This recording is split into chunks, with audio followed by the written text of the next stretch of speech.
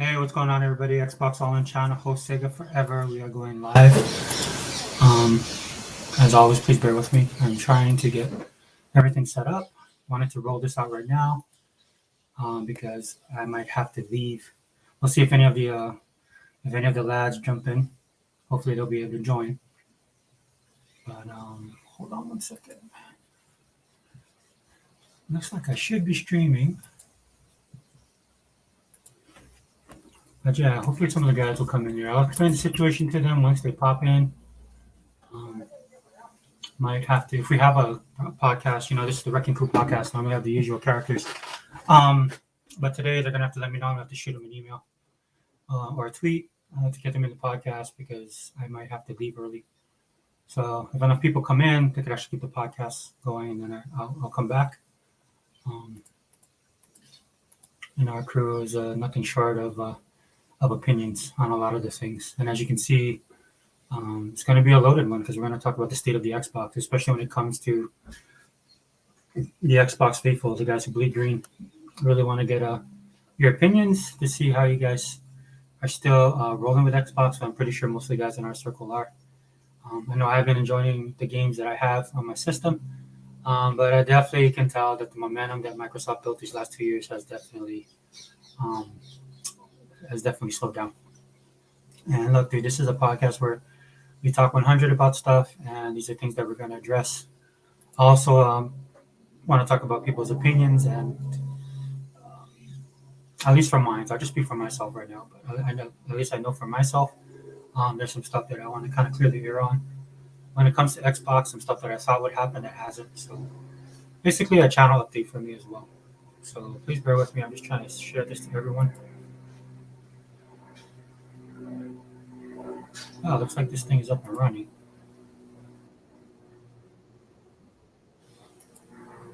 Oh, here we go. Hey, what's up, Tool Man? Thanks for dropping in, dude. I might have to bounce out. Not sure what my son, what time he's going to finish. He's playing tennis, so I might have to bounce out. If the other guys jump in, that would be great too, because they could keep it going. We'll see. But thanks for showing up, dude. And of course, I want to address the chat as well, because I'm pretty sure I see a lot of stuff going on social media when it comes to Xbox. A lot of positive, but I'm just going to be honest, man. A couple of negative stuff as well. Okay, let me shut this down before I'll just give it a little while, see if any of the guys jump in. We'll shoot a invitation to Hebot. I'm not sure if he's available.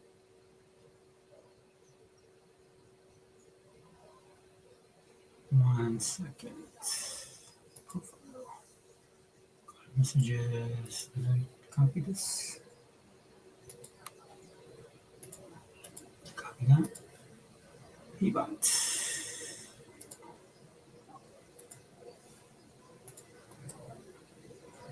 But yeah, it's been interesting. Microsoft has worked so hard since 2013 to change the Xbox around, and I was all on board with them since 2015. When I saw what their plan was, and then of course having Phil Spencer at the helm, I had no qualms about what the direction they were going, but I wanted to see if it's like, will they actually go in that direction? How long would it take? The normal stuff, right? When somebody has a game plan, you just want to see it through. And of course, I told you guys, I'm Xbox all in, man. I'm not going to go to any other console plan or any other device. I don't do PC, right? I don't do mobile, none of that kind of stuff. I'm also old, so I've been doing this my entire life. Once I'm done, when I roll off into the sunset, man, it'll be with Xbox. So you guys don't have to worry about me like doing some kind of video where I flip flop or have a moment of clarity like some of these guys like to say. I bleed green like I told you guys, and that's never going to change. I've made up my mind, and the simple fact that I just like Xbox. I like all the stuff that Xbox does. And again, I know some of the people that are coming into the Xbox community are predominantly PC. I don't rock out with PC guys. I don't like really like sitting at my computer playing games. Part of my job is sitting in front of a computer all day. And then I just grew up sitting on a couch or sitting on a chair or sitting on the floor just playing video games. And I'm more of a plug and play guy. I don't like to, you know, mess around with stuff on the computers. I know there's people that like that. I have a friend. He's an Android guy, and there's a specific reason why he likes Android, right? Because he likes to tinker. He's somewhat of a tinkerer, so he doesn't mind. He likes variety. He likes stuff that different options. But he also is willing to spend the time to deal with any problems the phone might have. And I just don't work that way. That's why I have an Apple. I'm not an Apple head. I'm not an Apple fan, right? I mean, it's simple. It's a very simple, basic thing, and that's why I stick with that. That's why I stick with them. I stuck on them ever since I got an actual next phone. I had a Samsung smartphone a long time ago, but once I had to get a new phone, I had that phone forever. It was old. Right? I'm not one of these guys that have to have the latest phone. In fact, the only time I really get rid of my phone is when this thing stops working, or I'm having problems with it. That's outside of the norm of what I want to dedicate my time and energy to. Right? I don't do too much gaming on my phone. I used to play a couple of games, right? But especially now, I have neck problems and stuff like that. So mobile gaming is not an option. Or if it is an option, I literally have to lay down and hold the, like if I had a switch, I'd have to hold it up and play it now because I can't really look down. It's not good for me. And my point being is that I'm Xbox. This is it. This is the last hurrah. This is what I ride up to the sunset. This will be the system that I do it with. Right. You guys know I bleed green. But with that being said, I do want to get the pulse of some of the people. And if you're in the chat and you want to talk about it, right, just leave a comment. We can discuss it because I'm not sure if a lot of people are jumping in or who's going to be available today. I have to pick a time because normally I don't. I'm by myself on the weeks that I do Xbox All In, but I do have my kids this week, and I don't plan on staying on too long. We'll see how the conversation goes. But I want to be consistent on this channel. Plus, I really do want to talk about this, man. Because if I'm being perfectly honest, there were decisions made on the Microsoft side of things, on the Xbox side of things, and there was decisions made and there was choices made on top of that. I'm pretty sure they looked at everything. Started running through its paces, kind of made the decision, right, and then kind of after the fact, let everybody know what they're going to do. And now we're dealing with the aftermath of all of that. Whether you agree with it or not, I mean, it is what it is. I know people that have left. They're done with Xbox. I think most of them, as far as I know, they're going to go to PC. And it's not a thing that they hate Xbox. They were kind of. These are people I know, right? It's nobody in the circle, right? I have to make that clear. But they caught up in the excitement of Xbox and Game Pass and stuff like that. I'm mostly coming from the PC side, right? So if everything comes to PC or is available PC, right, and it looks like they're shifting gears. So, and then of course within the community on Twitter, man, I'm pretty sure some of the guys are no longer. I'm not saying they sold their Xbox, but you can tell they're not as active when it comes to stuff. And then, of course, a lot of time spent on social media defending Xbox as per usual. And that's why I think some people left because they're just tired of it. After over 2023, over 11 years of having to deal as an Xbox guy with all the stuff that goes on online, I can't say as I blame them. Me myself, dude, I'm stubborn. I'm set in my ways. My stuff is more based on principle as well. I will say though that if you guys knew me back in 2013, most of those guys are gone. Just the crew you see now. I used to be a lot more hardcore Xbox, like argue with people, debate them, and stuff like that. As you can see, I don't do that anymore. Just for the simple fact that when Phil Spencer took over, it dawned on me, and a turning point, if I'm being honest, it was with Crap Gamer. I'm not saying that Phil wasn't. I mean, it just surprised me. Like I've never seen Phil Spencer talk about, kind of talk down to anybody until it was a Crap Gamer. But the thing that kind of stuck out to me was Crap Gamer, for all his faults, he was an Xbox guy, right? And when I saw that, it made me realize that Phil Spencer them really don't like the console war. But at the same time, you know what I mean? It's like when I saw that, I'm like, well, if you guys don't care, right? Because there's a reason why, especially a person like me was fighting tooth and nail, man, because I really did support the brand, and I still do. But when I saw that, dude, I kind of shifted gears after that. Because I mean, for me, it's kind of like, why should I fight for your brand in the console war when you guys don't even do it yourselves? And in fact, what my point was, they don't like that either. Phil Spencer especially doesn't like this kind of stuff, right? This is and as you guys, I tell you guys all the time, man, I'm a scorched earth guy. I don't like any of the kumbaya stuff when it comes to the Xbox, right? I don't like that at all. Um, I've learned to deal with it, right? But I'm not for reaching across the aisle and stuff like that, especially when the other side won't reciprocate. And that's what my biggest change is for 2024 right now. But and if you guys have watched my other podcasts, this is what I was looking at when it came to taking the games over to the other side, and some of the stuff that I saw and some of the tea leaves I was reading. And I wasn't saying that I'm an insider or that I knew what was going on. It's just for stuff that I was looking. So, like so. In other words, you took 4 games over there, right?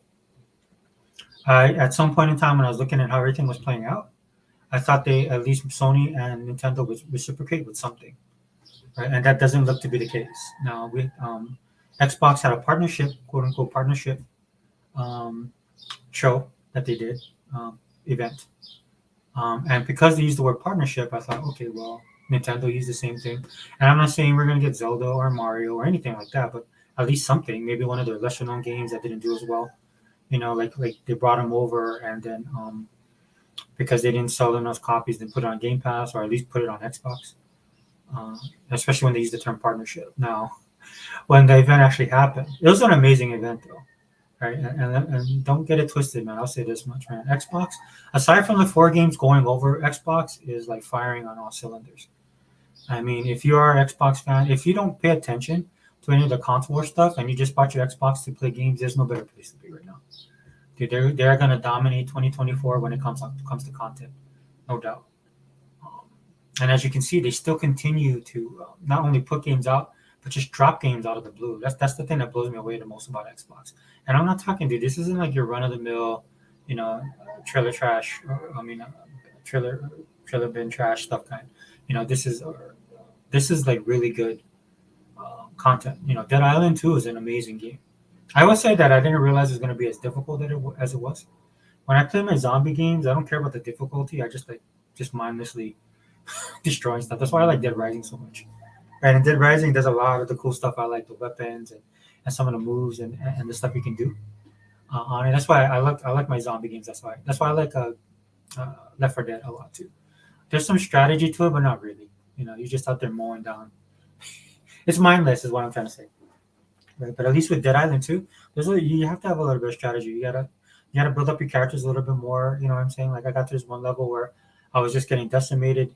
It took me a while to get past it, but at the same time, I thought, if I would have did a little more building of my character, I probably wouldn't have been as bad. And then it opens up other stuff. And I'm also like a game of Tales of Arise. When I started playing it, it started off pretty basic enough, but now that I'm getting up to the higher levels, passing, I think I'm like on the 3rd or 4th boss. Wait, what am I? I think I'm on the 4th boss. I'm in that Wind Valley place. And of course, I'll be honest with you, the draw for me was the actual graphics of the game, right? Because it's anime, right? And it looks really good. And then when you play the game, you realize how nice it looks. And then it feels like I'm playing an anime, right? Because there's so much cutscenes. Like if you're a person that don't like cutscenes, I mean, this is standard kind of JRPG, but this stuff has a lot of cutscenes, and that's what's taking me so long. I don't know how people finish the game; they must have skipped it, but it also doesn't help that I'm having saving problems. We'll talk about that too, because this is the kind of thing, dude. I mean, as they say, dude, when things are good, it covers a multitude of sins, man. But now that things are changing with Xbox and they decided to go a different direction, I find myself looking at things a little bit more closely than I would have before, right? And since I'm playing more games, of course, that helps. Right, I'm actually dealing with quite a few bugs with some of the games that they have. I'm not blaming it on Xbox; it could be developers as well. But Tales of Arise has this nasty habit of actually stalling, like especially during the cutscenes or the the movie sequences and stuff like that, which there's a lot. And then the bad thing about it is sometimes if I forget to save, right? Um, if the thing freezes, you got to reset the game, get out, come back in, and then you have a starting save point. They have some parts where they do save automatically, but it's not every time. This is why I like Starfield, guys. I don't mind the low screens and stuff like that because it saves automatically. So if there's ever a problem or something happens, then you won't, you don't have to go all the way back. Like in one instance, dude, I had to start. I pretty much had to restart the whole stage, and that reminded me of just to constantly save. So just out of the blue, I saved. But at the same time, one of the good things about that game is that you get into the flow and the story, right? And the combat is solid, right? And then you're experiencing the world in real time. So if I have to save every time, that kind of takes me out of it. So it is a bit irritating, right? And it's those little things, right? That Microsoft or Xbox, some of the games that are on there. Like I told you guys about that one game I was excited about, the one with I can't remember the name of it, but I remember seeing the trailer and I was like, dude, I'm day one on that game. It came to Game Pass, I played it, and then I got to this certain part of the stage where I got stuck. And to this day, man, I don't even think they fixed it, right? So I guess what I'm complaining about right now is the quality control. It's great to have a bunch of games, which you do, um, but I'm finding myself since I'm playing more games than I normally do, coming across little hiccups and problems. Um, I forgot the name of that game where the guns talk. Um, which one? High on Life. Oh, thanks, baby. My angel's over there. High on Life. I was playing that game. I came to this one scene where there was no way for me to cross over to the next stage. Like you have to grab this, jump up, and basically ride like a zip line kind of thing. And then I actually had to go on YouTube and look at it. I was like, okay, am I missing something? What am I missing? Because I was spending like hours on this part. And I was like, no, it has to be here, dude. There's the button. You just press the button. This thing should activate. I should jump on and get across. And I played enough games to understand how gameplay goes, right? And level design is. It's very rare that something throws me off, right? This is why I say sometimes, being a jaded gamer can be one of the worst things you can be, right? And that's one of the reasons why I love Xbox and what Game Pass is, man, because the variety keeps me engaged. But on this one part, I knew, and I was like, okay, so I went online, right? Because I kind of don't like to do that. And then I went online, so I had to know. And then I looked at it and I was like, okay, there's a problem here, right? And then I went and watched the guy's video, and sure enough, right, there's a part where you got to press the button, but the button was already decompressed, and there's nothing for me to grab onto, right? And so what I had to do with that game is start all over again, right? And at that point in time, I was like, no, I just moved on to something else.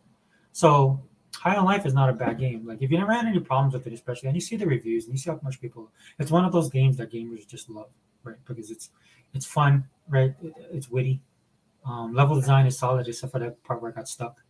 But that's some of the problems I've been having with the Xbox games, right? That they've been bringing over. And I don't know, like I'm not saying it's an Xbox thing. A lot of this stuff is third party, right? And then there's hiccup and glitches and stuff like that. And I don't remember it being back in the day. I know we had our problems. I don't remember it being that bad. But then again, we never had as many games coming out, right? And this goes into the whole thing that what's going on in the industry as a whole, right? Why with all the money problems that they're having, all the layoffs, consolidation of companies. And I don't mean consolidation the way other people use consolidation. I mean actual consolidation where like somebody's filing for bankruptcy.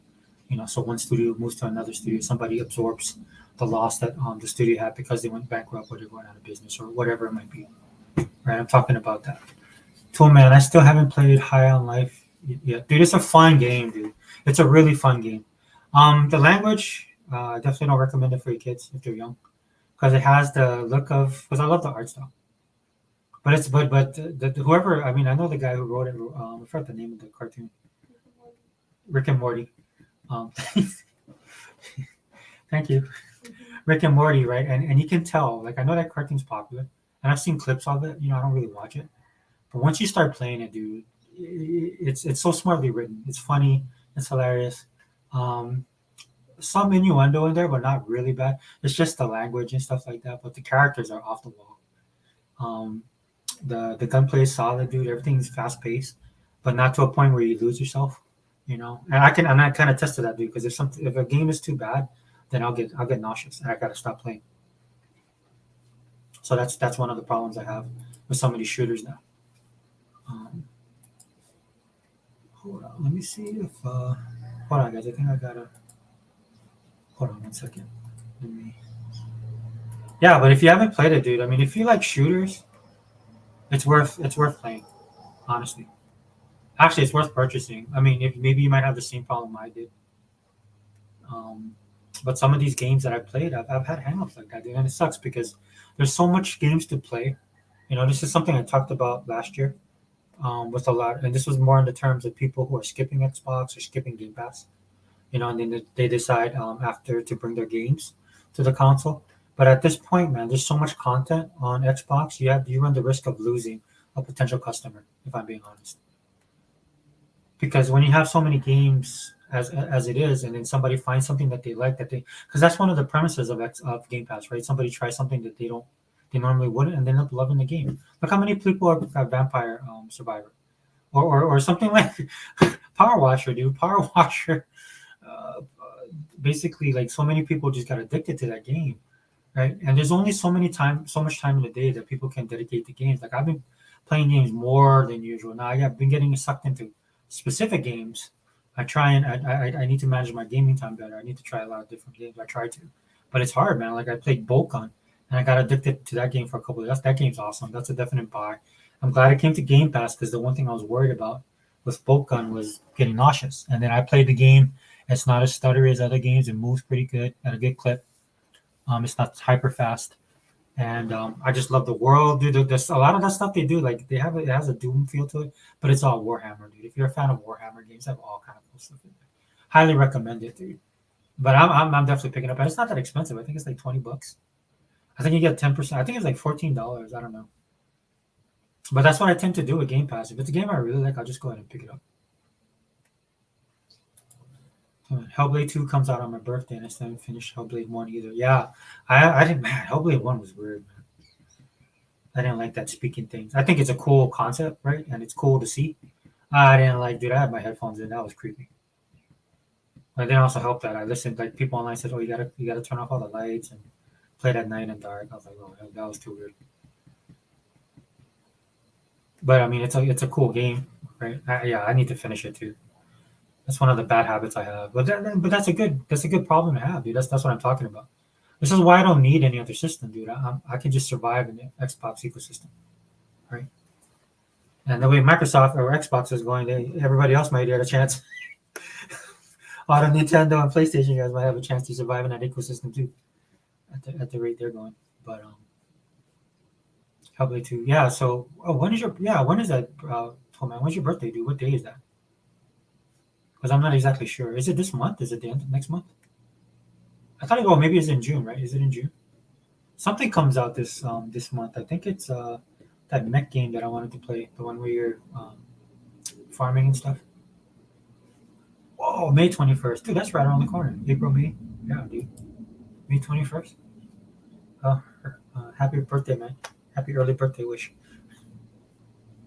I beat you by 1 month. Mine's is in April. I'm getting old, man. Okay, so May 21st is coming out. Oh, that's solid, dude. Guys, let me see. Oh, okay. I don't know if they will be able to join. I'm just hitting up some of the people. Hold on 1 second. Putting the messages over here.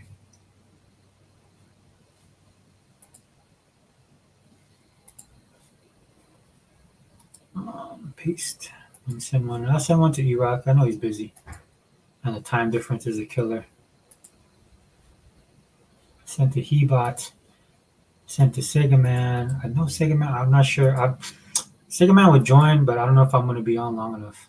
That's the only problem. And then let me send one to Dea. Paste. There we go. And then let me see if I guess I could send to dang, Realist Man. I gotta get your new. I don't know if this is his thing. And there he is. But yeah, that's pretty much where where I'm going with this podcast, dude. And like I say, if nobody joins, we can just roll with it.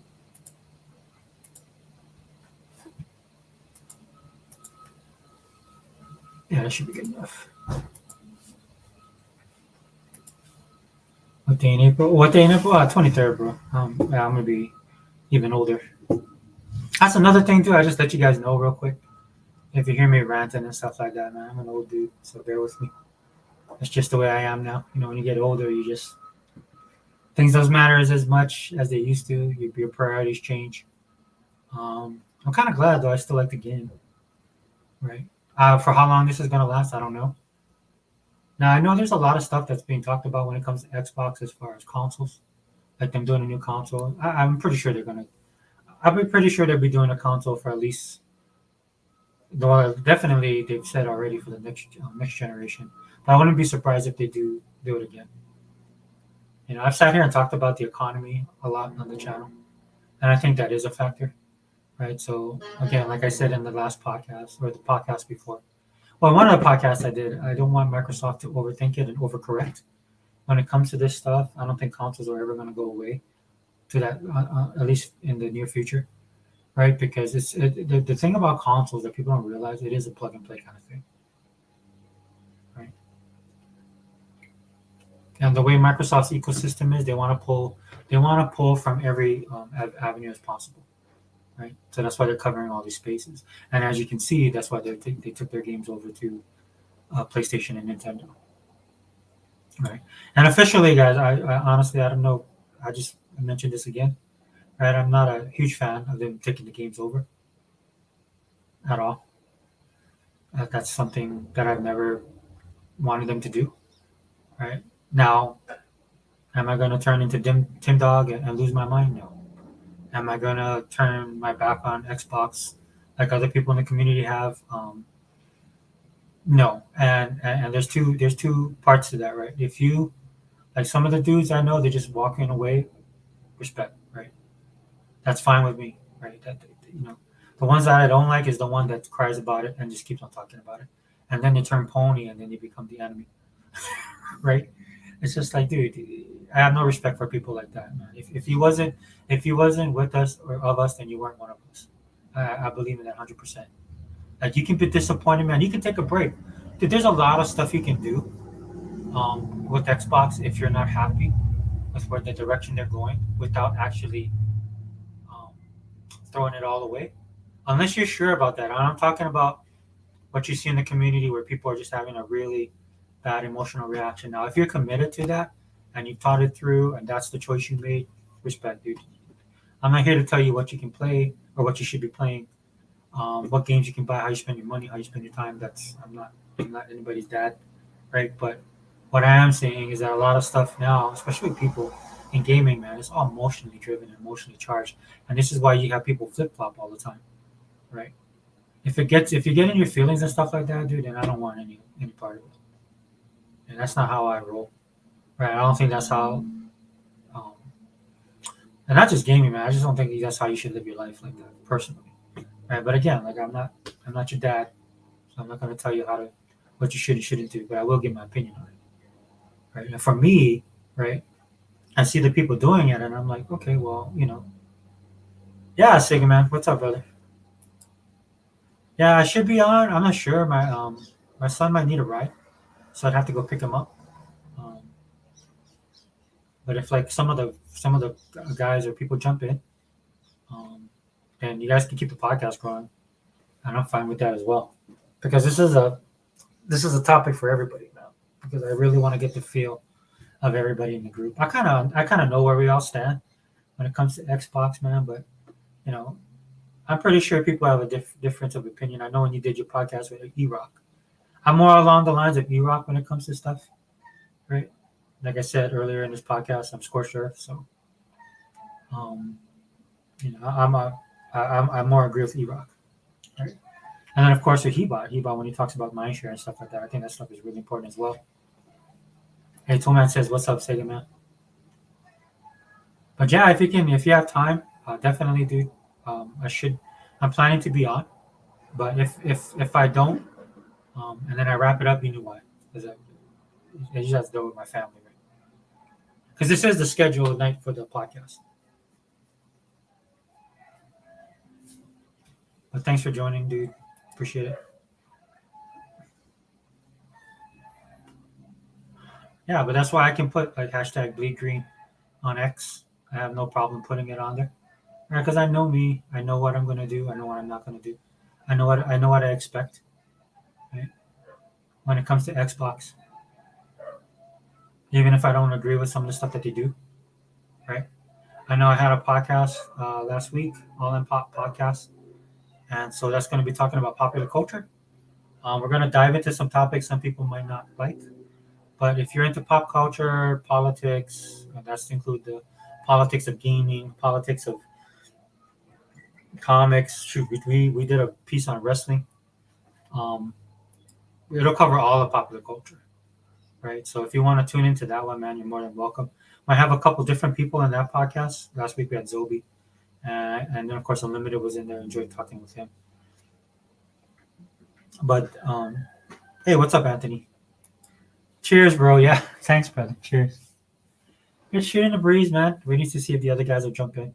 But I definitely will be talking about everything, the mood of Xbox right now, the mood surrounding Xbox, I should say. Hey, Toman says, "What's up, Anthony?" Hold on, let me write this down.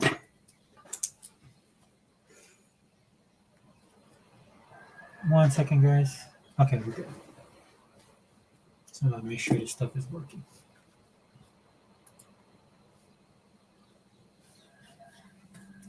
Send this out. Alrighty, I sent out all the invitations. I believe I got everybody. Yeah, Sega. Hopefully, Sega Man will be joining us, Anthony. It'd be cool to get my brother on here, man, because I know he keeps his finger on the pulse of everything when it comes to Xbox. I think me and Sega Man are probably the quietest in the group. But my brother keeps his he keeps his fingers on the pulse, man, of this community. The community we have, at least with the guys I hang out with, man, is varied. You know, you have a lot of guys that are passionate, knowledgeable, actually play games.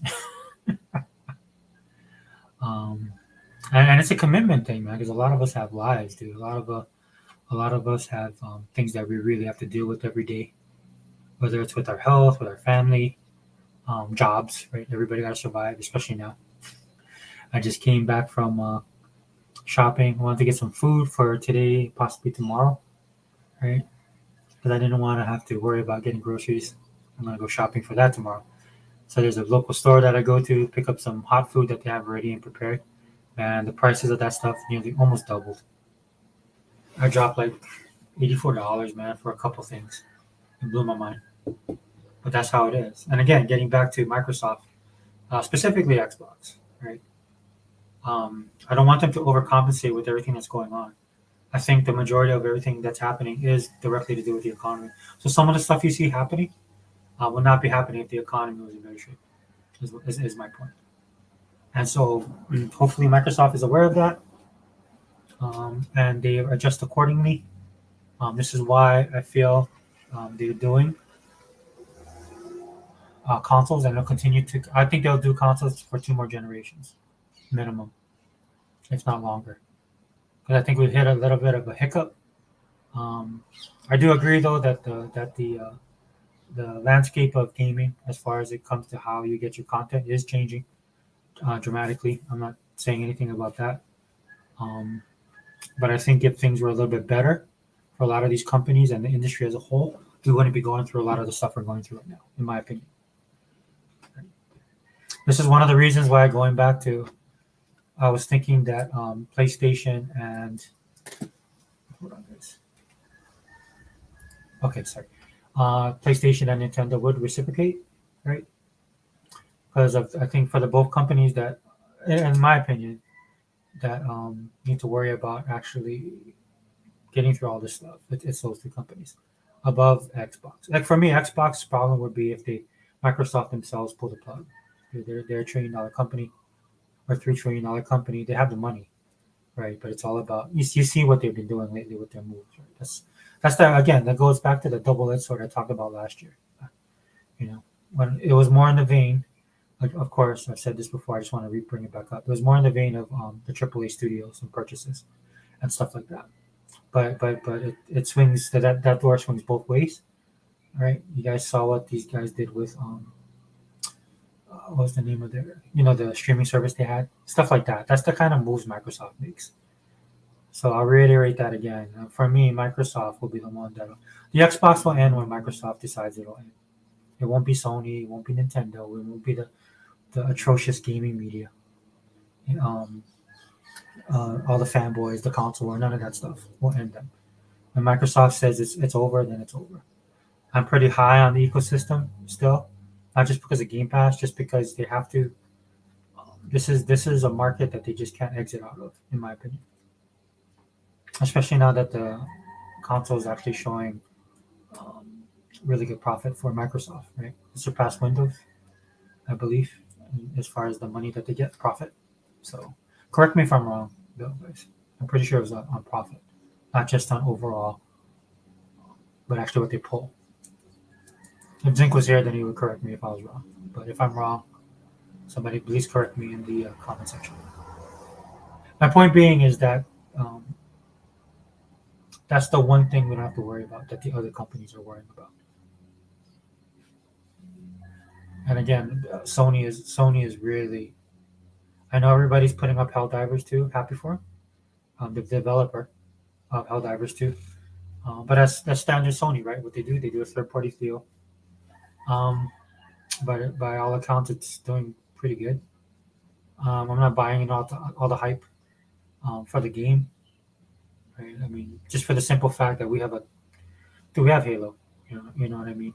And no hate towards Sony and PlayStation, but when I see Sony guys talk about Helldivers, dude, it's out of desperation, in my opinion, because they don't really have anything to brag about or any numbers to use, and Helldivers is one of the few.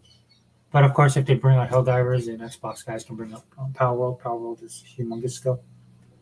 I see that in the news that Power World is available for purchase. They wanna look at being acquired or have a partnership or something. I don't know if Xbox is gonna do anything about that. The one thing that blows my mind with Microsoft in general is just why they're not going ahead with their plans and just buying studios or doing deals with other studios. I know they have deals that they do with them, but I mean deals in the sense of, hey, look, go to the guys at Power World and tell them, hey, yeah, we're gonna acquire you. Don't worry about it. I'm telling you, man, the FTC, dude, they're the biggest waste of time, right? And again, you guys know my attitude, man. When I look at Microsoft, I'm like, dude, just dust these dudes, man. Just leave them in the dust. What are they gonna do? How are they gonna stop you? And you see how these guys have no idea. They have no clue. They don't care about gaming. They don't care about video gamers. They don't care about the industry, right? They just wanna bully and have control over people. That's what they're doing. That's why they sound absolutely stupid when they try and talk about these matters, right? Even when and judges that should be sympathetic to them, right? Ask them questions that they can't even answer, basically throwing them softballs, right? Now, credit to the judges. Once they see that, then the blood's in the water. Then they go all in on them. So that's good because they are that hopeless.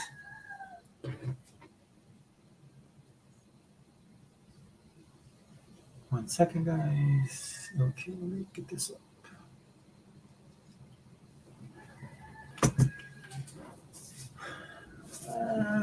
Okay.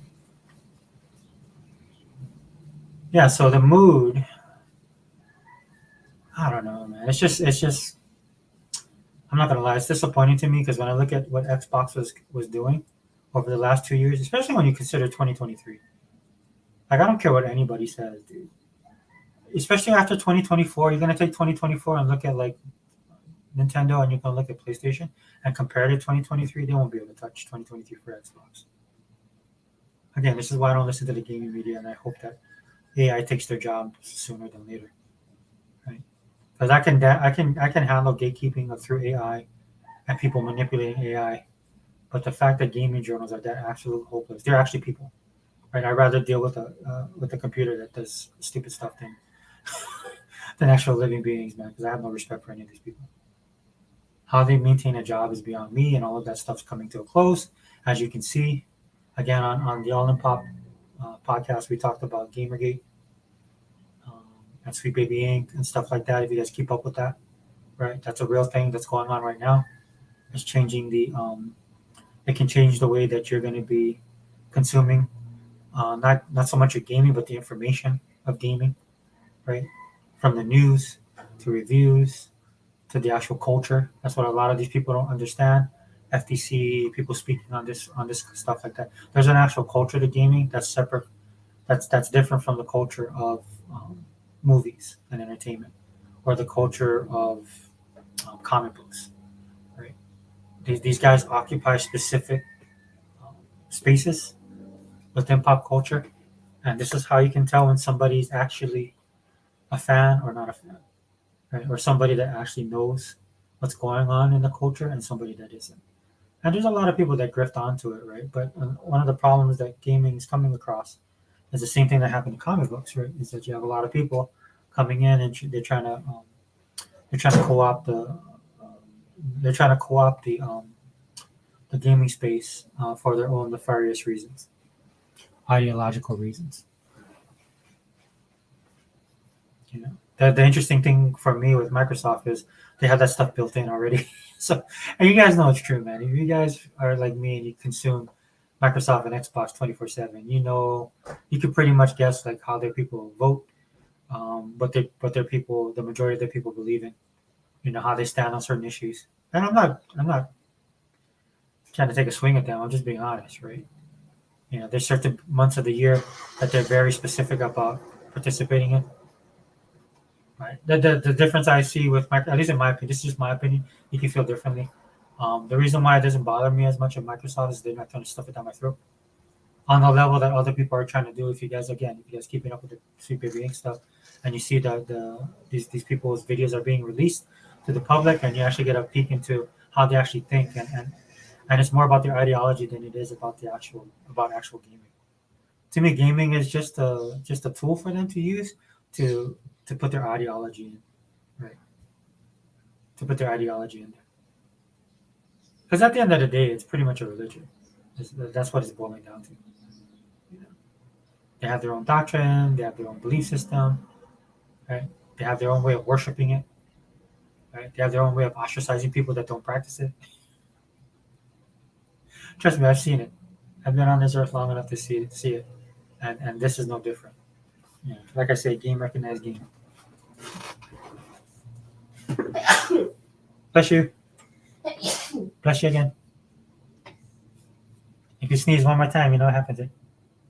Yeah, that's right. That's what I thought. What else? Yeah, so let me know in the comments, guys, if you guys have me. How do you guys feel about what's going on? Like I said, dude, I'm on X a lot because of my job. I have time to do it. You know, like I eat lunch at my desk, so it's more convenient. Plus, I gotta get better, but I do gotta get better about bringing my own food. But you know what I mean. So it's easy for me to keep up with it during the day.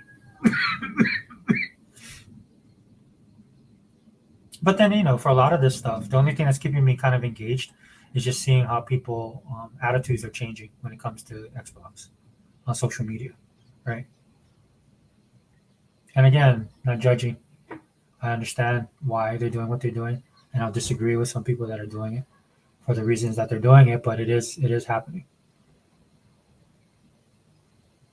and momentum is definitely slowed down. Now, the one positive thing, if you're an Xbox guy, like I said earlier, if you participate in the ecosystem the way I do, and I'm not just talking about Game Pass, I'm talking about everything. Like I just bought a bunch of movies. I just bought Spaceballs at like $4.99, classic movie. What else did I buy? I bought an older, but I bought a couple films just because. Oh yeah, I bought 51st Dates because it was on. I think it was like $3.99, and I think it was a UHD. No, it might be the HD version. But also, you know, like if Microsoft has sales on movies, go look at those movies, man. I know they're digital. Not a lot of people are digital, but at least they're like I say like under $5. Like they have a $4.99 sale every week, and some of those movies are ultra high definition or UHD. So if you come across a movie that you like and wouldn't mind having it on digital, right? Definitely worth checking out, right? And again, that's what I mean. That's part of the ecosystem. I actually wish they still had their music service because I would participate in that. That's how like involved I am in it. Like I said, it's not just about Game Pass. That's what a lot of people think when we say ecosystem. The normies, the average gamer out there are like, "Oh, you mean Game Pass?" No, it's more than Game Pass, dude. You know, like how people are saying that, "Oh, you don't support games because it's for some." They think that if a game comes into Game Pass, that we can't buy it. You know, this is what a lot of these developers and publishers were talking about. Now, there's levels to that. I understand. Like if you're a company that wasn't expecting to get much engagement, and then you did get engagement, on top of that, you got people actually buying your game because they liked it so much, right? That's why it's been successful, right? That's why ID at Xbox has been a great program, not just for Microsoft and Xbox, but for the developers and the publishers. Right? I know I love it as a gamer, so for the gamers as well, right? Because like I said, you know, I've been playing games my entire life, so when it comes to certain things, I can get jaded real easily, right? But I mean, I find myself playing games like the saying goes that I never would have tried because there's really no risk to do it. Even if you buy the game, right? The games are on the lower tier, and I'm not talking about that makes it low quality. What I'm saying is the affordability because you're paying for a game that's not single A or double A or triple A, right? Which they should be. Um, they should get the money that they deserve for the product that they make. But you know, there's less risk, is what I'm trying to say with ID and Xbox. And you'd be surprised, guys. You'd be surprised the amount of games that I found on ID and Xbox that I actually liked and actually bought. Even surprised me. This is why my backlog is ridiculous, and this is why I'm also trying to play more games because I'm trying to cut through it. But it's hard, man. It's just like I'm playing Tales of Arise. I thought it was going to be a simple JRPG, just work through the story. But there's again, there's more to the game than what I thought there was going to be. There's RPG elements that I didn't know was going to have. Some of the stuff they have is not really deep. I wish it actually was, but I'm kind of glad that it's not because it would have taken even more time to finish this game. The story is deep, man. The cutscenes are a lot, but like I said, yeah, I feel like I'm not just watching an anime; I'm playing it, which so that's a double plus for me. So if you're a guy who don't like long scenes or like that those types of games, you probably don't like this. Then I don't like that Microsoft is putting their games on competing platforms either, but it's nothing to get all emotional. So yeah, Tom, man, 100%. Yeah, that's what's kind of surprised me about Tim, though. I knew like he wouldn't like it. Like, there's a lot of us that don't like it, but man, that dude lost his mind. I haven't told him as much. Yeah, I gave him respect, right, just because he's been one of the OGs for a while, right? But I mean, there's been guys that's been in this longer than him, and most of them are usually on this podcast. So if I'm gonna give respect to, if you're gonna be that way, dude, I just give respect to people that deserve it. You know, the usual suspects: Hebot, Sega Man, E-Rock. Even Unlimited, dude. Unlimited. I'm not saying he's new to the game, right? But he's one of the junior members, bro. Like this the group we're in is like the Justice League, right? And then Unlimited Productions is I don't want to say Teen Titans. All right, who's that? Must be who's that? Who's under the JLA? Young Justice. What is it? Oh, who's the JLA's? The little guys. You know all the like what's his name? Speedy was on the team. They canceled the animation. Had that chick. Yeah, Young Justice. Yeah, so that's Unlimited. Unlimited is on Young Justice. The rest of us is all Justice League. We're all old. We're the old crew.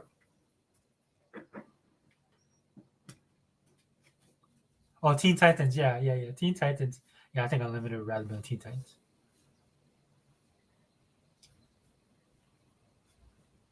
Oh, yeah, but to your point, yeah, trust me, Tom, I don't like it either. To me, content is important. Right? I think that instead of using the brand to draw people over, I know what they're trying to do, right? I understand what they're trying to do. To me, I would just I do everything I can to just take over, like destroy Sony, um, keep Nintendo in their corner where they're happy to be, and just push forward for the gaming industry. I think it's going to happen anyway, but the way Microsoft is going about it, I wouldn't have. Right, because it's hard too, right? Because every time you put on every time on social media where you look at gaming news, right? There's no sense in looking at it because every single story is like, okay, what game is next?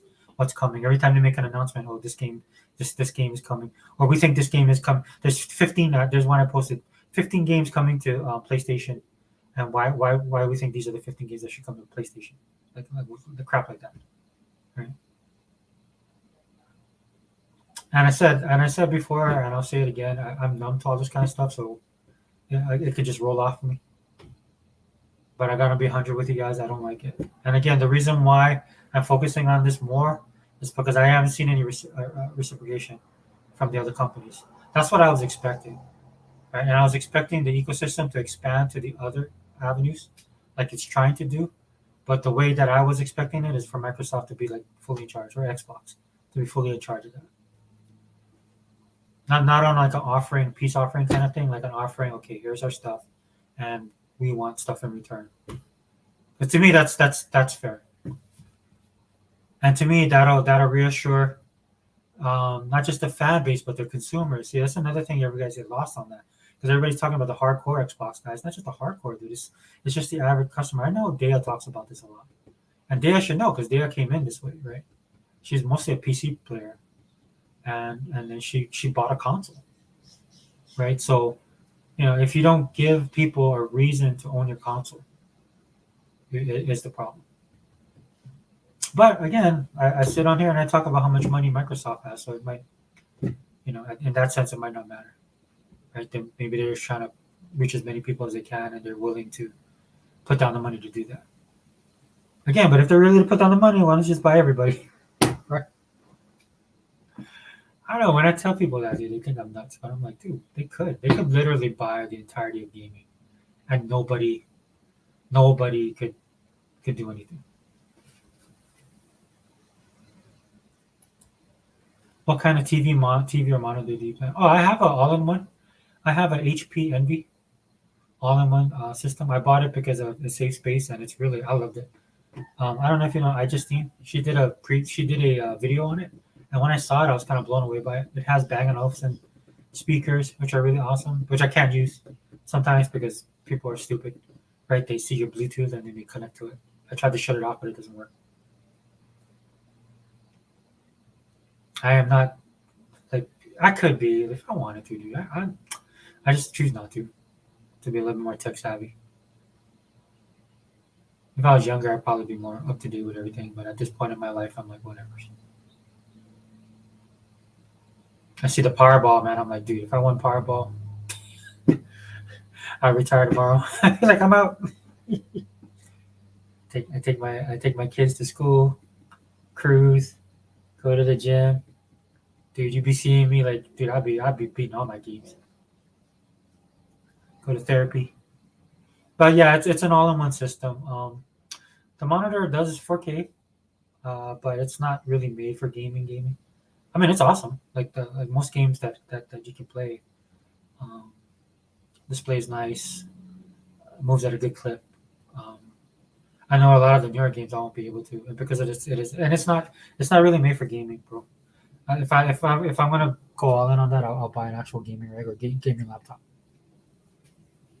And majority of the games though that I play is I'm not like I love great graphics as much as the next person. But when I see people get hung up on all this kind of stuff, and I remember the days when um, the graphics would meet the quality of the graphics would actually meet the hardware. So I'm from that older generation, right? I just don't need it to look good just to look good. To me, it's kind of like, okay, can I get into the story? Can I get lost in the game? Uh, or is there anything distracting me, right?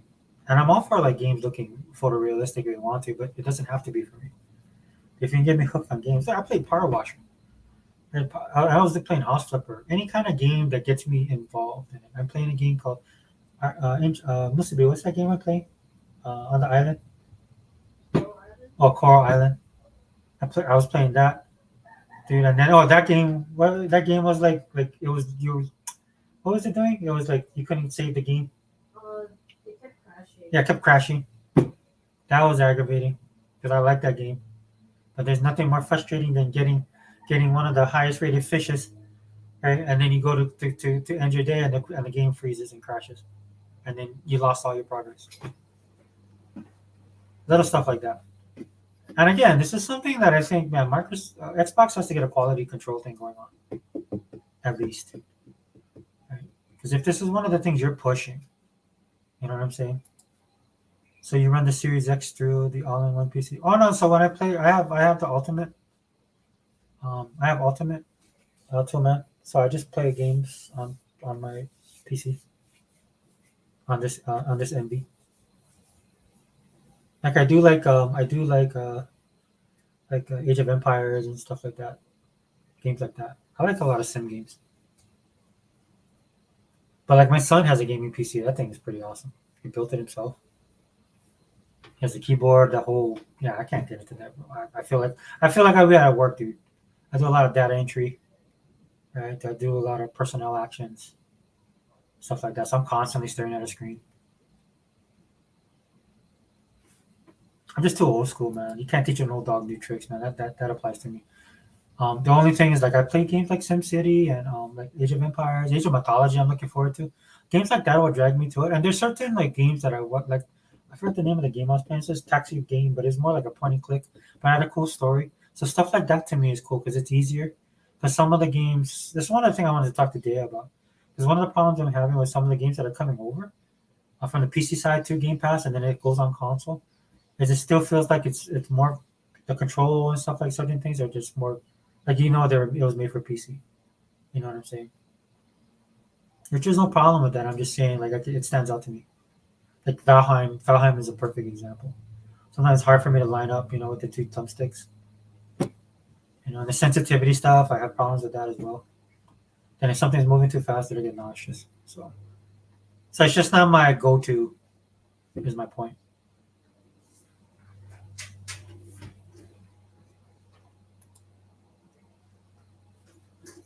Yeah, but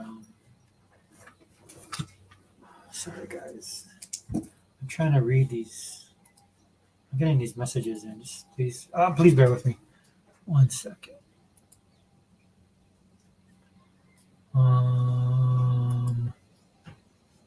Okay, well, we'll see what happens then.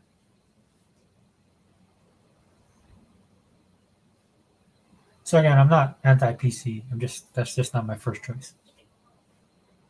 But then maybe I'm not playing on a good, maybe that's why I'm not having a good experience because what I'm playing on.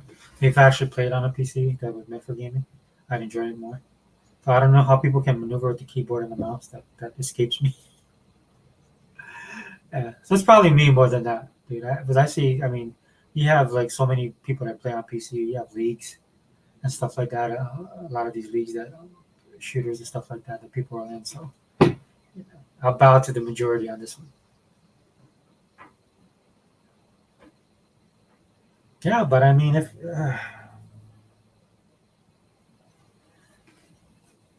I don't know, like what's gonna happen in the future with Xbox. Like I said, I thought I had an idea. Obviously, that's not gonna happen. Then again, it might happen later on. We do have an event, what in June? I believe they're gonna have something.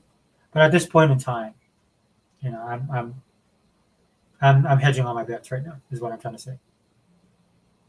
Right? I'll just take it as it is.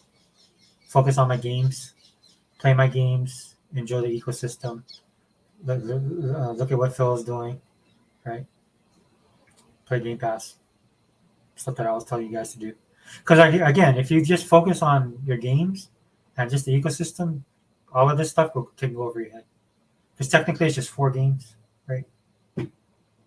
That's it, and it could be anything. It could be just what Phil says. So I'll take his word for it, right? Like he's saying, Indiana Jones won't come, so I'm sticking with that. Starfield's not coming.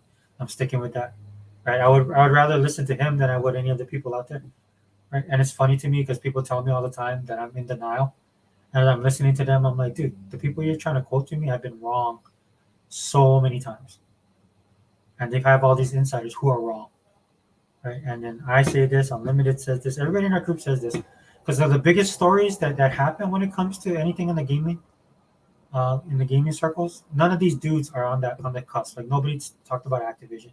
There's a bunch of stuff that they never covered, right? If they were insiders, they would have got a hint of it, but nobody knew anything. And again, just look at their track record. They're always wrong, right? And then the times that they're right, most of us that participate that are hardcore into gaming knew this anyway. Like in other words, they're not telling you anything that you didn't even think about, that you thought was possible, or that you knew yourself wasn't going to happen. Hey, what's up, brother? Welcome to the podcast. Oh, Singer Man, you there? Okay, maybe Singer Man's adjusting his mic, but he's in. Oh, there we go, brother. Yeah, take your time. Take your time, dude. I'm just opining on the uh, momentum or lack of momentum when it comes to Xbox. So, but again, if you just don't mind all the drama that goes on online, and you just, Can you hear me, brother? I can hear you now. You sound perfect. What's up, brother? No, how you doing, man? Oh, pretty good, man. What you been up to?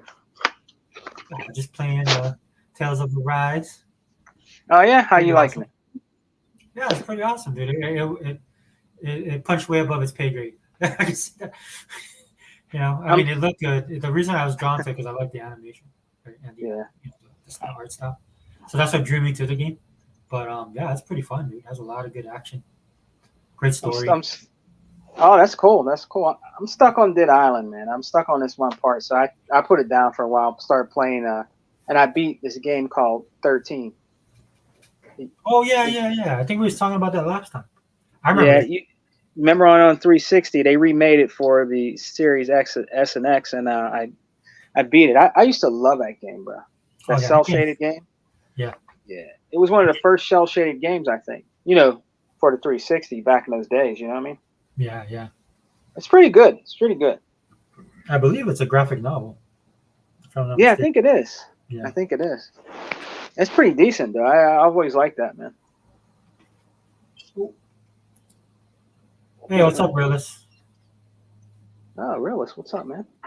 Yeah, sorry, we're kind of running a little bit early. Because yeah, Sega man, so I might have to run and grab my son.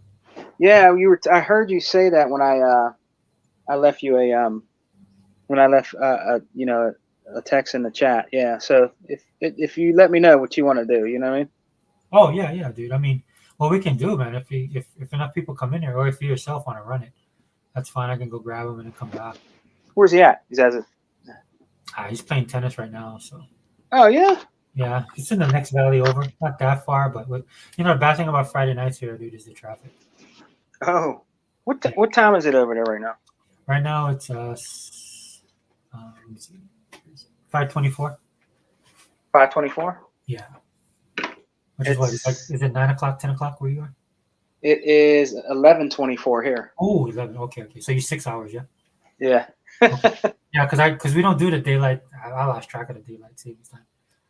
Yeah, they were talking about. Did you hear they were talking about getting rid of that? Oh yeah, dude. I wouldn't blame them if they did. Yeah, they were talking about getting rid of that, man. And a lot of people are like, well, either way, they don't care. You know what I mean? I think most. You know what I mean? This isn't like the olden days where that stuff mattered. You know. Yeah. You know, like an hour off could like kill your crops or something. You know what I'm saying? The farmer's almanac stuff. You know? Yeah. But that stuff mattered. I don't know if people are just getting tired of it, or you know what I mean, or you know, things move so fast for our society now. I think it's just going to get left behind. Everything technology. We're in the middle of the Pacific Ocean, so we don't even count. Yeah. I don't think we register at all. So they were just like, just leave them. I tell you one thing, brother Sega Forever, I really binge watched season 2 of Halo. Man, I love that show, bro. It's good. You know, I haven't. I've been watching this other show called Solo Leveling. Yeah. Which is an anime, so I've been distracted by that. It's really, I think it's the guys that did this Halo is really good. You're seeing more of the Covenant, everything. It's getting good, man. I mean, it's getting good. I'm like, man, let me binge watch this, man. I just binge watch them until the next one comes out, but it's pretty damn good, man. It's pretty good. You know how people are, though. They like to critique everything. Oh, why they show the Master Chief's face? He never shows his face. Like they make up stuff. I'm like, man, this is a show, dude. It's not the game right now, bro. I mean, they're gonna probably show his face in the show. Well, there's reasons why they do that stuff too. So what I tend to do, like, you know me, bro. I said that in the last podcast. I'm more of a, I would go along the lines of them keeping the helmet on. But once they take the helmet off, then you gotta switch gears, bro. You know what I'm saying? Yeah. You gotta switch gears, and you gotta be like, okay, so I'm gonna go the movie route. dude, this dude is the actor, dude. He's like, I like him as an actor. Yeah. Before he got picked for this, it's the same thing with old boy before he got picked before he got picked as Luke Cage, right? Oh yeah. He was Locke, and I liked him as Locke, so I like him as an actor. So when he slid into Luke Cage, that was easy for me. Yeah. Right? This dude, like, he's in one of my favorite movies of all time, and he's a great actor, and he has that levity about him. You know what I'm saying? He has that presence. Yeah. His character. So all I do, even though I'm like that, I'm more like that. But at the same time, I'm just like, then I just switch gears, and I'm like, okay, I see where they're going with this, right? They're going to focus on, they want to tell a story, right? And it's hard to tell a story. Because, dude, if you read comic books as much as I do, especially Marvel, we do that all the time. They would introduce a character where you can see, because they get a bunch of new readers. So what they'll do is they'll make a character and introduce the team through that character for the new readers, right? And then if you're old school readers, you just enjoy having a new character, right? And you're seeing everything through their eyes, right? And so that's basically what they're doing with this new the way that they're handling Master Chief, right? They they want to have exposition, they want to have story. I'm not saying I like everything about the first because there's stuff in there like I can't watch with my kids, right? So I was like, oh, that's a bummer, right? But other than that, dude, I was surprised like how well crafted stuff was. You can tell it wasn't just an afterthought, even if you didn't. With some of the things that they did with that first season, at least it was quality. See what I'm saying? Yeah. Yeah. So I don't know. People just can't do that, bro. People just can't. I have no idea, dude. I don't think you can buy the first season yet. I think you can. Can you? I think so. I thought I saw it on sale. The first season? Yeah, I think you can. Was it digitally or was it physical? Oh, I think it's digital. Yeah. Just digital? Okay. I think it was, man. I could be wrong, brother. I'm sorry if I'm giving you. I could be. No, you could be right though. It could be just digital right now. You know what I mean? It was good though. Wait, you watched the whole thing? Well, I watched when it first came out, like season 1. I did watch it till I think something came up. I couldn't remember until like the very last 2 episodes. I went back and watched the very last 2 episodes into 2 and watched all of 2. Because he's messing around with old girl. He's messing around with the girl. Yeah, I'm not gonna lie, that threw me off. I was like, "Oh, what's going on here?" Man, bro, he was hot for her pants, bro. Man. I was like, okay. Man, I'm like, God damn, what's going on? Master Chief is he's going buck wild out here, man. Oh, here we go. It's a 4K Ultra HD Halo Season 1. Oh shit. I'm looking at the Walmart store. Oh, you can actually buy it physical? Yeah, I'm looking at it right now. What do they want? $30? $30. It's on sale now for $30.27. I need that. Yeah, that's a whole season. Oh, the 4K. Good. Yeah, I'm thinking about getting it. Yeah. Yeah, Ultra HD too. Yeah, I'm thinking about getting it probably this weekend. I just want to own it. I just want to own it because I got all the other ones. Remember all those? You remember all those ones that came out, like all them different little shows they made at Halo? I got every last one of them, man. Oh yeah, dude. I even got the Serial, the radio program. Yeah, that was awesome. Yeah, I got the Steelbook, animated one, or something like that. That one I picked up a long time ago, man. I was like, man, let me get all these Halos. I got all these Halos. Those little shows they had were pretty good, though. Yeah, the world building, that's why, right? It expands the story in the universe. Yeah. So I always like stuff like that, yeah. I always gravitate. That's why I like the one with Locke. I know a lot of people want more action, but I can see what they're doing with it, and you get a better idea of the Spartan program and stuff like that. The one with Locke was pretty good. I have that one. That's pretty good. Mm-hmm. Yeah. Yeah, that's pretty good. The one with Locke, man. Although, everybody wasn't feeling a Locke character in 5, though. You know how it is. They didn't like Locke, man. They didn't like Locke. Obviously these guys didn't ever watch wrestling. Yeah. you need people like the Locke character to expand the world and expand the character to give the character dimension.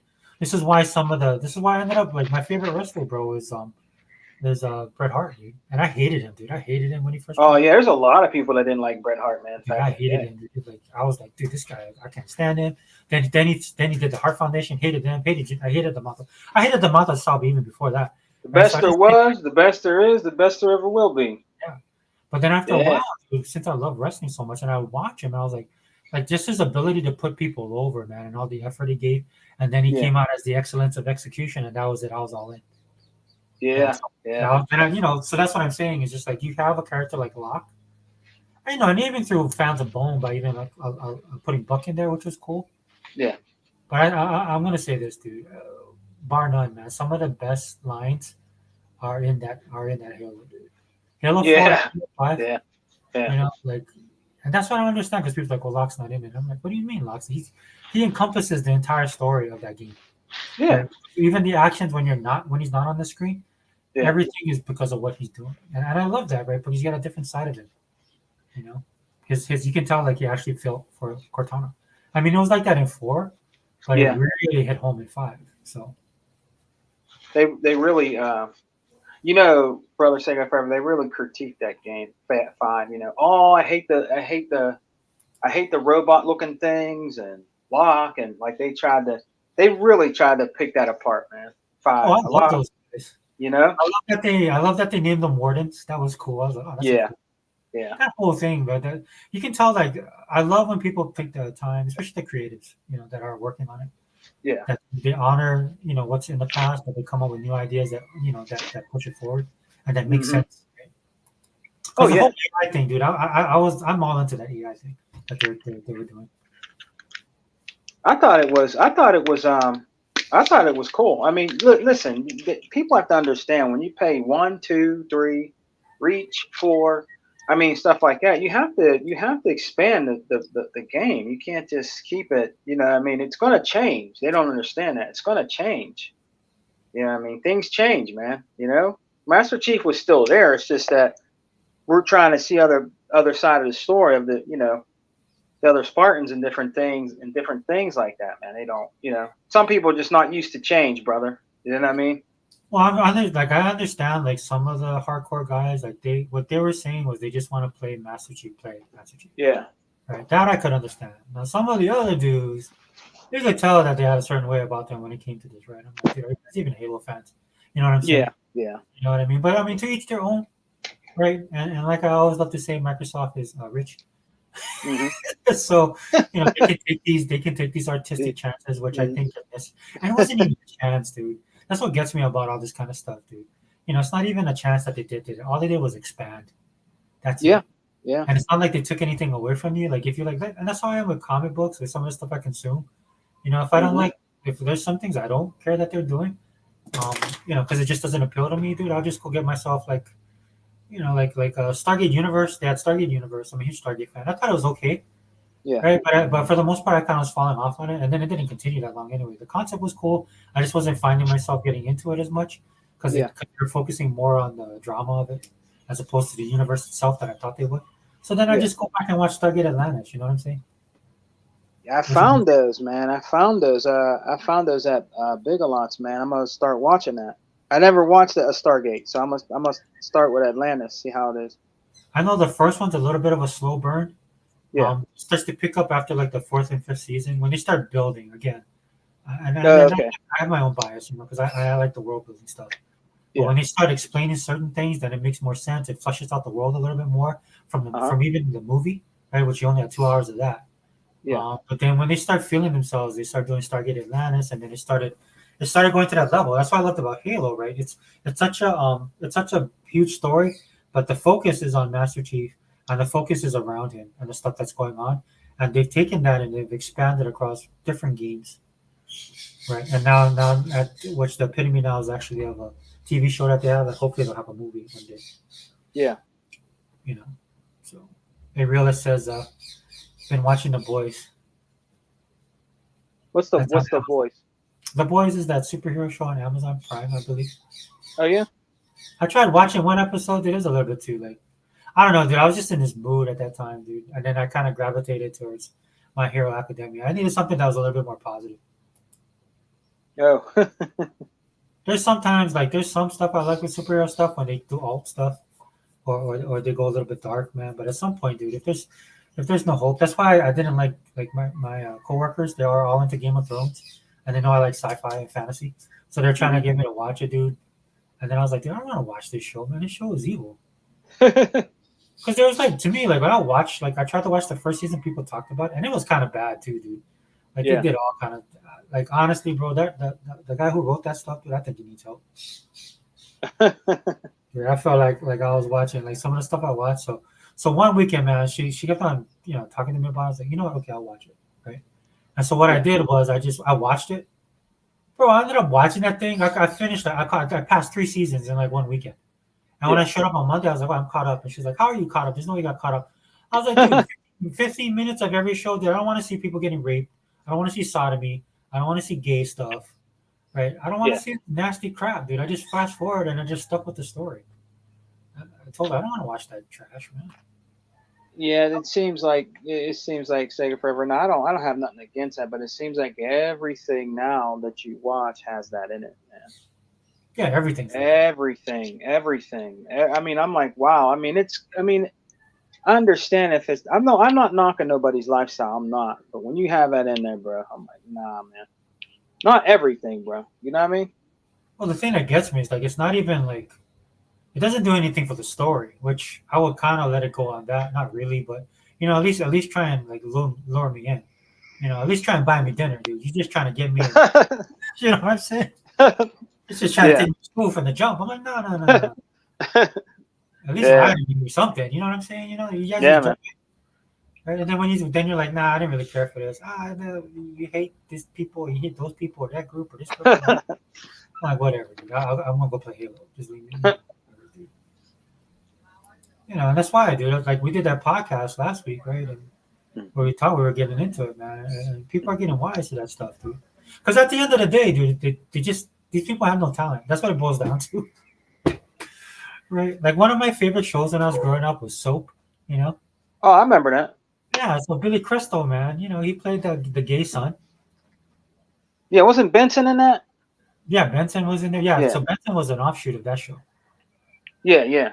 Right. But that was such a great, because it was a comedy about the soap operas of the time in a comedic sense, but they also did the soap opera part pretty cool too. And it was over the top too, but it also sucked people in. But yeah, he was a gay character and stuff like that. But I mean, it wasn't like, I don't know, dude. I didn't feel like it was hitting me over the head and that kind of stuff. My grandmother watched it with me. She didn't have a problem with it. My grandmother was very. Yeah, Billy Crystal, man, that dude's up there. Oh yeah, dude. I mean, let me see. There's a couple people from this show that kind of blew up afterwards. You'd see them in other shows later on, and of course Robert Guillaume, who went on to do Benson. Man, that was like one of my favorite shows. Man. Yeah. It's funny, dude. That's why I watch K-dramas now, because K-dramas remind me of that time. Because they watched a show like Benson, and then Growing Pains came out too a little bit later. Yeah, I remember that.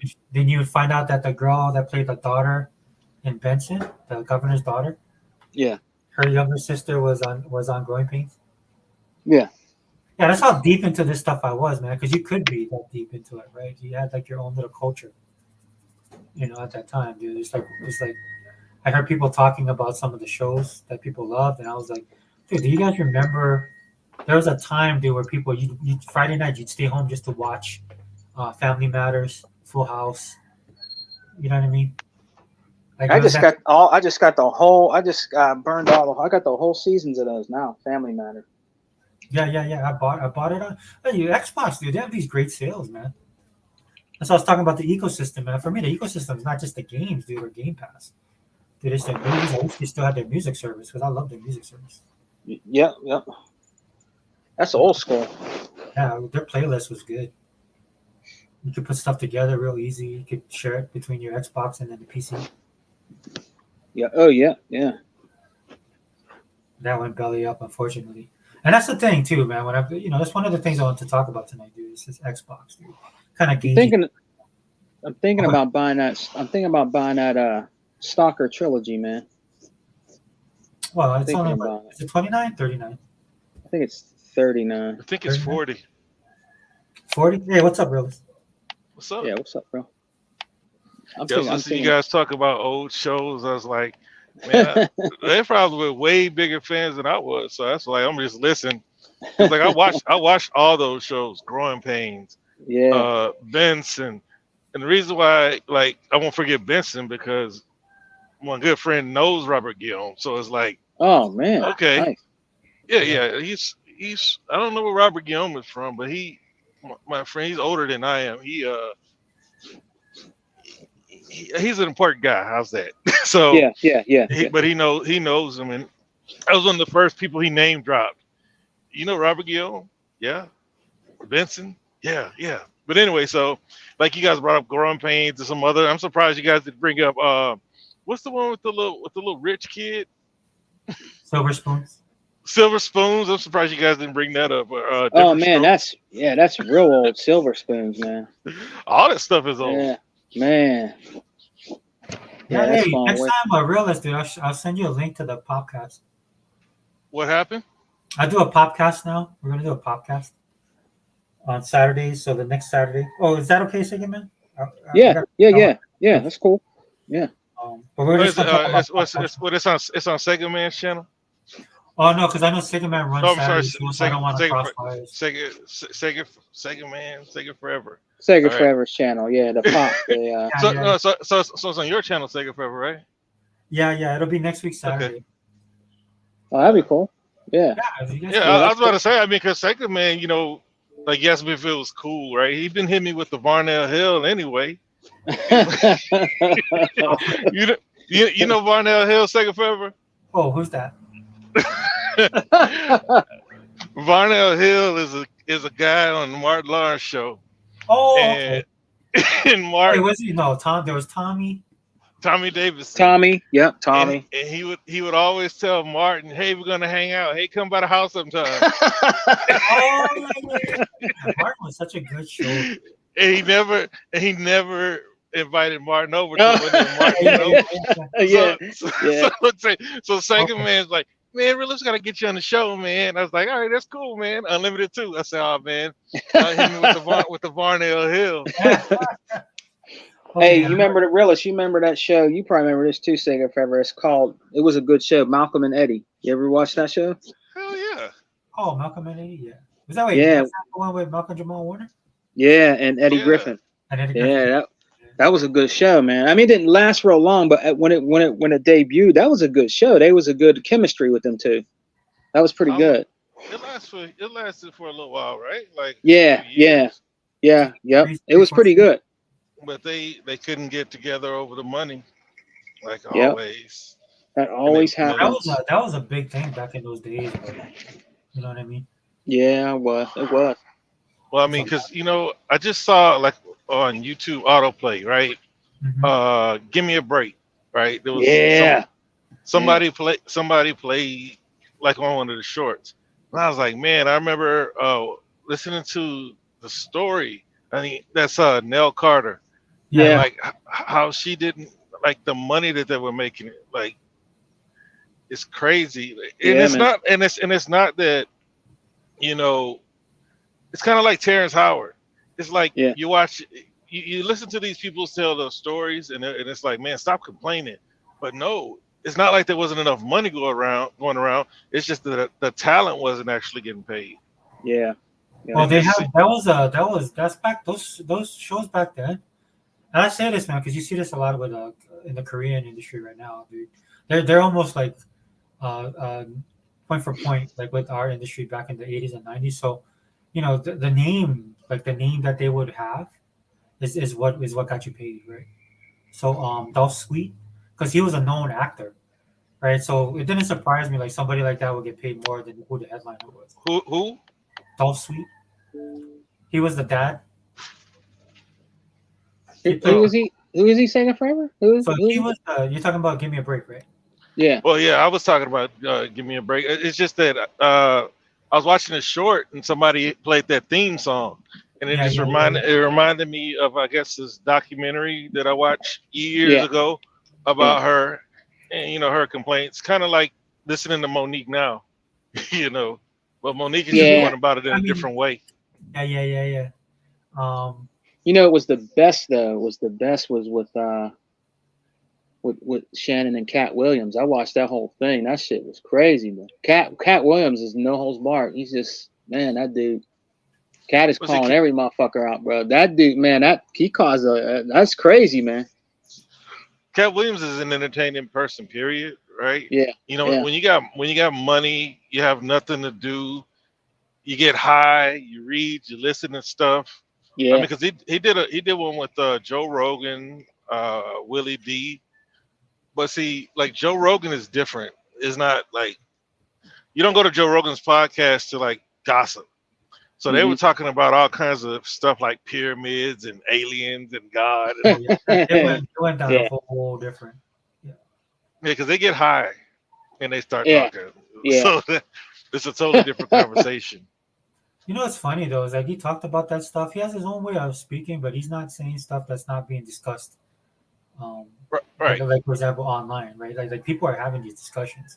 So that's one thing I loved about him because at least he has his finger on the pulse. You know, like if you watch his comedy shows, man, like that's what I was saying. I think I was saying this on Unlimited. If you listen to him, dude, like if he wasn't a comedian, he'd probably be a preacher or like a motivational speaker, right? He just has that ability. You know what I'm saying? But you know that once like all of the comedians they get older, their comedy evolves into a more conscious comedy where it doesn't always make you laugh, but it's humorous. Because when I first like noticed that was John Leguizamo, and it was like his comedy totally changed to where he was because like everybody likes Carlin, right? But that's all I've ever known Carlin for was the intellectual, you know, things that are happening in your face, you're stupid type of comedy. So you look at Cat Williams, he's evolved into what he is, and then John Leguizamo was another one. I've been listening to a lot of Bill Burr. Yeah, Bill Burr, Dave Chappelle. Dave, there's two rule of thoughts when it comes to comedians, right? One of them is like you said, right, is that they get older and they get more serious. The second one is when a fat guy gets skinny, they're no longer funny. That's the one thing. Okay, who's a fat guy that got skinny? Like Gabriel Iglesias, man. Like he's still chubby. Is that Fluffy? Fluffy, yeah. I never thought he was funny, but he's huge. He's funny in the way that Joe Coy is funny. I was just about to say I like Joe Coy. Yeah, they do a lot of ethnic stuff. That's why I wasn't surprised Joe Coy kind of bombed at the awards because that's not his stick. What's dude. his name? Is funny. You know, Earthquake is funny. Yeah, Earthquake. Well, I mean, Earthquake is Lavelle one of the Crawford. greats. Lavelle Crawford, Bruce. But I'm just trying to think of a fat person that got skinny. I get it now, but I never thought Gabriel Iglesias was funny. I never understood his appeal. He was more. I didn't use this word, bro, but it was like more jolly. You know, once he started losing weight, then he was like doing like conscientious kind of comedy a little bit. You know what I'm saying? This is why like you don't really watch him for that. He's like it's like when you watch an old episode of you like watch an old show like Sanford and Son. There's messages in there, but it doesn't hit you over the head with it. They just know how to serve it up to you, right? Just like what was the cop's name? Did they call him Whitey? What was the cop? He said Whitey. It was something like that, right? The cop where? The cop on Sanford and Son. Oh man, I forgot. What was his name? I think it was Officer. Oh man, I forgot. Officer. No, they call him, but he had another name. I forgot his name though. Yeah. Because the dude the brother that played in there played in 227. Yeah. He was the dad. Yeah, he was. I can't remember his name. Yeah, he was in a lot of shows. He was even he was even in one show of Good Times. He made an appearance. Officer Hoppy Hopkins. Yeah, Hoppy Hopkins. Yeah, that's it. Yeah, that's it. But they would do stuff in that show, but it wouldn't take away from the show. It was was my point, right? Like you would still be entertained, and it would be kind of like. And of course, I was younger. It's like you can pick up on some stuff, but some stuff would go out of your head, and that's the way it should be for most stuff, right? This is why you have like young adults and teenagers now, and the younger generation now. They just like so serious about stuff, right? I'm just like, dude. Damn, bro, they got Yakuza 3 for like $5. Which one? Yakuza 3 remastered, $5. Oh, I own all of them already. All of them should be $5. I mean, because except for like 6 in the new one, because I got some of them, but yeah. they took him out of Game Pass, right? And then so I was like, man, I only started at 0, so let me go ahead and buy them. I bought them all for $5 a piece, Man. and then so like I got all of them, and I bought Steelbook of Dragon 7. Yeah. That one's cool. Yeah, I think I bought have that the Steelbook digital one. pack when it first came out. I bought there was like 9 games in it, and then all the other games I bought physical. I haven't got the latest one See, too, and I was supposed to go. Okay. No, I was gonna say that Lost Judgment. Those are the ones. Judgment and Lost Judgment. Those haven't gone down that low yet. Yeah. Yeah, I bought both. Yeah, I have both of those on disc. I try and buy all my Sega games on physical, because I just like having it as a Sega game. You know what, But, man? I listen to y'all, and I just think that they're gonna take that away from those of us who collect. That was one of the things I was thinking about when I first started listening to the show, and then Sega Man was saying that he wanted to buy Halo. Yeah, I want that. I want that. It made me think about all the physical things that I bought that are, somewhat like collector's items. Yeah. It's like, maybe that at some point they're gonna take that away from us. It's just, you look at it now, right? You need the internet.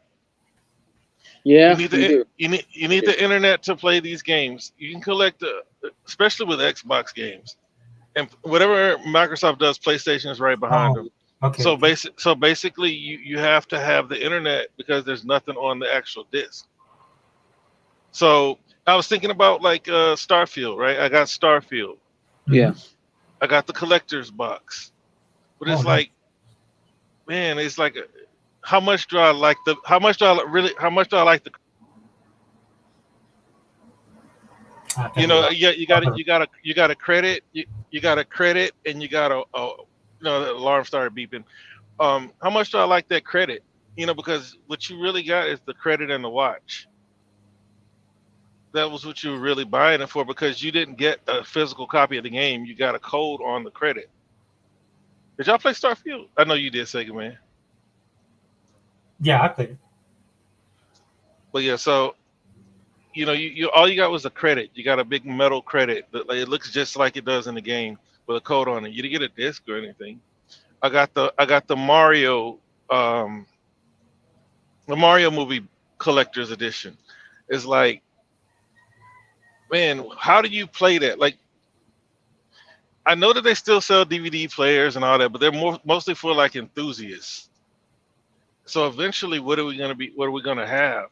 Because more and more people are inching towards subscriptions, and I've been reading and listening to articles about how everything is moving to subscriptions, right? Car features, everything. I think the main problem though isn't so much. I mean, the companies are moving that way, but you also got to, it's your fellow consumers, right? That's ultimately they're just moving in that direction, right? Like at some point, it would be, like the only thing I could see maybe in the future, like a 45 right now, an album, a vinyl, it's kind of coming back, but it's very niche, right? It's like a collectible thing that people are doing. Then you can buy the player, but I mean, you're gonna probably have to pay a certain amount for both. I remember I was in one of the stores where they had a vinyl of and one of the reasons I looked at it was because it's the album cover was cool, but it was Smashing Pumpkins, right? And that thing was like $60. Damn. Vinyl, yeah, because it's kind of That's the original, right? I don't know. I think it's a remastered of the original. I mean, it's on vinyl. Because the vinyls that I've seen, they're not that expensive. It's like when you get into the originals, then you pay a lot.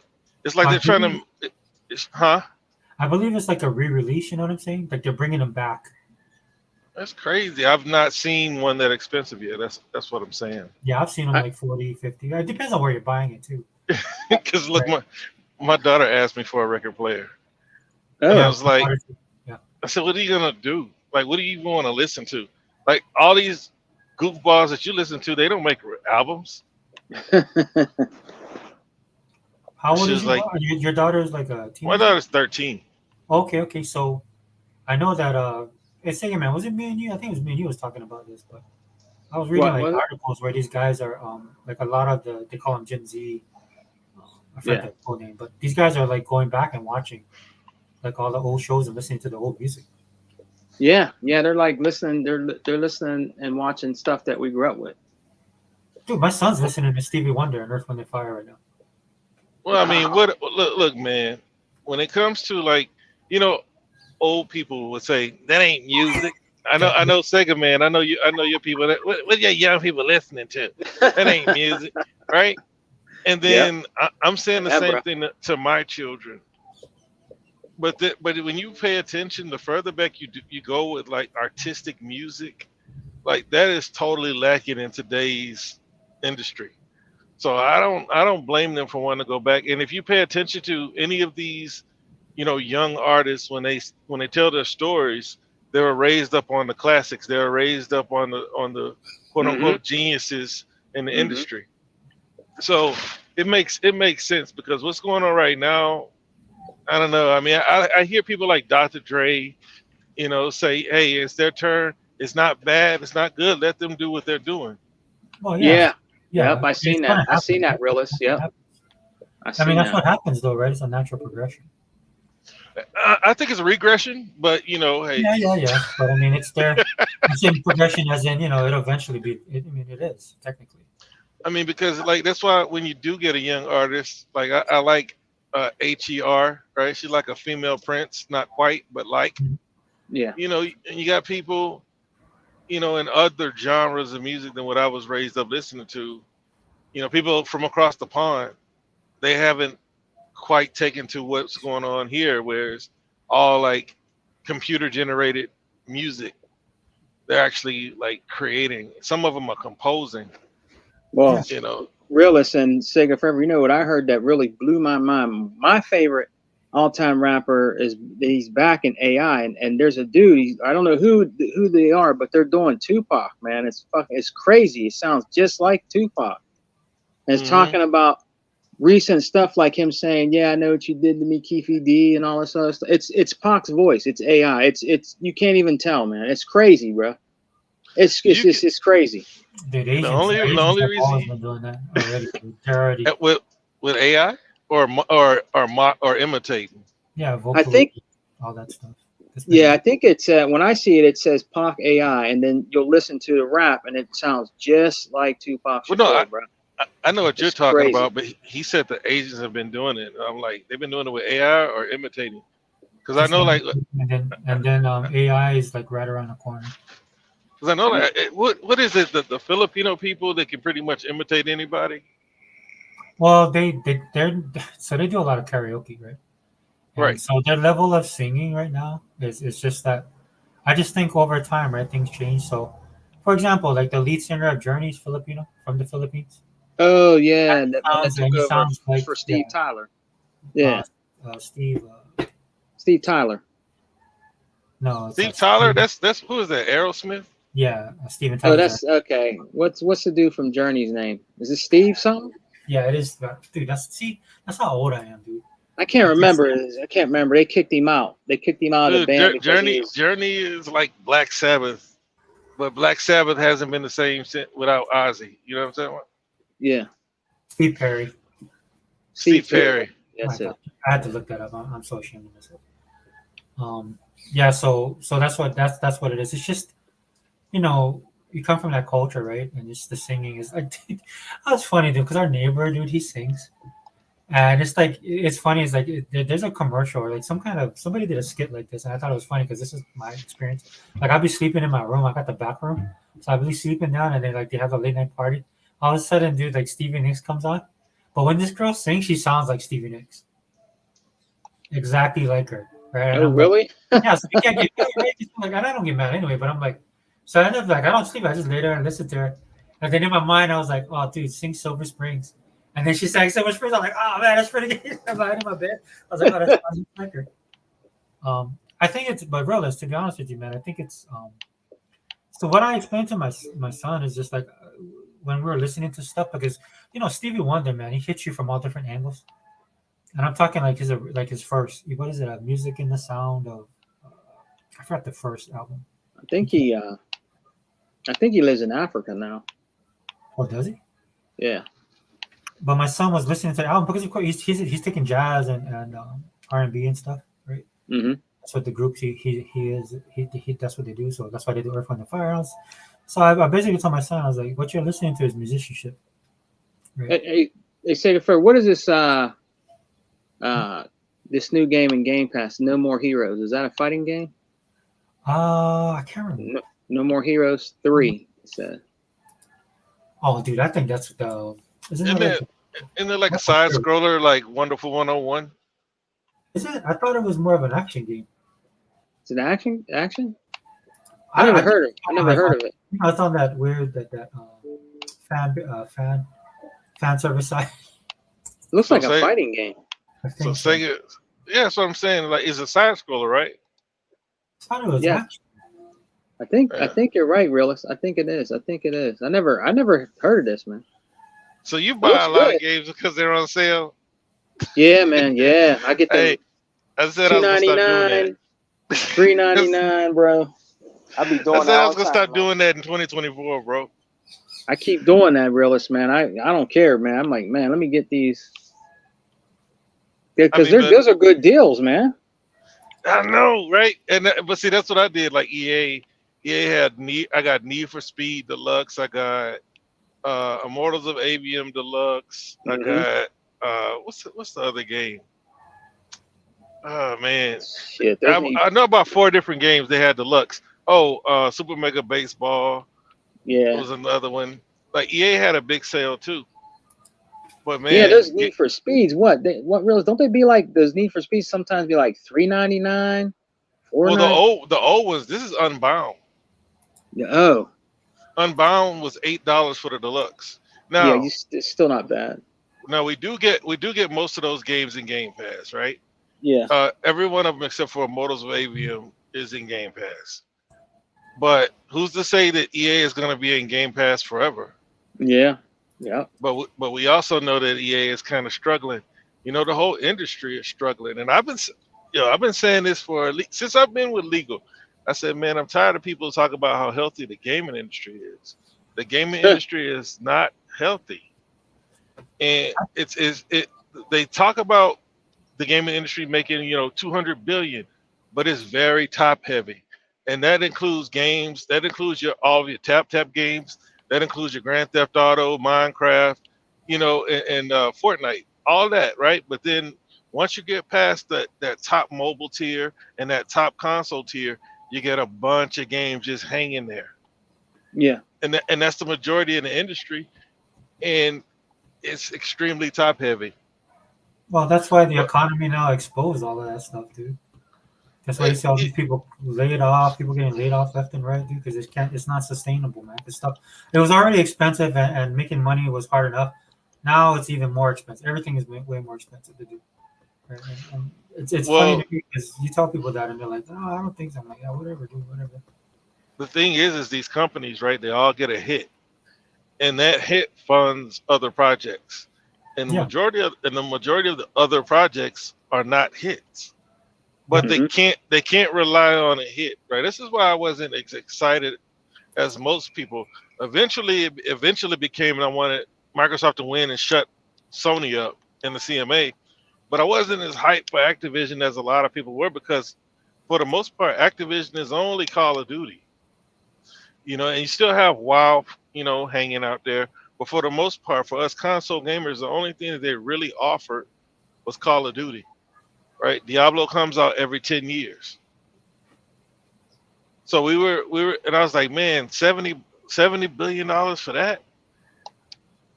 Because the reason why I bring up Activision is because if Call of Duty ever fell off, what's left of Activision? What are they really? Yeah. Because their biggest money maker is what is that thing? Candy Crush. Yeah. But that could be a lot of different games could go through that, right?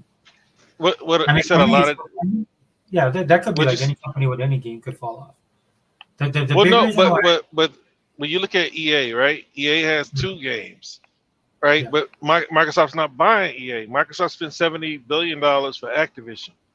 Mhm. And so Activision's biggest moneymaker is a mobile game that I don't play.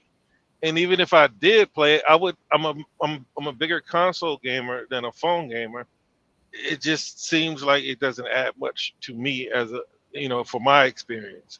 I mean, So for that's me, why I wasn't excited about it.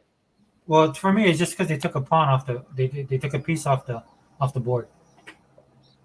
Right? For me, because I know Take a piece, right? Why not WB, right? Well, I know why not WB. WB didn't want to give up IP. So with WB, the luggage that comes with it, right? Because they have license stuff. they don't care about the luggage, right? The IP that they own is what they didn't want to give up. They want it to be like Disney, but if you see Disney's house is crumbling behind that now. Yeah, right? well, Disney's house is crumbling because they're stupid. So. I'm not gonna say they're stupid as it pertains to video games and licensing their video games. Like as far as their theme parks and what happened to that during COVID and their subscription services, that's not what I'm worried about right now. What I'm saying is, WB looked at them and what they were doing with their licensing, and they didn't want to give it up to Microsoft. Remember, Microsoft was trying to buy the WB studios, right? But Yeah. they didn't want to give up any of the IP. Yeah, They said we could. You said you wouldn't want to either. Yeah, why would I if I'm WB? Well, right? well, the thing is, you're nothing, right? Mhm. You look at who bought them, they're falling apart. Look at who bought them the second time, they're falling apart. So like now they're talking about Discovery being purchased. So it's like if you were to come under the Microsoft umbrella, not only would we would only be in control of the IP, we'll be able to fund creative ideas towards the IP. Because You're just right talking now, about gaming? right? Huh? You're Yeah, just talking period. about gaming though, right? I'm talking about period.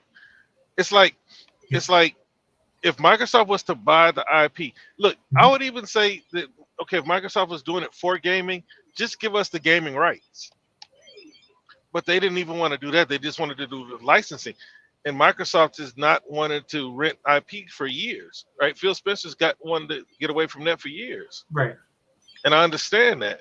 And now after seeing the Sony contract, you understand it even more. Right. So what I'm saying is they can't do anything with what they have. That's why you look at their live service push. Now they're getting away from AAA gaming altogether, they say, for the most part.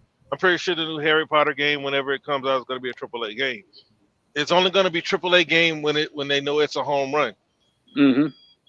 And Suicide Squad killed the Justice League.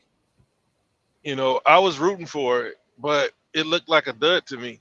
Now I don't know who played it. I'm not trying to offend anybody. It just looked like something that wasn't going to do well in the market. I was rooting for it. I would prefer to have a single player game.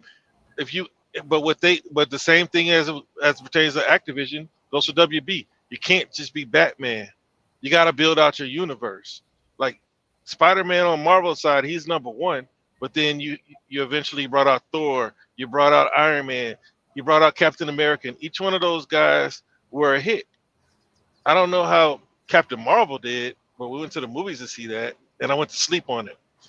But you can't just be a one-trick pony. And so they're trying to introduce new characters and new stories, and the market's just not responding in the way they want. Well, That's why I was happy for Aquaman. That's why I supported Aquaman. I'm more of a DC guy. Go ahead. No, so that's what I mean, though, right? It's like the problem. One of the problems with Disney that they do, right, is that a lot of their content is tied into the success of their brand, right? That's how that's why they're suffering so much, right? Because not only are people not seeing the movies, nobody's buying the merchandise. Is what I'm saying.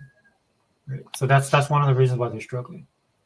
But if the movies are a hit, people are going to buy the merchandise. Yeah, but that's what I mean. This is where they're losing money because nobody's buying the merchandise. But if the movies are a hit, people will buy the merchandise. They have to do better with their writing. They have to do better. And they got to stop pissing off the people who love them. No, they're not going to stop doing that because it's not. I hear way more people complain about. Well, not Marvel. Everybody's mad at Marvel. The Marvel fans that I listen to, but like the people that the characters like The Rock. Why would you piss The Rock off? What do you mean? The Marvels? No, I'm talking about DC, bro. Like, why would you piss The Rock off? Why would you piss off the Englishman who plays Geralt of Rivia? What are you doing? Well, I mean, it's politics, dude. That's what it is. Ideology and politics. They don't care about the characters. They don't care about the fans, dude. They want to write a story. They want to put a message. They want to write it and put a message in there that they would want. And if you don't like it, then they blame you for it. I mean, that's been going on for. So just look at it, dude. Look at phases 1 through 3. Aside from Captain Marvel, like you said, because if you look at Captain Marvel by itself and compare it to every other movie, it's the one movie that stands out as far as what a superhero movie should be, right? You like Captain Marvel? No, like nobody likes Captain Marvel. No comic book, dude. Captain Marvel is kind of like Moon Knight, kind of like Shang-Chi. There's a reason why these guys they either guest star and they're either on a superhero team, they guest star in other people's titles, and they have like 7 volumes of their titles, right? Because they don't last long because people are not drawn to the character, right? But what they want to do is they want you to like her, and then when you don't like her, right, then you hate all women. Basically. Well, the thing is, you got to have a woman somewhere, right? They're trying to have a woman pop, and like we talked about this on Tech Show, with the whole Sweet Baby Inc. thing. Yeah. So Yeah.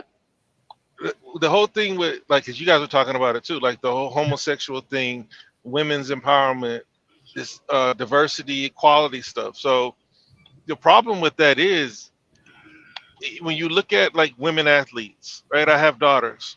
Yes. And they are trying to demand more money.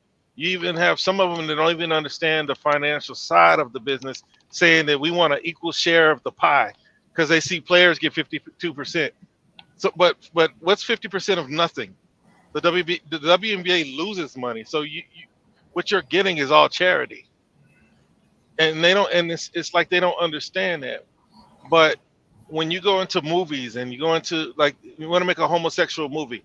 What's the turnout going to be if you don't have any of the people who have been historically straight?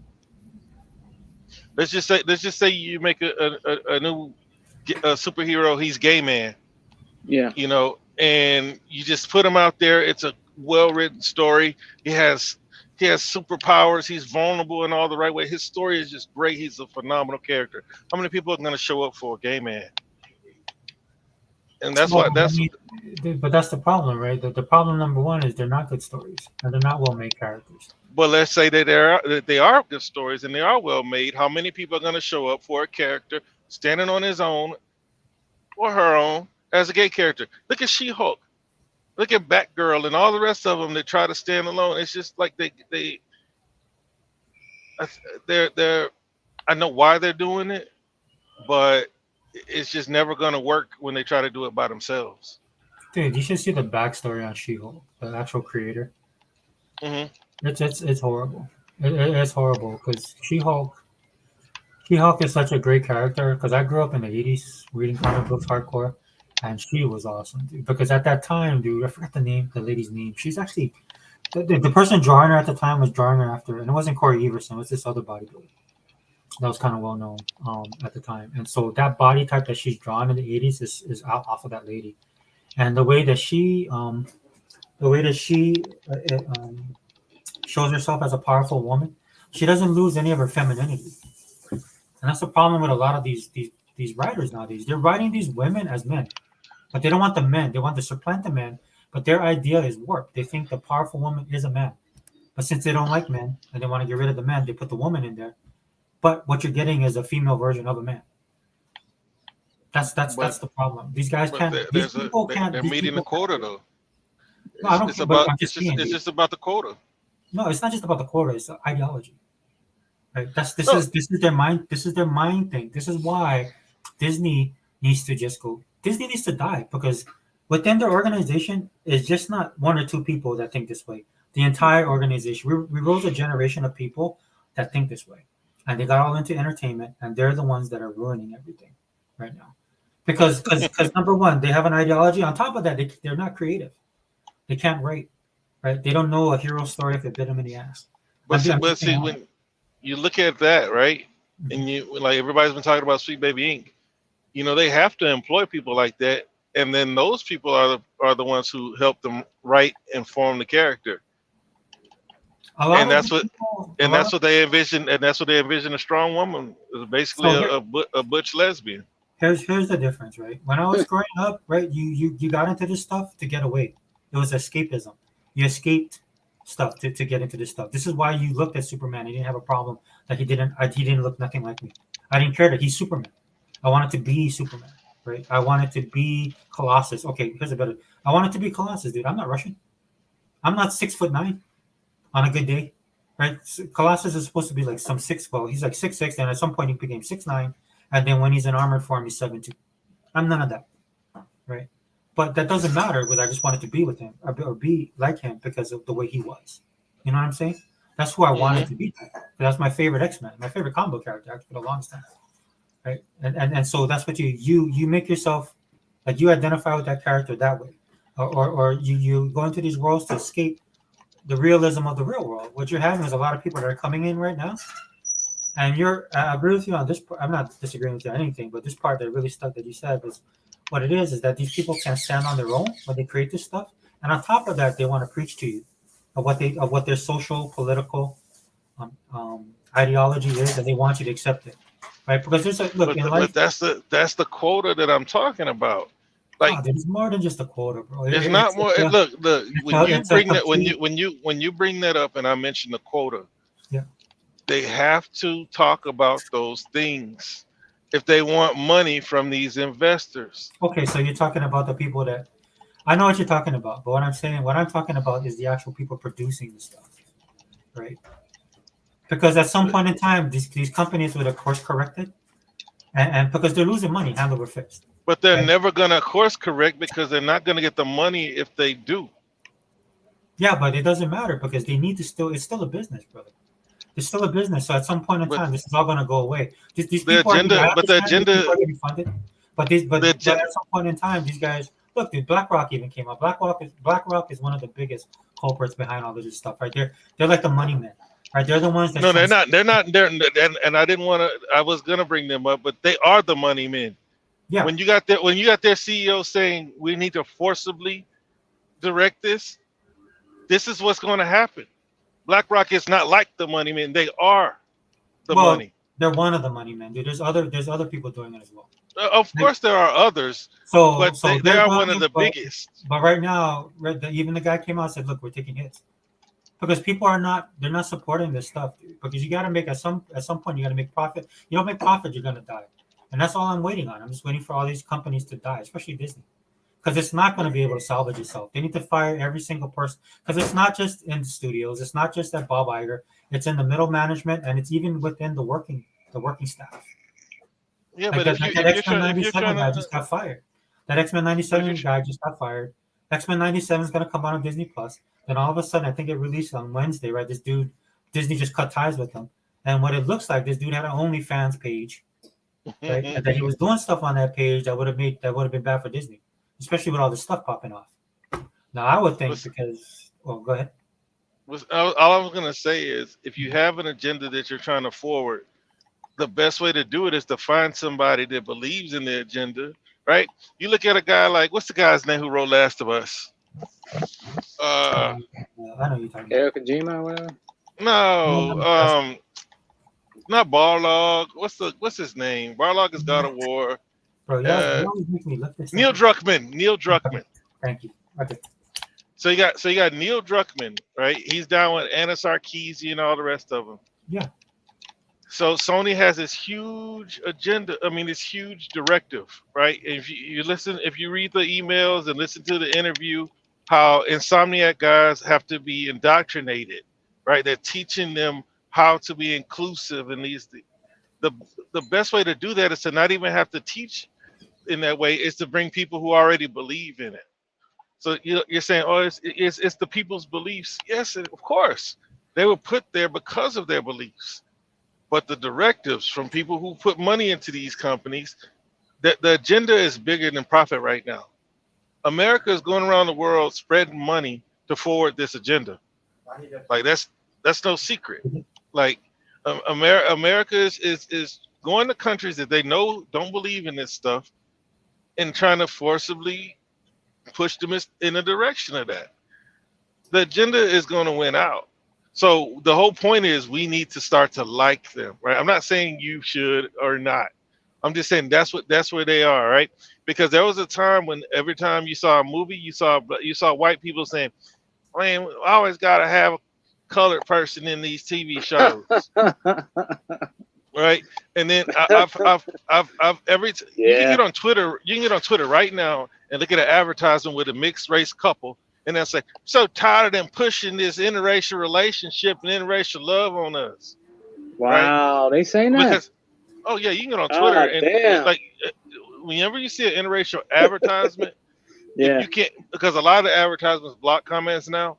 Yeah. But if any one of them allows you to read the comments and you can see the comments, they're complaining about interracial relationships, and if you notice, there are a whole lot more of those in movies and in commercials, right? Mm-hmm. Cheerios commercials, interracial relationships.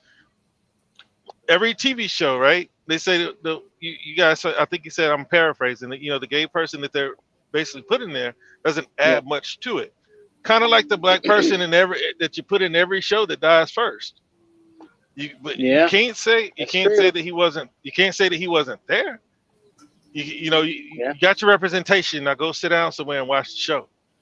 So, but when it comes to this, we're just going to have to learn to deal with it, because they're going to push this, because once they said that this was a civil rights issue and we're just being non-inclusive, they're going to forward this. Why? I mean, they can forward it all they want to, right? It's people's choice if they want to believe it or but not. you're saying you want a better product. What do you mean a better product? Like for what? No, like if you're going to include these things, you don't care as long as the product is good. Is that what you're saying? No, I'm not. I'm telling you that it doesn't matter what it is, right? It is all about the ideology. You're the problem that this country is gonna have in general, right? Is that we've raised a generation of people like this. This is not something that's just getting pushed money on, right? People actually believe this kind of stuff, right? There's people that went to school and learned this kind of stuff. Dude, I work for the federal government, and we get training on this kind of stuff. Like I work for the military. You would think that they would be more concerned about people shooting straight, right? Code of military justice, uniformity, stuff like that, dude. I go to the army base I work on, dude. Everybody got their hair in braids. Ponytails. Dudes don't have to shave anymore. This is what I'm talking about, brother. This is more than just a corporation pushing money.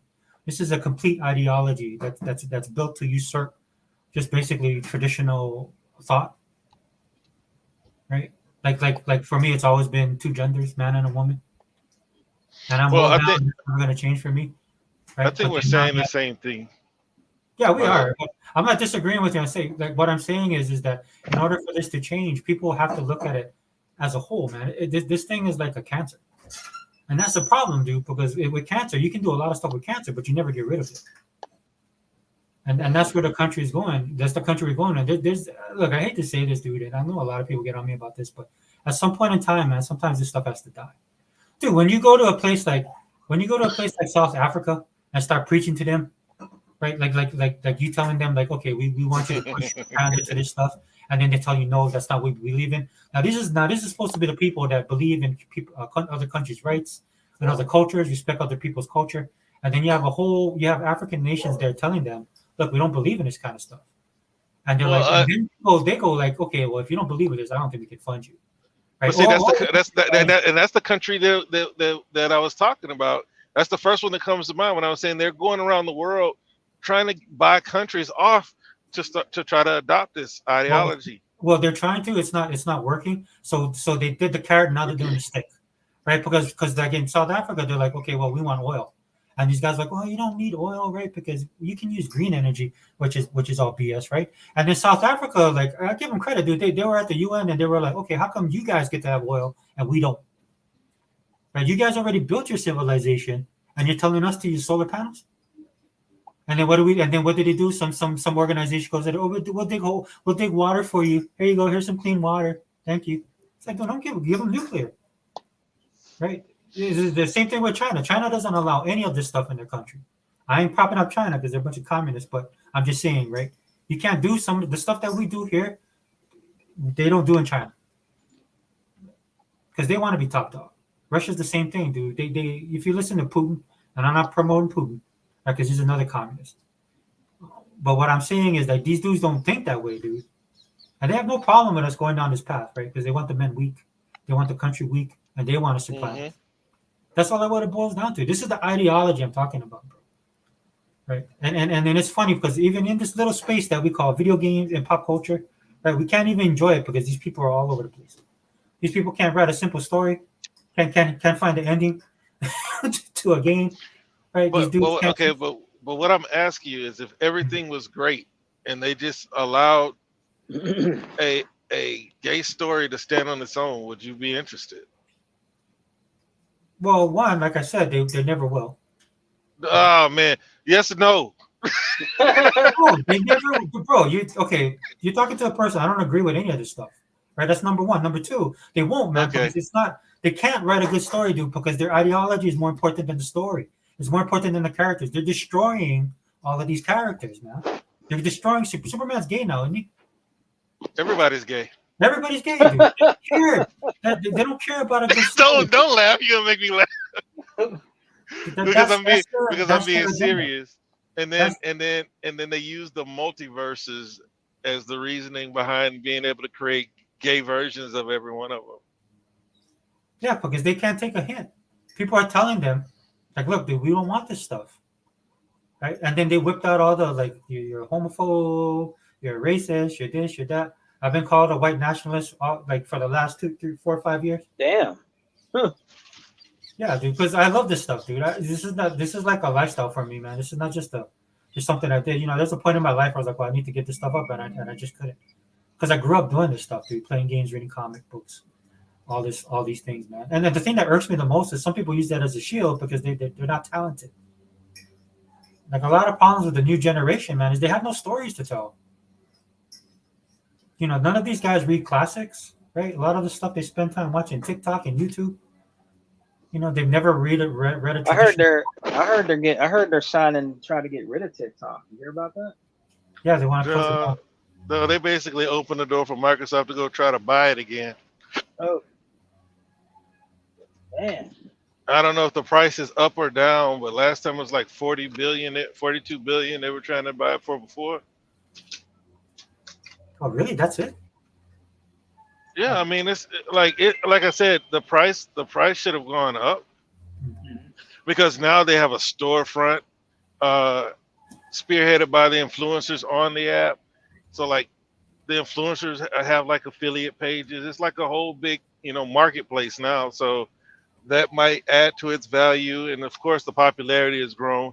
People have found, like YouTube's not working. So let me get on TikTok and you can get 6 million followers just from people subscribing through your shorts.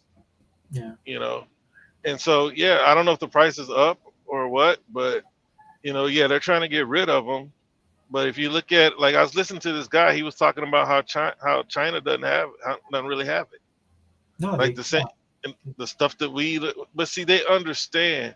But the problem is America, our leadership, they understand what we all know, which is there's always going to be a minority that controls, and the rest of us will just be here.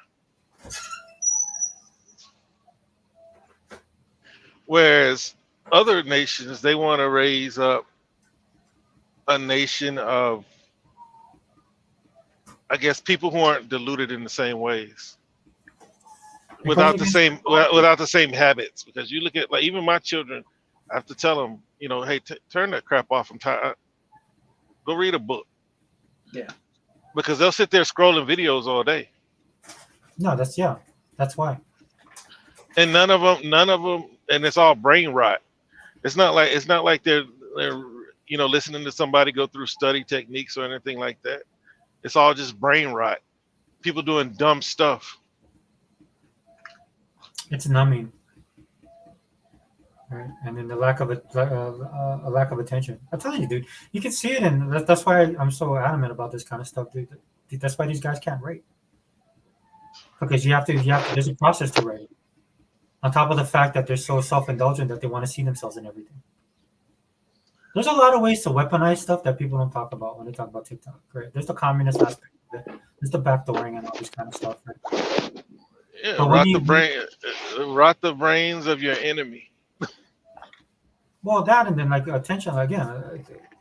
One of the problems that a lot of people are having, especially I'll just speak on the military right now, is you're having a lot of people that are used to stuff being catered to them. Physical fitness, a lot of them can't make the requirements, the basic requirements. They're lowering standards, right? And for a lot of the stuff, dude, they just don't have the, like Gorilla Monsoon used to say, the intestinal fortitude, right, to be corrected. So Right? how do you correct it? Do you create hard times? How do you correct it? Hard times will be the answer. You don't have to create it; it's going to happen. Well, no, what I'm saying is, how do you correct it? I think that because a lot of people say, conspiracy theories, things like that, everything is orchestrated. There's a natural progression to all this kind of stuff, right?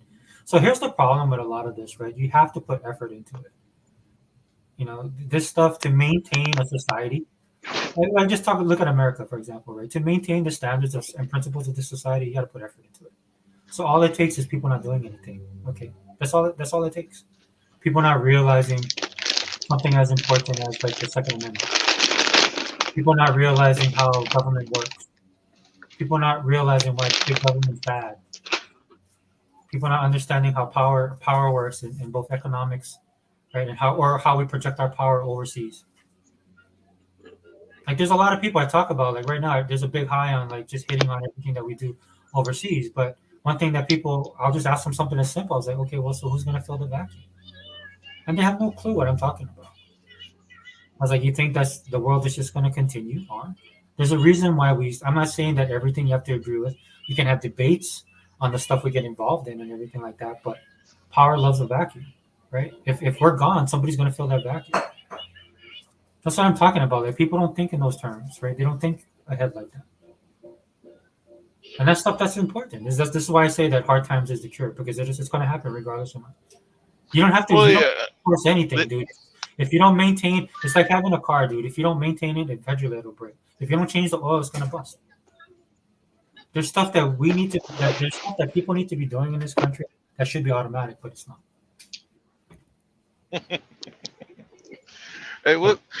Hey, Sega Forever, what's the name of your show? State of Xbox? Yes, yeah. So we're way off the. No. Well, the reason why, right? Yeah. Because like I like talking to you guys, right? Yeah. It's like a safe space with you guys. I normally steer clear of politics, like because for the most part, you're gonna hurt somebody's feelings. It's just like I think it was Hebot. I was about to say Chris. Hebot. He said whatever he said about Trump. People took it personally. Yeah. It's like to me, it's just a discussion. We don't have to believe the same things. I'm not gonna take it personally. I'm not gonna take it to bed with me. Right. But I normally steer clear of politics. But like. It's going on, but I just kind of want to spread the message, man, that not much is going to change, because the way that they feel is that eventually the people who think like we think will be gone. Well, what do you mean? I think like our principles, or right? We were raised. Like what you said. You don't agree with any of this stuff. Yes, I'm the same way. But like I'm not mad at anybody. Like I had 2 gay stepbrothers. Yeah. They both died from what happens when you do too much of that. Yeah. And so like I don't have a problem with people living their lives, but I do pay attention to the same way that we sound. That's the same way that white people sounded when black people were getting on TV and stuff like that. And so we have to find some place to say it differently, as far as I'm concerned. Because otherwise we sound just as invalid as those racist white people who got tired of seeing the Negroes on TV. Well, but what happened? What did they do? Like we just gave a slew of shows that helped change the dynamic of that, right? Like Tool Man said right here, what's happening TV show. So me and my sister, dude, we would watch this. We loved the show. We watched it religiously. Right, and it was funny because my uncle them like didn't watch the show, And then the Doobie Brothers was on one episode, where they were on 2 episodes. I've seen that. Yeah, you remember that episode? And so then my uncle then were like, they love the Doobie Brothers, and they're like, oh, this is pretty cool. And they end up watching the show and they liked it. You see what I'm saying? So you can make changes and stuff like that, dude. But what happens now, dude, is just like, look, either accept my changes or I don't like you. Like, I don't like your opinion. Your opinion doesn't matter to me. And I'm at a point now where I don't care, right? And not only because of my age, man, but like this stuff's been going on for a lot of a lot of things people I run across with, like just on the political side, dude. Like some people tell me, "Oh, you've been red pill." I was like, "I ain't red pill. I've been like this my whole life, dude. I'm like an Alex P. Keaton." Because when some people see me, they don't think I'm as old as I am, right? So and some people like, "Oh, you because of your positive." No, man, my grandmother raised me this way. My grandmother didn't want to hear no excuses. My grandmother was like this. It's like, but we, people say like I wouldn't ask my grandmother because my grandmother was like, she's what they call Bible thumper now. Though she's like a hard God-fearing woman, so she wouldn't accept no excuses and stuff like that. Now with my kids and this current time, I try and keep all of that stuff in mind. But my grandmother's a throwback, dude. My grandmother grew up in a rough time, dude. She grew up in Hawaii. It was a territory. It wasn't a state. Right, and then when they transitioned to a state, dude, everybody had to step up, right? Because everything came in, everything became industrialized, everything got modernized. Mm-hmm. So she started to do. She worked at Dole Cannery, dude. She did whatever she needed to do. That's that generation of people, right? And that's that. She's the woman that raised me. So that's where my stuff is more in principle.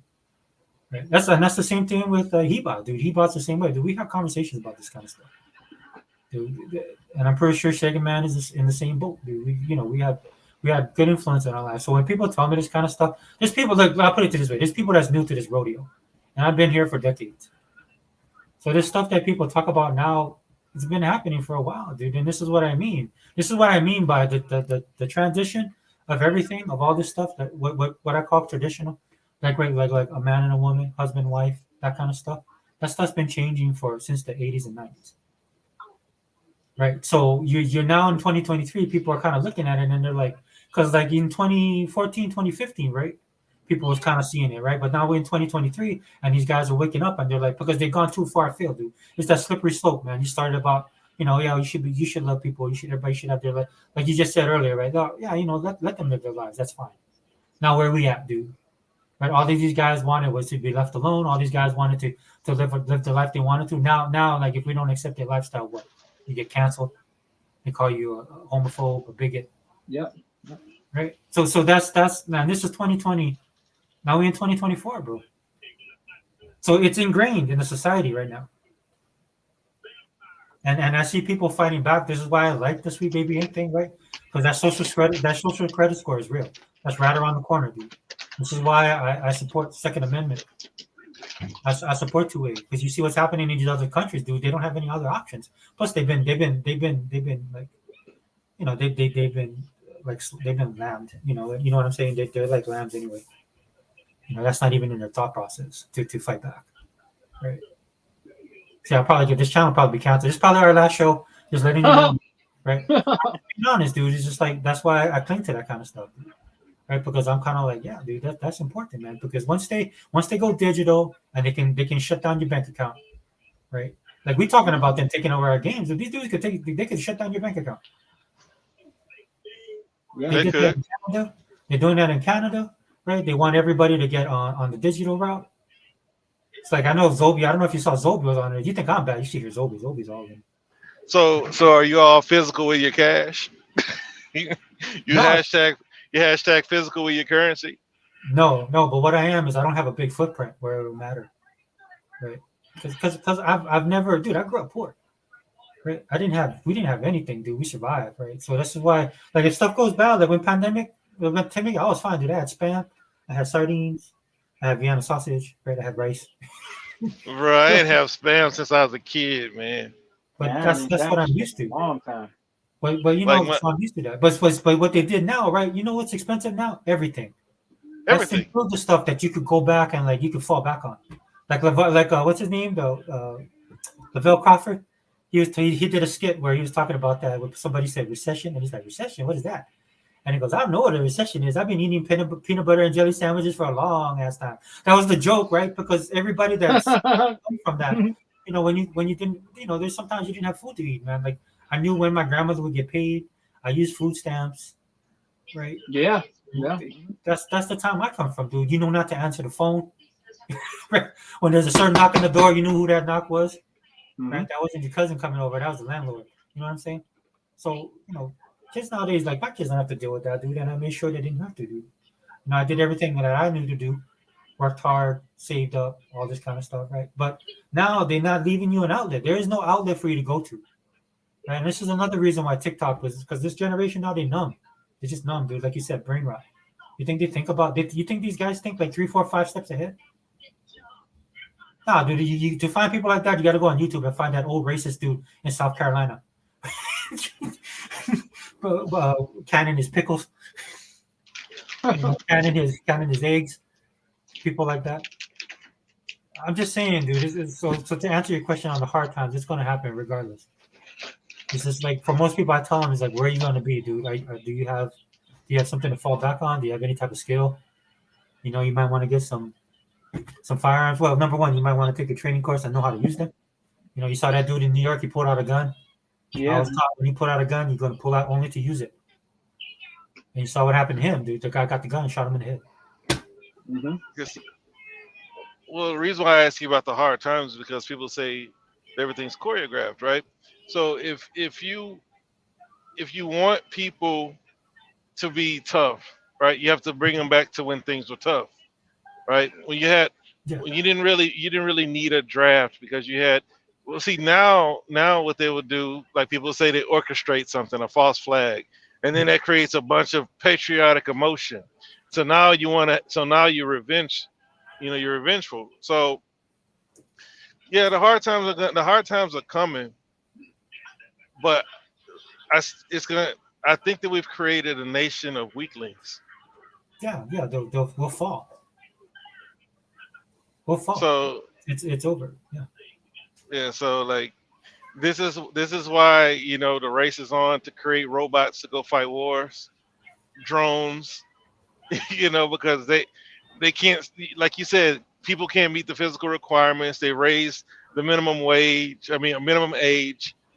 They're trying to do everything they can, but you created a nation of sloths, softies.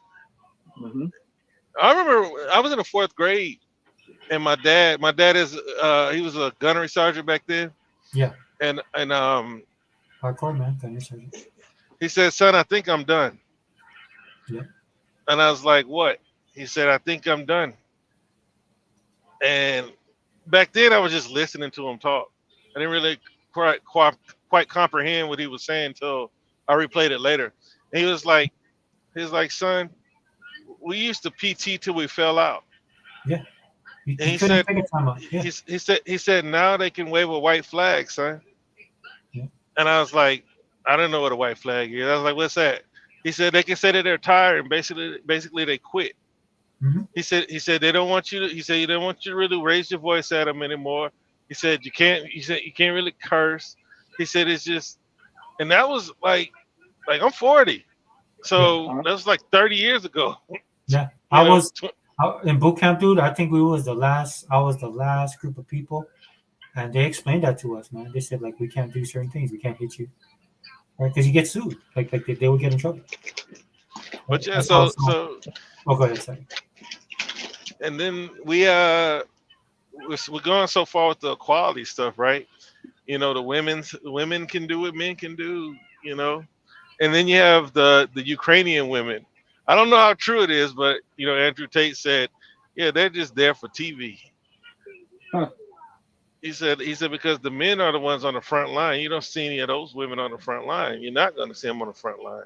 Well, this is the women fighting thing is relatively, especially in Western culture, right? It's not it's a relatively new thing. Like, I mean, at least in modern combat, right?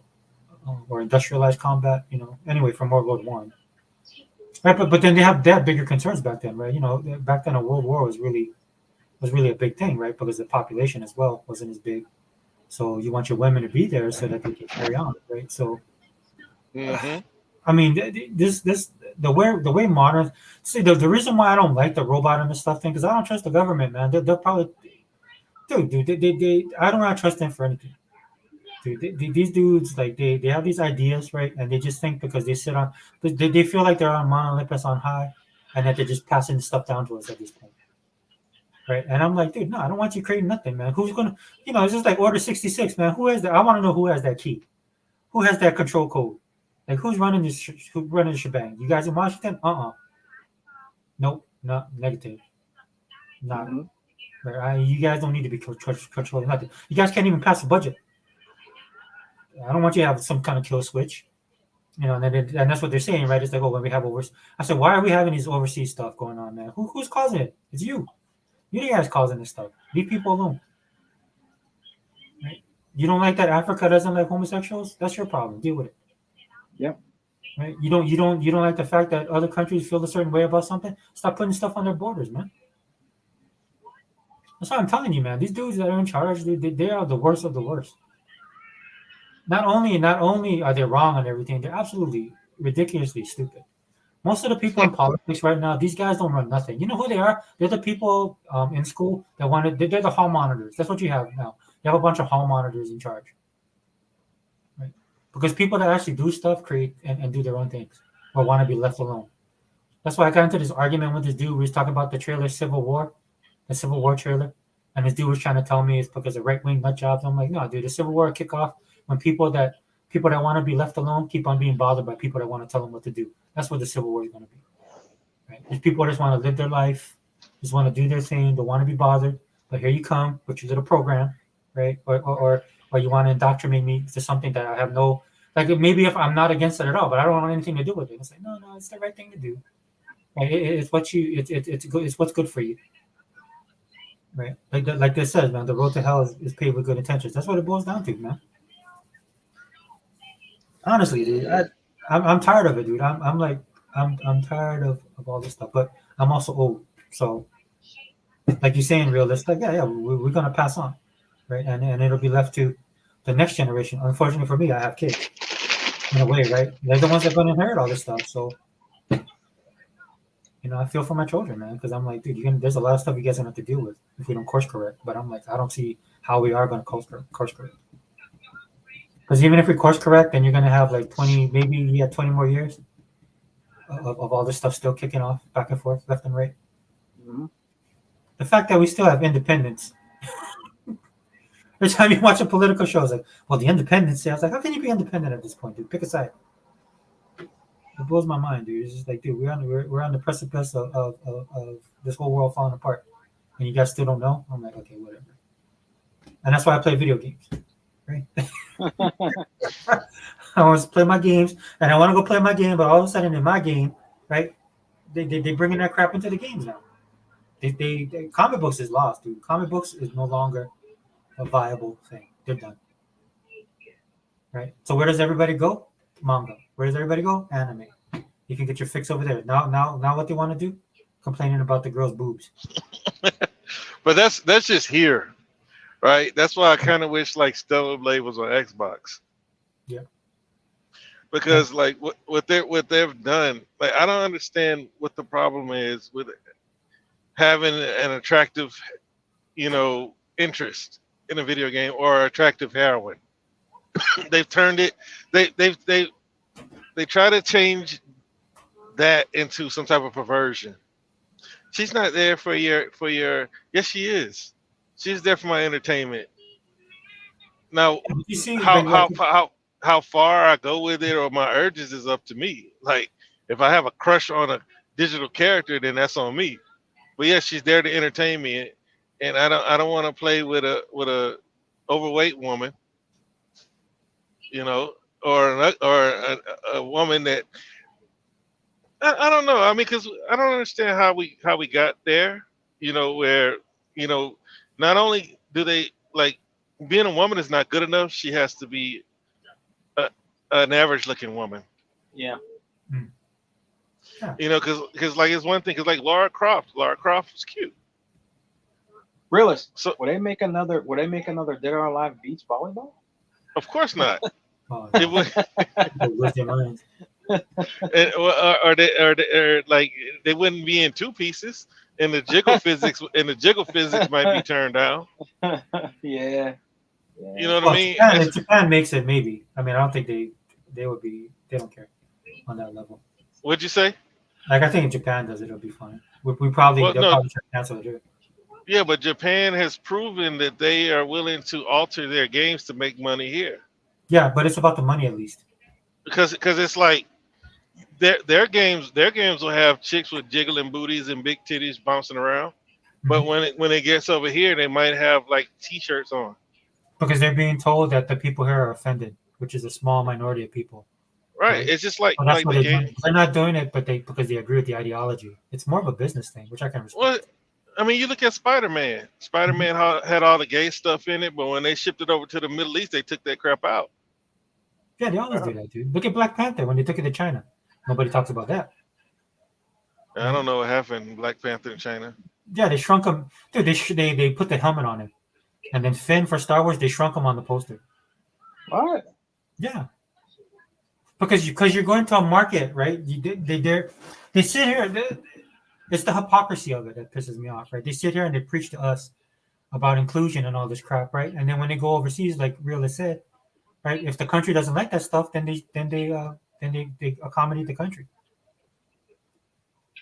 Man. Hmm. because they know they can't do that stuff there, dude. Yep. Well, see that's what I was getting at with like the gay show. Right? If they came out with a gay show, Mhm. see, it's the difference. The difference between gay people and black people, right? This is a civil rights issue, right? The difference between not wanting to include black people and not wanting to include gay people is, black people were able to create entertainment on their own. It's like just, having an all gay show. I don't think it will survive. But you have an all black show and people tune in still. I mean, they have like these gay shows, and then what gets me about them is that they don't pull ratings, but they're promoted so heavily, and they're made to be very popular. Well, I Right? mean, they gotta. There's an agenda, man. But I don't really keep hammering on it. I just wanted to say that it's like, Mhm. because my thing is, if this is what you believe in, let it stand on its own.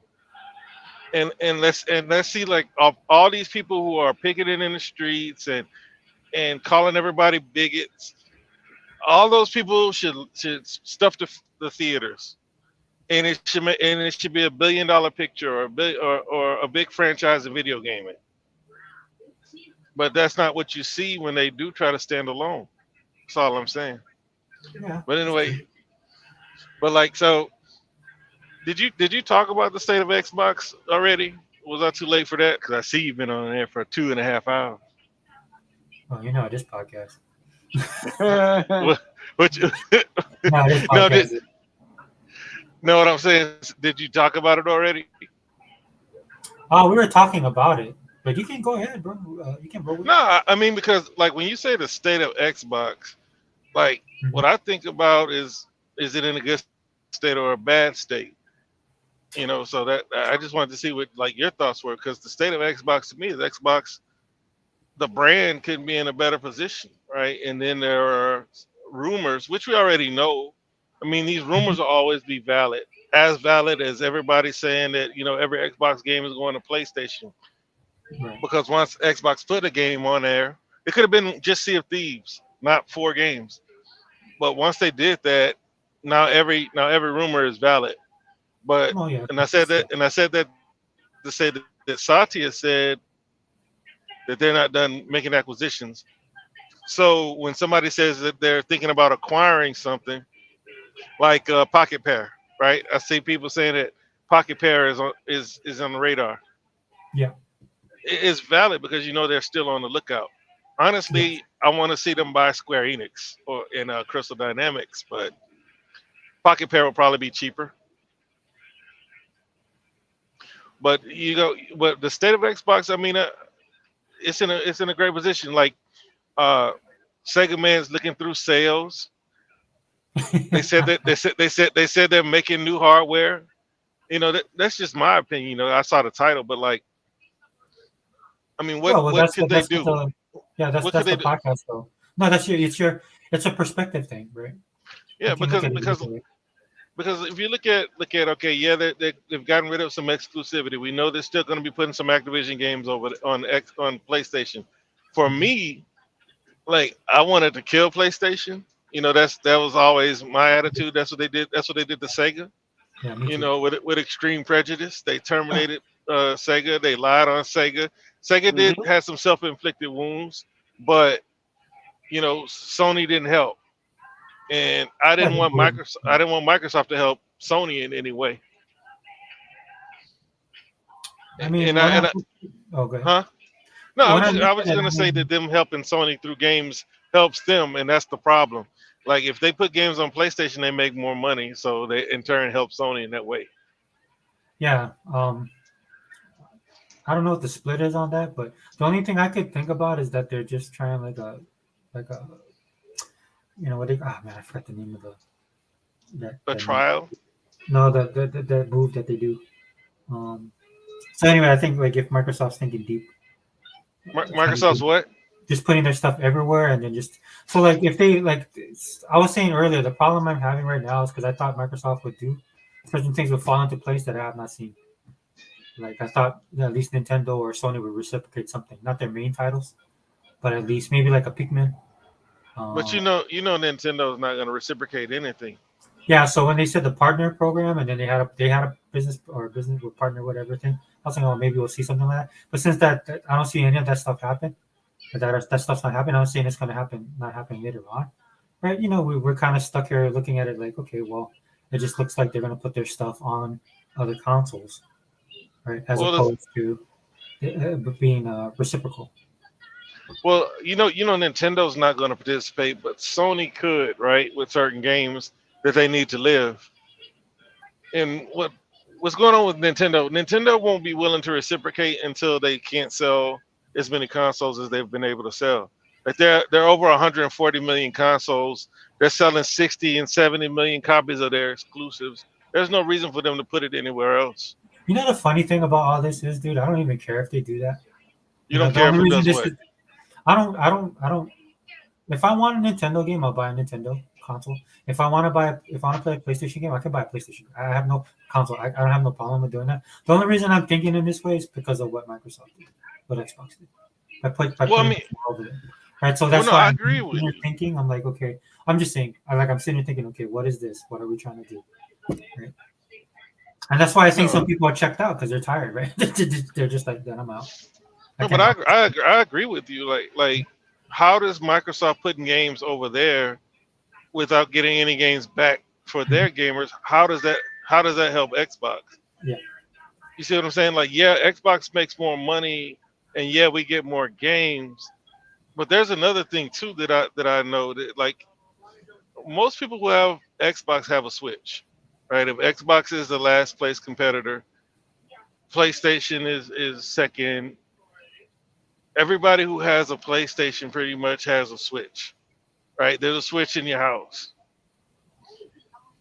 And so like, but the same thing is not true when it comes to Xbox. I think Xbox is it's not, because like a lot of people on Xbox and PlayStation say the Switch is their secondary console, but they have one. Yeah. And that like they were looking at the Series S to be people's secondary console, but I mean the generation's still going on. They're supposedly going to come out with a new PlayStation, so we don't know how long Xbox wants to be in this generation. But the Series S was supposed to be a lot of people's secondary console or quote unquote Game Pass machine. But if things aren't being reciprocated, I don't know how that makes anything better for me, right? As an Xbox gamer, I already have a Switch, but let's just say I didn't, and Xbox was my only console. What is you're doing something for Switch customers? Yeah, you're doing something for Switch customers, and you're making money. That's the whole name of the game, I guess. But you have to at least act like. I mean, get Bayonetta, get something. Yeah, that's another game I thought. Okay, well, Get a second party. Get and not that I want to play it, but get Helldivers. Get Rise of the Ronin, something. You're putting 4 games over there. Sony is helping them with development on Sea of Thieves. That's why I think it stings, right? Because when people watch the showcase for Nintendo. Like they're thinking, oh, they're just gonna bring this stuff over. When you watch that showcase, man, it looked. You can tell like how Microsoft does their own showcases, right? They put that time and attention into it. And when those things started rolling, right, especially with Grounded, people had the. I'm telling you, man, people sat there looked at that, and they were like, damn, dude, they were probably working on this. Some people just thought this like just happened, like within the month. But when you look at everything that's going on, dude, they planned this, right? And I know some people don't like that because they feel like they've been lied to. You see what I'm saying? Well, I mean, it's a bad look, It's a bad look. but we also understand that like it's becoming more of a business than anything, right? Because if Microsoft was the market leader, they wouldn't be looking to go to other platforms and things would be status quo. But Nintendo would never change. Sony would just die. Right. Right. Yeah, They weren't going on PC until Microsoft showed them it was okay. So that's why I think there's a part of me that thinks that Microsoft is just going to spread that ecosystem over everything, right? So they're going to be pulling everything, and then eventually it'll outlast all these guys. That's another But thing. see, it'd be easy to kill PlayStation. Yeah, Easier than Nintendo because, like, I've been saying it for years, but Sean Layden validated me. People aren't on PlayStation for PlayStation games. Like they can have the media in their pocket, giving all their games 9s and 10s, but 85 to 90% of the people on PlayStation are not there for PlayStation exclusives. Right. So if Microsoft basically relegates PlayStation to a storefront, then where's the power in the platform? They're basically just Steam only putting R&D into a console. Yeah, because that's what I was thinking that Microsoft was going to do. So. Yeah, because you look at it like they were all on pins and needles about Call of Duty because they need that Call of Duty money, they need that Fortnite money, and nobody's really there for. And the only game that people really line up for that they make, they have to pay out 40% of the profits.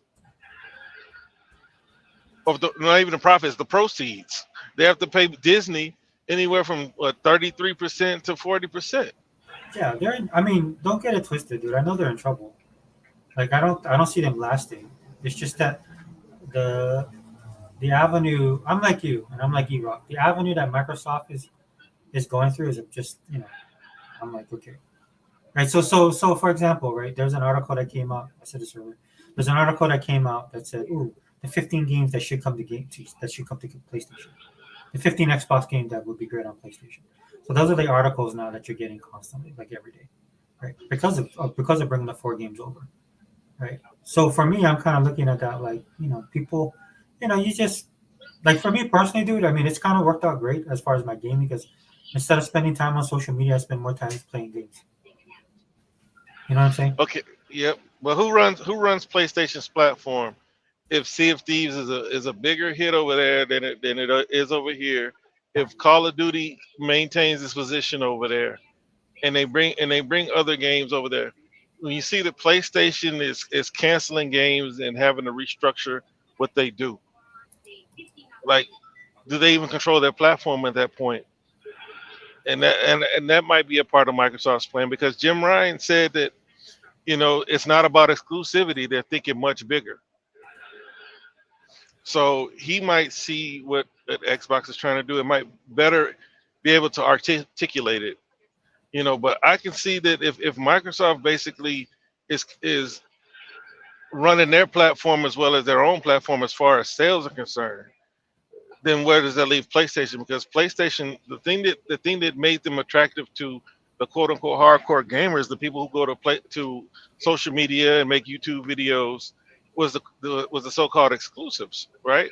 Yeah. But if they're afraid to make those exclusives, then what are they?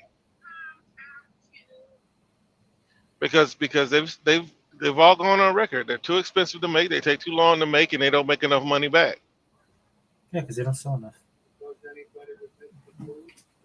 So I think that at the end, that's it'll weaken PlayStation if Microsoft has a lot of successes on their platform as far as their first party and reasons to buy a PlayStation over an Xbox. So that might be a part of the plan. But as far as Xbox and its health, my fun factor, it's never been better. As a console warrior, right? As a acknowledged, proclaimed console warrior, I don't like what they're doing. As a But corporate show. Huh? What'd you say? As a corporate show. Well, I'm not a corporate. See, if I was a corporate shell, I wouldn't have anything against what they're doing right now. Yeah. But cover both your bases. It doesn't matter. They'll call you that anyway. yeah. Well, I mean, look, man. What a PlayStation fan calls me, I can care less, right? And I halfway care about this Xbox community because they're about the weakest collection of individuals that I've ever come across. Dude, I said this for years. You remember you even said that to me. I said this for years. There is no fan base. That was you and I were on this podcast for like 5 hours by ourselves, and you said I'm gonna tell you what nobody wants to say, and I was like, what? Xbox doesn't have any real fans. Yeah, they don't have fans, dude. And I was like, it makes sense because if you look at it, like, and I've said it before, if Sega was still making consoles, I probably wouldn't be on Xbox. Yeah, me too. Because I came to Xbox off of the Dreamcast. When everybody around me had a PlayStation, I had my Dreamcast, and I was having fun on my Dreamcast. I never cared about everybody else on PlayStation. I had plenty of games to play until I didn't. I started to notice the wall at EB gets shorter, and it was smaller. The little section was smaller and smaller when it came to Dreamcast and Nintendo 64 games. Like eventually, Nintendo 64 games were only in the glass case. You know what I'm saying? Dreamcast was like two racks, and it eventually got down to one rack, and then it got down to rows. And that's when I really noticed that Dreamcast was like, asked the question what's going on with Dreamcast. But I think whatever market you in also played a factor, right? Because like if you're in a major metropolitan area or something like that, you probably got more games. Yeah, I'm from Houston. I live in Houston, so it got to a point where you saw like PlayStation had pretty much 3/4 of the store. You know what I'm saying? And you can look at it and tell that the majority of those games were straight garbage. The majority, like they had over like 4,000 games when I asked the guy at the time, and I was like, man, I mean, how many of these games are people actually buying? Because you can look at remember, we didn't have the internet. We didn't have like a bunch of shows. Back in the day, we used to have a website called Game Trailers. I don't know if y'all remember that, but like we had magazines, and the cover and the pictures on the back of the case would help you make your decision on whether you're going to buy that game or not. If you were just going in there and not have, you were in there because you like to play games, right? Right. That was a prerequisite because you didn't have all these resources that people had, right? Because I wasted quarters on Virtual Fighter, man. I get to be a better player. Then I found out that the dudes that ran the arcade had a move list. So I got a hold of the move list when I bought my Saturn, dude, and I practiced, and I beat all the top dudes except for one guy. He was unbeatable. He was good. I'm sorry, bro. Oh, move list. No, you good. Look, because I mean, Virtual Fighter. Back then, man, I didn't have a lot of money to feed the machine. Yeah. I used to, like when Mortal Kombat first came out, you had guys that would take like $20 to learn the fatalities. You know what I mean? We didn't have a game magazine to tell us all the fatalities. Like they would get all their money and get in there working on fatalities, trying to figure out how to do the fatality. I don't know if y'all did that, but we did that. And I remember the first one I did on my own was Liu Kang Dragon. And I told everybody, I found out the fatality. It was a down forward, back, high kick. But yeah. So just going back into what Xbox, it's gonna be fine for Xbox. It's just not gonna be fine when it comes like to us trying to like console war the same way.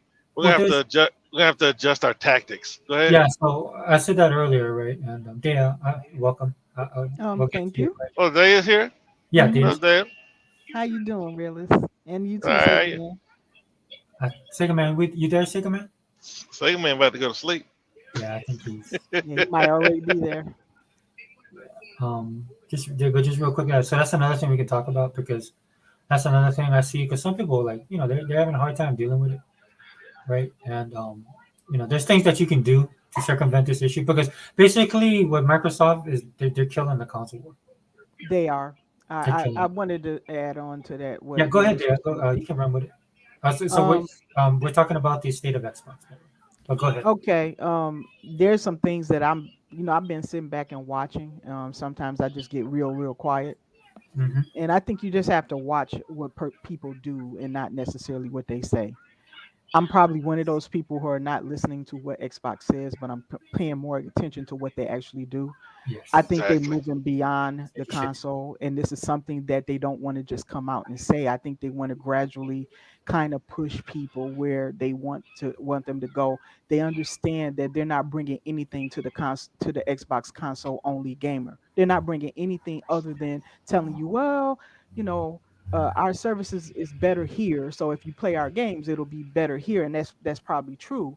But they're not telling you is that what PlayStation is going to get games that's off their platform. Nintendo is going to be receiving games that's off their platform. PC is going to be receiving games that's off the platform, except Xbox. They know the natural place for people to do is to gravitate to another console. But Mhm. I think that they don't see Nintendo as direct competition yet, unless they get into the handheld, right? They don't see them as that yet. I think they're trying to finesse Nintendo in the same way they're trying to do PlayStation to put their games on there. Consider it a Trojan horse. Okay. They're like, okay, if you don't come over to me to get these games, we'll put them over there and you'll get addicted to it and you're going to look at the quality of our games, as I do believe they stand behind that. And they probably knew more about what people actually wanted than we did, like as fans of Xbox. I had no clue that so many people was asking for Sea of Thieves. I had no clue. They were acting like this is a game beneath them. And it's so pre-ordered. It's not just in America, it's not just the UK, but it's all over in other countries. So that demand, Xbox had to have seen that because Mhm. Rare put it up there, showed these tweets of all these people asking, can you please bring the game over to PlayStation? So they knew the demand was high for that game. They knew it long before they made it. That because I didn't understand if it's about money. I couldn't understand. I was like, they got the best outcome with Sea of Thieves, but it's because they knew it was money on the table elsewhere. They knew it, But Dia, do right? you remember that like over 100,000 signature petition for Sea of Thieves on PlayStation? I don't. I did not know that. I didn't know Yeah. that took place. Yeah. Yeah, So so they had a petition for Sea of Thieves come to PlayStation, so they knew there was an interest. It's yeah, just they the people on knew. Yeah, Twitter and Instagram, they're not gonna say it because the no, console war. and they acted like the game was beneath them. But Sea of Thieves, if you guys have ever been in, it's an incredibly beautiful Oh, I game. don't like it. I mean, it's not that I don't like it. I don't think it's a bad game, but it's a game that you have to play with people.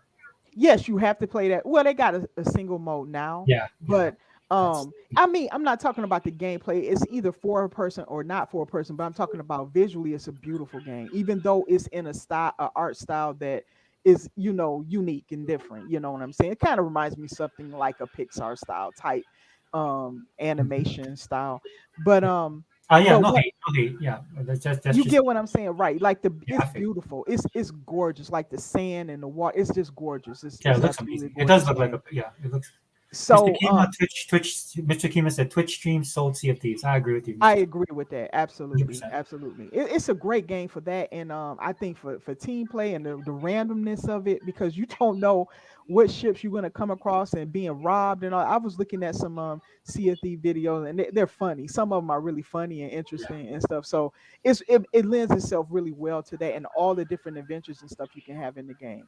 So yeah, they knew that interest was there. So I guess I'm probably going to be one of the few people to say, yeah, I think Xbox has moved on from the console, but they're trying to they're not dumb. They understand the bulk of their fan base is on console. They will continue to have consoles. This doesn't mean that they're going to just snap it off, but what they're going to do, they're going to kind of wean them off. And I think that they understand that the most attractive platform at this point is going to be PC. They're going to continue to make Xbox, but like if you're a person saying, "Where's my value?" If I'm an Xbox only gamer, it's the lowest of the total prone. You have to be honest there. There's nothing. You sometimes you have games that don't Oh. release on Xbox, and you don't have any other companies sharing their games with Xbox. It's the only platform. People are making their feelings known about that. Right. It's the only platform. And remember, I've said this many times. Xbox, you need to fight for your people because there is no one else out there doing that. And if they're not doing that, of course, people are going to be upset. They're going to be like, well, forget it, I'm gone. And they'll probably still buy Xbox games and be in the platform, but they'll be somewhere else. They won't be on the console, and they might have always supported the console. So I'm not saying everybody, I'm just saying some people, right? I think one of the things I see there, just real quick. Go ahead. Is that so that's something I was gonna talk about. There's different reasons to approach this besides turning it into Tim Dog. You know what I'm saying? I'm just telling you that perspective that I know some people are seeing, but I can see people not. Right. I'm not saying they don't support, but I can see them you know what I mean? I'm like, oh, this game that you wanted to get, or the controller, oh, they got a new controller out. You know, that excitement and that momentum, right, that they had going into 2024. You can see that's cold. That's I don't hardly see that now. So you don't see any of it. Yeah. You really don't. It died off. That kind of killed it off. And I do think some people have moved on. Are they running for PlayStation? No, I'm hearing a lot of people saying they're working to try to get PCs because they said that's where all the value is for them. How they see it, they can play PlayStation, they can play Xbox, and have Game Pass and have PC games. So that's what I'm hearing more than anything. They may want a Steam Deck or something like that, but that's where they're moving. There are some people moving away from the console. But this is what I wanted to get to point out, that I believe Xbox anticipated that. They're not dumb. They calculated that, and they're okay with that because they exist strongly on PC. So they're okay if you move over to PC. I think they feel that PlayStation doesn't have enough to offer you compared to them to move over there. And with them collapsing, they may be right. You're not going to be getting those strong third parties. Xbox is the one that's going to do that. They're not going to be able to give you the games that Xbox is giving you. So PlayStation is not an attractive offer if you're going to move to a completely different system, and add on to the fact that PlayStation constantly gets hacked. You got people who's losing their libraries and all this. When you look at all of that, it's not worth going over to the PlayStation. And then when you look at the Switch, it's not a strong enough console, even with the Switch 2 coming out, that's going to satisfy what the Xbox gamers are used to. I think those little kiddie games are fine for some type of gameplay, but it's just not going to be enough to satisfy them, I think, from what they're used to having. The answer to them is PC. And I think that if people do move to PC, Xbox is perfectly fine with that. And they're willing to take that hit. Because at the end of the role, what they see, what their vision is that they're going to be everywhere anyway. If you a person who choose to be on PlayStation, you don't want to go nowhere else, guess what? You're still gonna be playing Xbox games. You're already doing that now. Xbox has so many games on PlayStation and possibly even more that it might as well be a secondary Xbox. And then Nintendo, they're infiltrating them too. Nintendo has allowed them to start putting games on there, and that is the beginning of the Trojan horse. I think that they're not going to really turn their games away because with Xbox, the type of games that Xbox is putting on there, I think they know they'll have some type of fan base. Mm-hmm. So this is the vision that I see. This is what I see them doing. And the hard reality is, I think I know how Xbox is. They're far more comfortable with software than they are with hardware at times. And I think that when it comes to this, because they lose more money when it comes to hardware, they'd be perfectly fine with not having the hardware. But I don't believe that is the direction. They're going to always make some hardware. They're going to always have something for you to get access to their software. You know, they're not going to completely close that off. But I do believe that they're going to try to get, if they can't get you Game Pass, because they know that the publishers are going to reject that.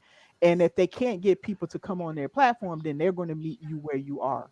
And that's what I've seen from Xbox. You see, like, I know you say that, like, because see, my problem with them, we know that they want to move beyond the console. They've said that in so many words over the years. Yep. And like when you read the email where the guy told them to buy Nintendo, and Phil responded with, Nintendo just doesn't know that the future isn't on their console. Yep. So we know that they want to move beyond the console. My thing is, if you move people to PC, right? A lot of Xbox fans like to give Microsoft credit when people move to PC, but when people move to PC, they're not moving into the Microsoft store. That's true. They're moving into Steam. And it's a reason behind that. I can fill that in later for you, but go ahead. But so if Microsoft is pretty much pushing people to PC, I've been saying this for years, but I've always had a PC. Same here. They're not pushing people onto their store. Exactly. Their store is trash. That's what I was going to say. He said that a couple times there. And they PC app is trash, man. I don't have a problem with the app, but their store is trash. With the Game Pass app, it is so lacking. And I have told them this several times. They need to do a lot of work to get that on par. Like, if you want to know why Epic doesn't make it, it's because of that. They need to be able to compete with Steam. If they can't, I don't know what's up with you Steam lovers, man, but Steam is so. Okay. Let me put it this way for you to understand. Why do you choose Xbox's platform over PlayStation? Well, I think I don't know if you're here because I wasn't looking at my phone, but like I left Dreamcast for Xbox. No, not that. Why do you prefer the Xbox platform? What is it about the platform? What is it about the experience? Let me finish. Over PlayStation. That's why I'm Let me finish. Okay. I left Dreamcast for Xbox, and I'm a tech guy. So when push came to shove, and I was looking at what's better, because the way we used to do console wars is totally different than the way we do it now. It was always about what your console can do, right? Mm-hmm. When it was Super Nintendo and Genesis, it was blast processing. TurboGrafx 16 was 16-bit over 8. Right. Neo Geo was 24 over 8. So I compared PlayStation to Xbox. PlayStation had memory cards. Right. Xbox had hard disk, and you can rip your music and play your favorite music while you're listening to it. So, and if you pay attention to that, like back then, it was not really an interface. It was an ugly black and green interface. You can play your CDs and stuff and your DVDs if you got the remote. Right. But you can see that they were doing things more technologically advanced than PlayStation was doing. Right. And so the whole interface, the games, like my first two games were MechAssault and Splinter Cell. Mm-hmm. When I looked at PlayStation's offering of games and what they had, it was not much different than what Xbox had. Right? I wasn't big into JRPGs, but people on PlayStation were raised up on those. So when I saw Splinter Cell, I was drawn to Splinter Cell. MechAssault, I was drawn to MechAssault. Online gaming, those are the things. But now, if we're gonna say, why do I choose Xbox over PlayStation? Yes, it's because of Game Pass. It's because of the games. They have more games that I actually want to play. Okay, there you go. That's why. But when you compare them now, the consoles basically do the same thing. They use the same people to make their consoles. So there isn't much different in the actual consoles now. But whenever it came down to PlayStation and Xbox, it was always the Xbox had the games that I wanted to play. Halo is not what brought me to Xbox. It was Splinter Cell and then MechAssault. Those are the two games I bought with my Xbox. Okay. I actually pirated Halo on PC back then. Uh-huh. So I was playing Halo on PC. Didn't even pay attention to an Xbox. Okay. So that's how that went. But the whole interface, the whole like making it a multi-purpose box, that didn't come around to the 360 era. Okay. But that's why I choose it today. I really don't care about it. The only game that I like that PlayStation makes for real is Ghost of Tsushima. That's what I'm waiting on. I'm waiting on that to drop on PC. I have not played it. I was interested in playing it, but I got so fed up with PlayStation, I said, forget it. And now that they're going to bring it over to PC, I am going to pick that up. But I want to add something real quick to the other conversation before we deviate real quick. To just add to what you just said, you kind of gave me an idea of what drew you to Xbox. But I'm going to tell you why I think people are drawn to Xbox over PlayStation. I think the services are better. I think they have better features on their console. I think they have security when it comes to their library and things, and the flexibility of it. It's these features that are attractive to them. So you asked me a question, why do people like Steam? They have the same thing. And just like Microsoft, Valve innovates. They were the first one to push that Steam Deck. They have tried stuff that failed too. Like they tried a console, they tried different things. They invest in hardware as well as in software. They invested in VR. They made one of the best VR games that I've ever seen. And No, it is the best VR game. it is considered the Still, best. Yeah, still to this day. I mean, to me, that's like, what I heard too. That's what I heard. So, but I yeah. didn't want to just like assert that. But yeah, No, that's you can what I insert heard that too. because that's the game that helped me understand why PlayStation won't give up on VR. Right, Because you see the potential, right? I Yeah. see what that game is everything that you talking about Half-Life Alex. That game is what VR the VR could be better, right? But Yes, it can be a lot better. it just shows what can be done when proper attention and budget is behind a It's put VR game. exactly. And Valve acts very much like Microsoft. They innovate and then they try to nudge the industry forward. But in the PC area, and you notice how Gabe said, hey, anybody can take our specs of the Steam Deck and use it. That's what they do. And if you want to know why so many people like Steam, because they take those same principles to their launcher and to this to the features that's within Steam. They do the same things that Microsoft do. In fact, it didn't surprise me that Gabe used to work for them. It just didn't surprise me because they think very similar in that. They like to push the industry forward. They don't like to just sit stagnant and let things stay the same. So if you want to know why so many people love Steam, it's the same reason why so many people stuck it out with Xbox, because they saw Xbox trying new things, innovating, pushing the industry forward, and they appreciate that. They know where their money is going at because it gets reinvested in the industry. And Gabe, you that is trust. why. Yes, You sound like them. yes, I mean, just like I do with Xboxes. I see what they do with that. Now, I'm not gonna say I like everything any corporation does, but I see where our money goes with these companies because they like to reinvest in the industry. Now, you tell me, how does PlayStation do that? Like, in my opinion, they did a lot of things. They had a little bit of innovation, but they did a lot of things that was more self-centered. That's my opinion of it based on my observations of them. And I was buying PlayStation, so I know they would do gimmicky things. I would say them pushing VR is a good thing to keep VR alive. But they no, have we did it. need them. They have did it. They didn't do it the right way. You know what I'm saying? But well, no, we need them to stay in the game because right now we have super high end headsets, and then yeah, very high. we have Valve, which is still expensive with their index. It is, but And they're then not meant to be for everybody. They're meant to kind of just be in that PC era where people are willing to pay for it, but they also encourage other people to take what they have and kind of push it in those different directions they can. I also think that they don't need to take a loss, right? Right, There's a lot of difference between Xbox, PlayStation, Valve. yeah, Valve is just the storefront for the most part. they are. Up until Alex, they hadn't made any games A for game in a a long while. time. Yeah, They had Portal and then Half-Life. Portal and Half-Life, and excellent games when they do get around to it.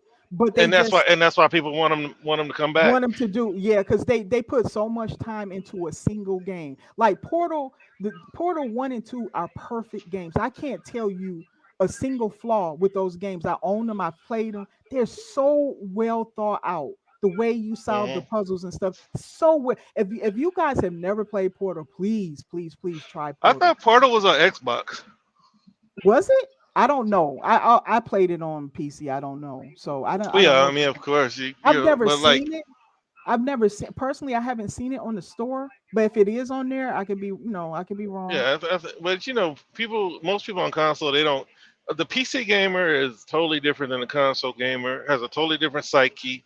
The PC player will pay $5,000 for a PC and go play Vampire Survivors to Yeah, christen his that's christen their true. PC. Yeah, and have The fun at PC, it too. Yeah, yeah, the PC player looks forward to games that are pixelated. And yeah. see, this is why I believe that the Xbox gamer is more aligned with the PC gamer. I've said But that many times before. but Yeah. what I was getting at earlier is that what does Microsoft do? Is Microsoft, because see, we already know that Microsoft is willing to do 12%, right? Mm, mm, Where Steam takes 30, Epic led with the 12%.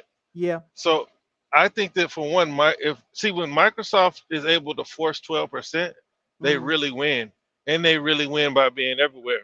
Which is why I don't understand like people's being excited about them pushing people to PC because they're pushing them I'm to Valve, where Valve collects 30% of the proceeds. I'm not excited about that. I don't like it. Well, I'm not. just I'm just believe. saying people. Yeah. Oh, okay, yeah. I'm like you. I don't like it because it just feels like to me that the Xbox only console only gamer is being left behind. I just because they're not get what that deal that they're doing with PlayStation and Nintendo doesn't benefit them. I don't care what It anybody doesn't says. benefit anybody. That's what Yeah, Sega Forever and I was saying. yeah. Like, It doesn't benefit the how does player. this make the Xbox platform a better place? It Like doesn't because they don't get have less. any games. They're not getting and it's still games that being withheld from the Xbox platform. And now the games that we're funding, because we are the funders, okay? If we're paying into Game Pass and we're paying in all it, we're funding these games, and not other platforms get access to it, but we never get any of their games. None. Well, Now see, look, the thing is I know Microsoft wins because they're gonna get extra money.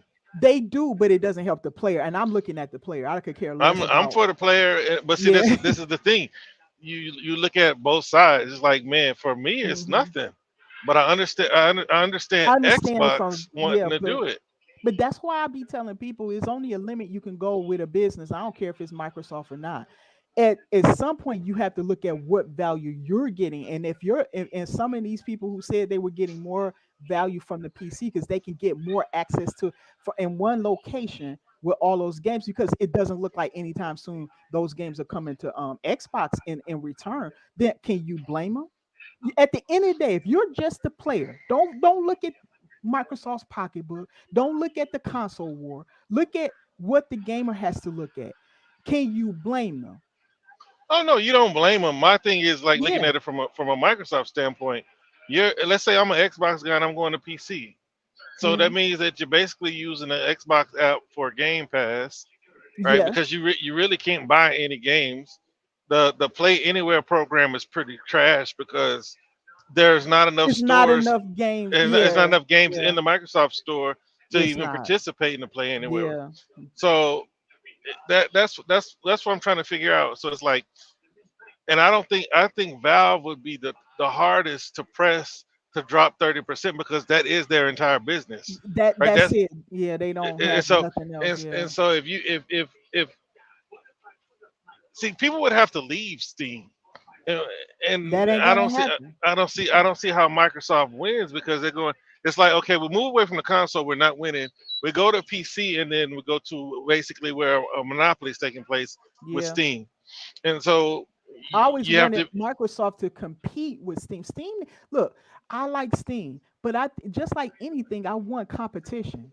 And I Right. would love for Microsoft to compete with Steam. Give us some options there. That's You why I know? buy most of my games from the Epic Game Store. Oh gosh. You But see, buying there? I need a lot of free. You get a well, lot of free games over there. I well, collected a the- lot of games over there. well, this is what I know. Epic is backed by Tencent. Steam is worth about 10 billion, depending on what article you read. And there's no way that if Epic decides to apply the pressure, that Steam can compete with them. The thing with Steam and the thing with a lot of other gamers is that they're willing to just play something else. And like PlayStation is starting to understand this. Xbox understood it a long time ago. You don't put your game on my platform. I'll just play something else. Yeah, There's too many exactly. games for me to worry about one game that's not coming. That's what happened to Final Fantasy. If you want to know why that thing is declining, Well, Final Fantasy's been declining since '97. It peaked in it '97, has, man. but So it's like, they never did anything to continue to grow and introduce people to the series. If you lock it to one console, and then these people are aging out, that was bound to happen, you know. but they only knew one way, right? Yeah, And they've been in financial ruin for a minute. yeah, So and they've been pretty upfront about, when we make a game, when we consider a platform, we're gonna look at what the platform can do for us. Like, yeah. since when does a AAA publisher basically look to pimp out every game they make? You can't stand alone on anything you make, Yeah, but right? I So think that I think that I looked at a chart showing how there's been a constant decline with Square Games, at least with Final Fantasy, over there on the PlayStation. And in my opinion, as a company, and companies are supposed to be, most people would tell you a company is always looking into the future, like where are things headed, right? They had to have been looking at that, and even the market, because that's another thing. The market has been changing, and seeing and trying to see, okay, where should we be at? Where should we be growing? And should, how many of the percentage of these PlayStation gamers are actually playing our games? When PlayStation pulled out of Japan, for instance, basically abandoned Japan where their strongest base is at, that should have been a warning sign to Square. Like, wait, hold up well, now, because we're strongest there. If you don't really have a strong presence there, we might need to rethink things here. You know? but Square needs the money, right? No, And in my opinion, I think they're done better, because here's another thing. Because what happened with a lot of Final Fantasy fans, they didn't all just go to PlayStation. That's silly to think that all of them suddenly just went to PlayStation. Some have Nintendos, okay. Some have PC. Some are on PlayStation. Some are on Xbox. Because there's more than one console, and then and I know this because I've seen people on Xbox side who have enjoyed in the past enjoyed Final Fantasy games, but they don't trust Square anymore. Anytime they brought their stuff over to Xbox, they half did it and mistreated them, so they done moved on.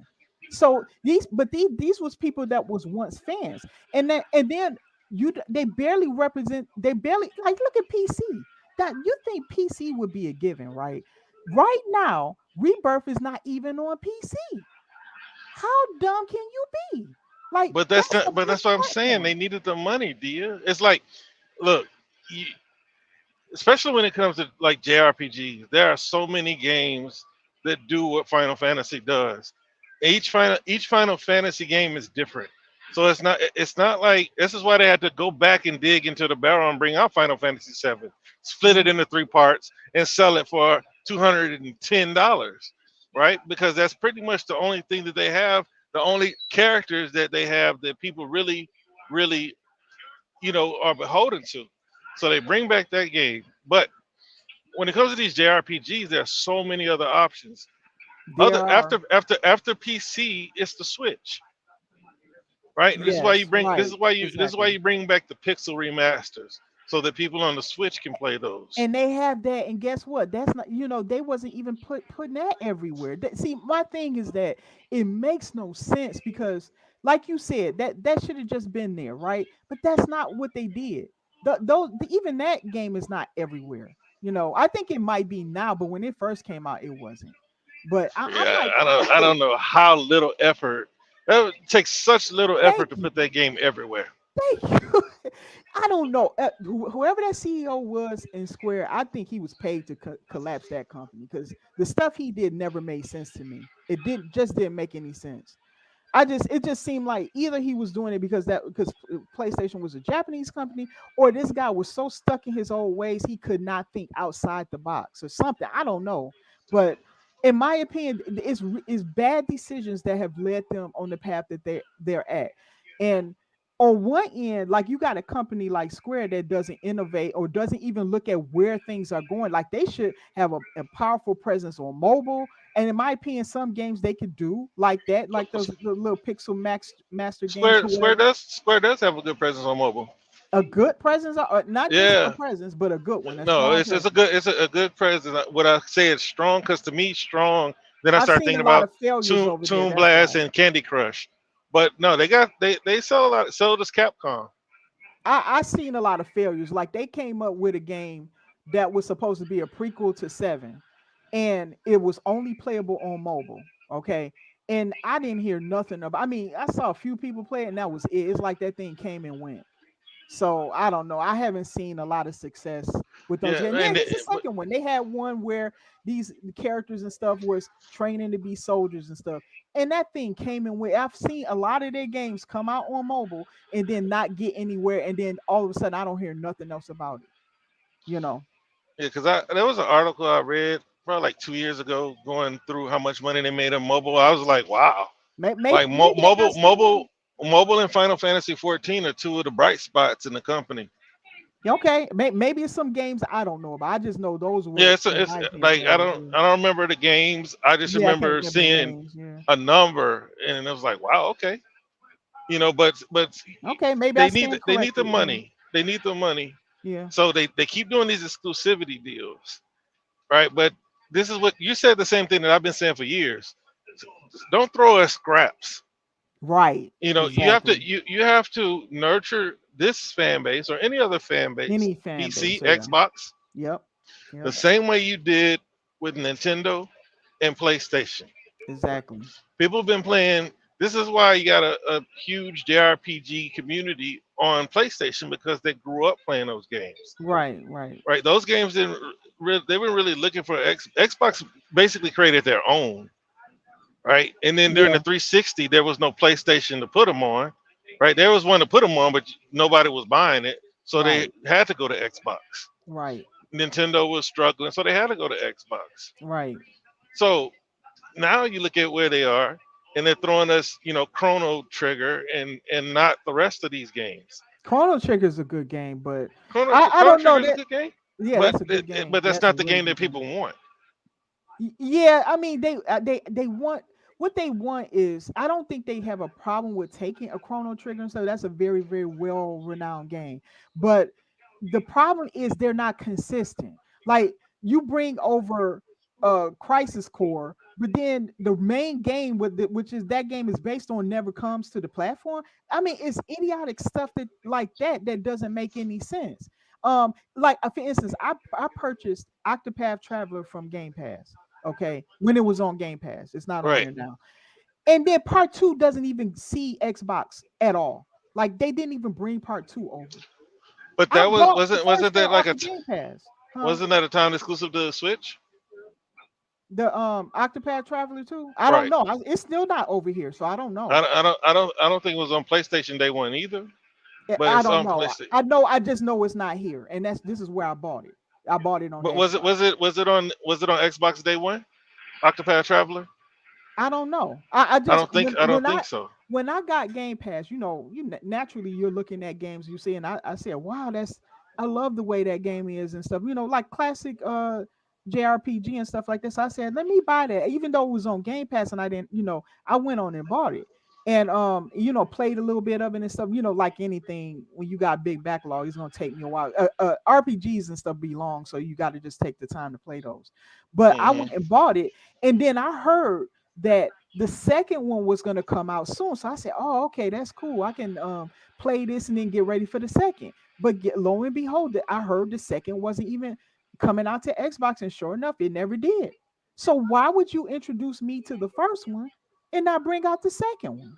This is before the second one released, but it was close. Like almost like they were putting it out there so people can get ready for the second. That's naturally you would get ready to bring the second because now you got momentum from the first. Well, Right. guess what? They didn't bring the second. So I have not been able to get my hands on Octopath Traveler 2. This is a game that has nothing to do with Final Fantasy. Could it? What if it's like Xbox? Xbox staggering them. I don't know. I don't think Xbox is keeping them from that. Staggering because like we have all these other games because we look at it because Sega had to learn the hard way too, right? Once they put Persona 3 and 4 on PC, the Sega CEO is like, we understand, the mistake it was, and we understand, where we went wrong with that. So now every game that comes on Xbox, people are surprised. It's like, dude, the CEO of Sega said they're not doing that no Yeah, more. they're not doing that no more. Yeah. So They learned. Yeah. yeah, because I mean, but this is two things that I noticed Xbox doing, right? They want to kill the console, Yep. and they're tearing and before they do that, they're tearing down exclusivity. Yep. I But think they're also going huh? to be everywhere. I do plan it. I think they are setting those traps inside of other consoles so they can have as big a presence as they can in other ecosystems. That's what I believe they're doing. But at the end of the day, Xbox is going to have, they're going to compete the old-fashioned way. Because this is what I was going to say earlier. I didn't want to cut you off. Xbox also understands that people have habits, and they have buying habits, and it's hard to break buying habits. A lot of people bought a PlayStation, didn't even know why they bought a PlayStation 5. They were hunting for PlayStation 5s, didn't even know why. Didn't even know why. Yeah. How do I know? How do I know? Somebody in my family, my brother-in-law. I've heard so many people say that too. So you ain't my alone. brother-in-law. I say, hey, what do you want a PlayStation 5 for, man? You know they're so hard to get right now. He's like, just the new technology. I was like, what new technology? He said it loads faster, right? I said, yeah, but the same games, you're gonna play the same games on your PlayStation 4. Yeah. And then he was like, and I said, well, you know what? You only want to play the show. Why not just get an Xbox and play it in Game Pass? I ain't buying no Xbox. I said, okay. You know what I'm saying? He said, like I said, some offensive to him. I ain't buying no Xbox. But see, this is the thing, you know, that like Bill Gates said a long time ago, PlayStation can sell them a brick. So if PlayStation could just drop any console and people just go out and buy it, Microsoft can't compete with that. Right. For one, they don't even know what Microsoft has. Like if Halo, Gears, Forza were not enough to bring them over, right? Because those are the differentiating factors, right? Games, ergonomics, whatever else you can come up with, services. Because people obviously don't care that PlayStation gets hacked.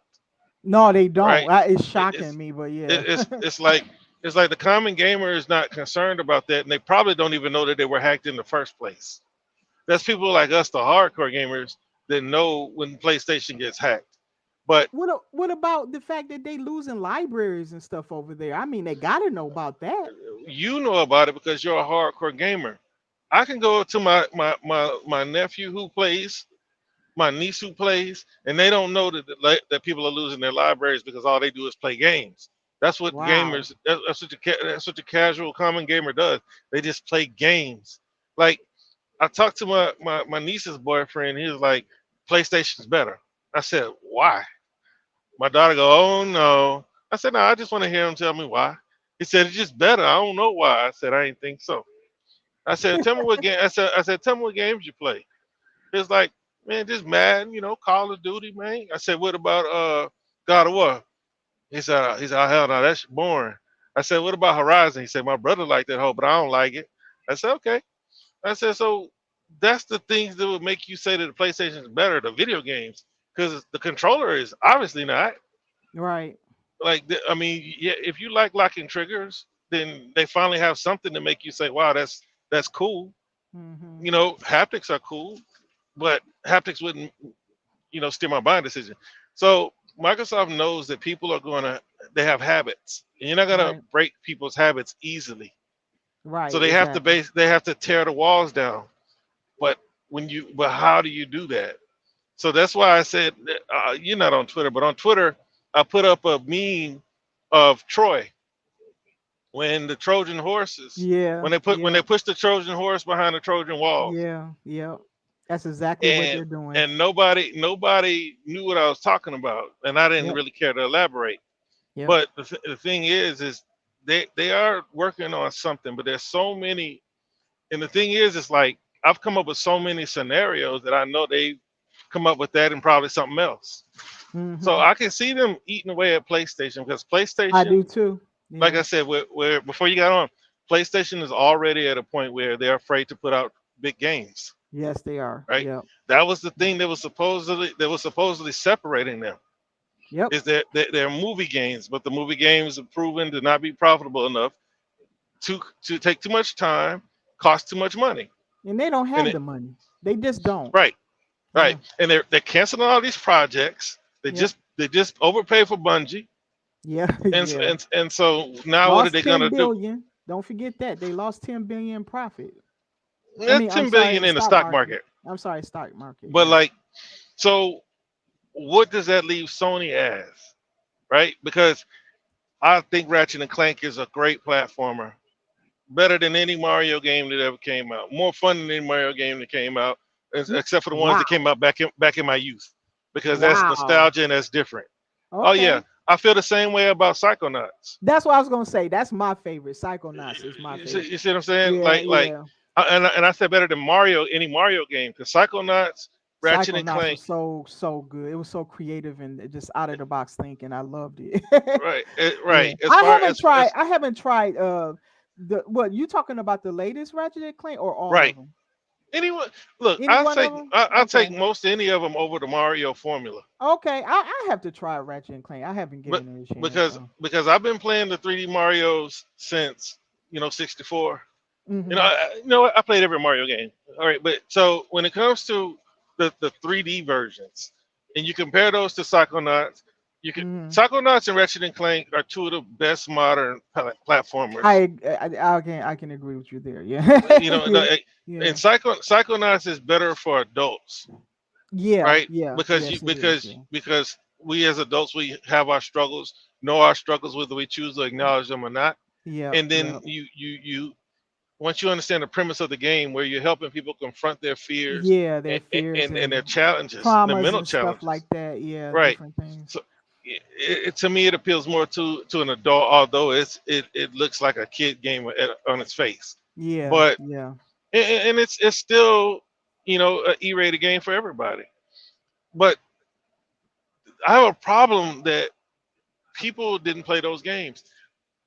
When you have a Mario game that's selling 40, 50 million copies, and then Ratchet and Clank or Psychonauts can't even hit 20, that's basically telling me that there's a glitch in the matrix somewhere. And I bought that game, so I don't know why they wouldn't buy that game. It was such a good game, yeah. And so we gotta get to a point. We gotta understand, like, where's Microsoft? What are they thinking? Like, what are they doing? Because there's something about Nintendo games that people are gonna buy them. Because it's nostalgia, and unfortunately, Xbox doesn't have that type of. Their nostalgia is tied into more mature games. It's just only Nintendo. Only Nintendo has the nostalgia. Because people's childhoods is tied to that. But and yes, younger people play Halo and stuff, but those games are more mature compared to what Nintendo offers. Halo is not timeless. It's not, and it's a good game, but it's not timeless, but it's good. No, yeah, and it's for older people. Like I'm saying, like it's not for young kids and stuff. And then you have to understand that Xbox wasn't in the industry as long as Nintendo. Nintendo has a long history, so I think it's those. I think the only one that could have went against them was Sega. Sega has the type of Sega IP had just and stuff. Mm-hmm. Sorry, I didn't mean to cut you off. Yeah. No. I was just agreeing with you. Mm-hmm. Yeah, I was just agreeing with you. I don't even think PlayStation can compare to Nintendo because of the IP. I think PlayStation is not on that level either. It's like, and I've been saying this, and I said that's Microsoft's issue. And I thought Microsoft or Xbox was trying to get there when they put that commercial out where the kids turn into adults and the dad turns to, and I thought, okay, they're getting it, they're trying to build. Because my thing, when it comes to a company like Microsoft, Google, or any of those other $1 trillion companies, when things don't go their way, they're like, okay, on to the next. And with gaming, like most things, like iPhone, like people's grandkids, like your grandkids, we have kids now. I'm just hypothetical. My grandkids will be buying iPhones because their mother and fathers like iPhones. It's like that. Those things take time. Whereas when you have like Windows, you just need to have Windows. Right. And it seems like Microsoft didn't. A lot of companies don't want to put in the work to build. Right. It's like it's either a hit or it's not. And if these things happen, they happen. Because like with Zoom, they were too late with Zoom. Microsoft's always either too late or too early with things sometimes. I ain't say always, but a lot of times. And I thought that Microsoft was getting it, and they understood that when it comes to gaming, you got to build. People aren't going to just come to you. That's right. Like when PlayStation came, gaming was at its lowest point after the crash, right? Well, not the crash was the lowest point. This was the low point in gaming. Sega was almost dead. Nintendo was almost dead, and here comes PlayStation. And so you got a lot of people that gravitated towards PlayStation 20 years ago, and they've been playing PlayStation ever since. Yep. They like the PlayStation because of the player, man. Not because it was any good games. Say it again. It had nothing to do with the games, man. It was their brand and the fact that it had a player, dude. Yeah. What did he say, dear? He said that it's not the games is not what drew people to PlayStation. It was because of the hardware. It had a player, and He's the talking brand. Because he's talking Sony about was a PlayStation bigger- 2. No, PlayStation, the original PlayStation, bro. He The said original PlayStation yeah. just played CDs, so did the Dreamcast. Yeah, that's what I'm saying. But nobody bought it because of the games. The Yeah, original- it wasn't. He's Uh, saying it wasn't the games that actually drew people, though. I can't say that because they basically Okay. they basically pulled everybody away from Nintendo. No, And what Sega. happened with Sony, man, back then. Remember, dude, what they did was they introduced basically what I like to call free agency, right? That people they started producing just more games. It took a year for that thing to kick off. I remember it used to sit in I used to go to Good Guys, man. I think I used to sit there and all they had was Ballerina Toshinden, and it was just like trash, right? And then but everybody so Saturn faltered, that's true, but most of the guys that switched over to PlayStation, and I know this firsthand. Because once Madden and stuff and all those other games, it made it okay to play video games, is what it did. And then most of the guys that I knew, they weren't gamers. They used to make fun of gamers, right? But I used to play basketball back then. So I remember one day I came home, dude. This guy was waiting in my room, and he asked me to explain video games to him, but he didn't want people to know that he was a game. Like he didn't want people to know that he was going to be into gaming, because he looked at gaming as you was a nerd. Something was wrong with you. I didn't care because I've been gaming my whole life. The only thing that made me social was the fact that I could play ball. And that's how I knew him, dude. So he came over, and then once Madden kicked off, all these dudes would be hanging out in my room. And for the record, I hated Madden. I never liked It's hard for me, but it's just hard for me to say that people didn't go to PlayStation for the games when they Yeah. basically had all the third party support. Yeah, it took And forever. PlayStation 1, everybody was hyping up Game Day like it was better than Madden and 2K. And like just Yeah, because it was on PlayStation, Final Most of Fantasy. the people I knew that had a PlayStation 2, they also had the shelf system that Sony was selling. They had, like me, I had a Walkman. They had this Walkman, right? It's like if you were a gamer, dude, you were into Nintendo or Sega. And what they did was they muscled out the market, right? They introduced free agency, which means they charged cheaper than what Nintendo was charging, and that all the developers like that. So that's how the market grew, right? Right. So since you just said that they basically convinced all the developers to come through the disc, Mm-hmm. they had the games. Right, but it took forever. It didn't happen like right from the jump, dude. It had like 2-3 years before it started to hit. Yeah, but Nintendo was not Nintendo at that time. Remember the Nintendo 64? Everybody was dumping them. The Dude, cartridges were too expensive. We were still playing Super Nintendo, bro. Tecmo Bowl alone, dude. We would just play hours on Tecmo Bowl. You would. No, would. not just you, dude. Any gamer, bro. Gamers Bro, would just stick to the console because what happened? No, let me tell you this, bro. I gotta tell you this because I was there, right? What happens is what's happening now. This is what's going to happen to Xbox, right? Because they killed their momentum with their fan base, right? What's going to happen is people like myself, right? We're just going to slide back into our back catalog of games. In a way, it's kind of good, right? Because I'm not going to have to worry about the console war anymore because it's pretty much dead. This channel will probably have to go away because all the stuff I talk about is about console war stuff, at least on the principle of that, right? But since Microsoft has taken away that option, I probably won't have to do videos anymore. There's really no reason for me to talk about it because the console, like I said, console war, I said that earlier, right, is pretty much done. Now, hopefully this method that you guys were talking about, how they doing this Trojan horse thing, yeah, okay, might happen. But I don't know. That sounds good to me. Well, we don't know if it'll happen. It's just the plan, and that's us reading the tea leaves. That's it. Yeah. But like, you're right. And that's why I said we're going to have to adjust as console warriors to a different game because Microsoft's been telling us for a long time that they were getting away from it. They did. Now, Yeah. they will continue to have a console to have an option because you got to understand most of the Game Pass subscribers are on console. What do they do with that? Mm-hmm. Right? You get rid of the console, then they don't have anything to subscribe to. And as much as people say they want to go to PC, it doesn't make sense for a lot of them to go to PC because they're not going to spend the money to get a real That's capable true. PC. Unless they already have like been involved, like me, like Realist and I, we already in PC, so it is not a problem for us to move back and forth or whatever. I always have owned a console though, but I don't know if that's going to even be an option moving to the next. Well, stuff, that's what I mean. Like I was saying this earlier, Dale. Like this is like my last rodeo because I'm not going over to PC. Oh, you getting out of gaming? Period. No, I mean, I have a back catalog. You're gonna have at least 2 more console generations. You got enough games to carry you to death. But no, I've already said this is my last console generation. Probably, because no, not probably. It is because unless Xbox does what they wanted to do during the 360 and make a PC for a console, make it a PC, Xbox branded, and that PC allows you to be able to put Steam on there and things like that, so they're not afraid of things like that. Xbox has proven that they're not afraid of.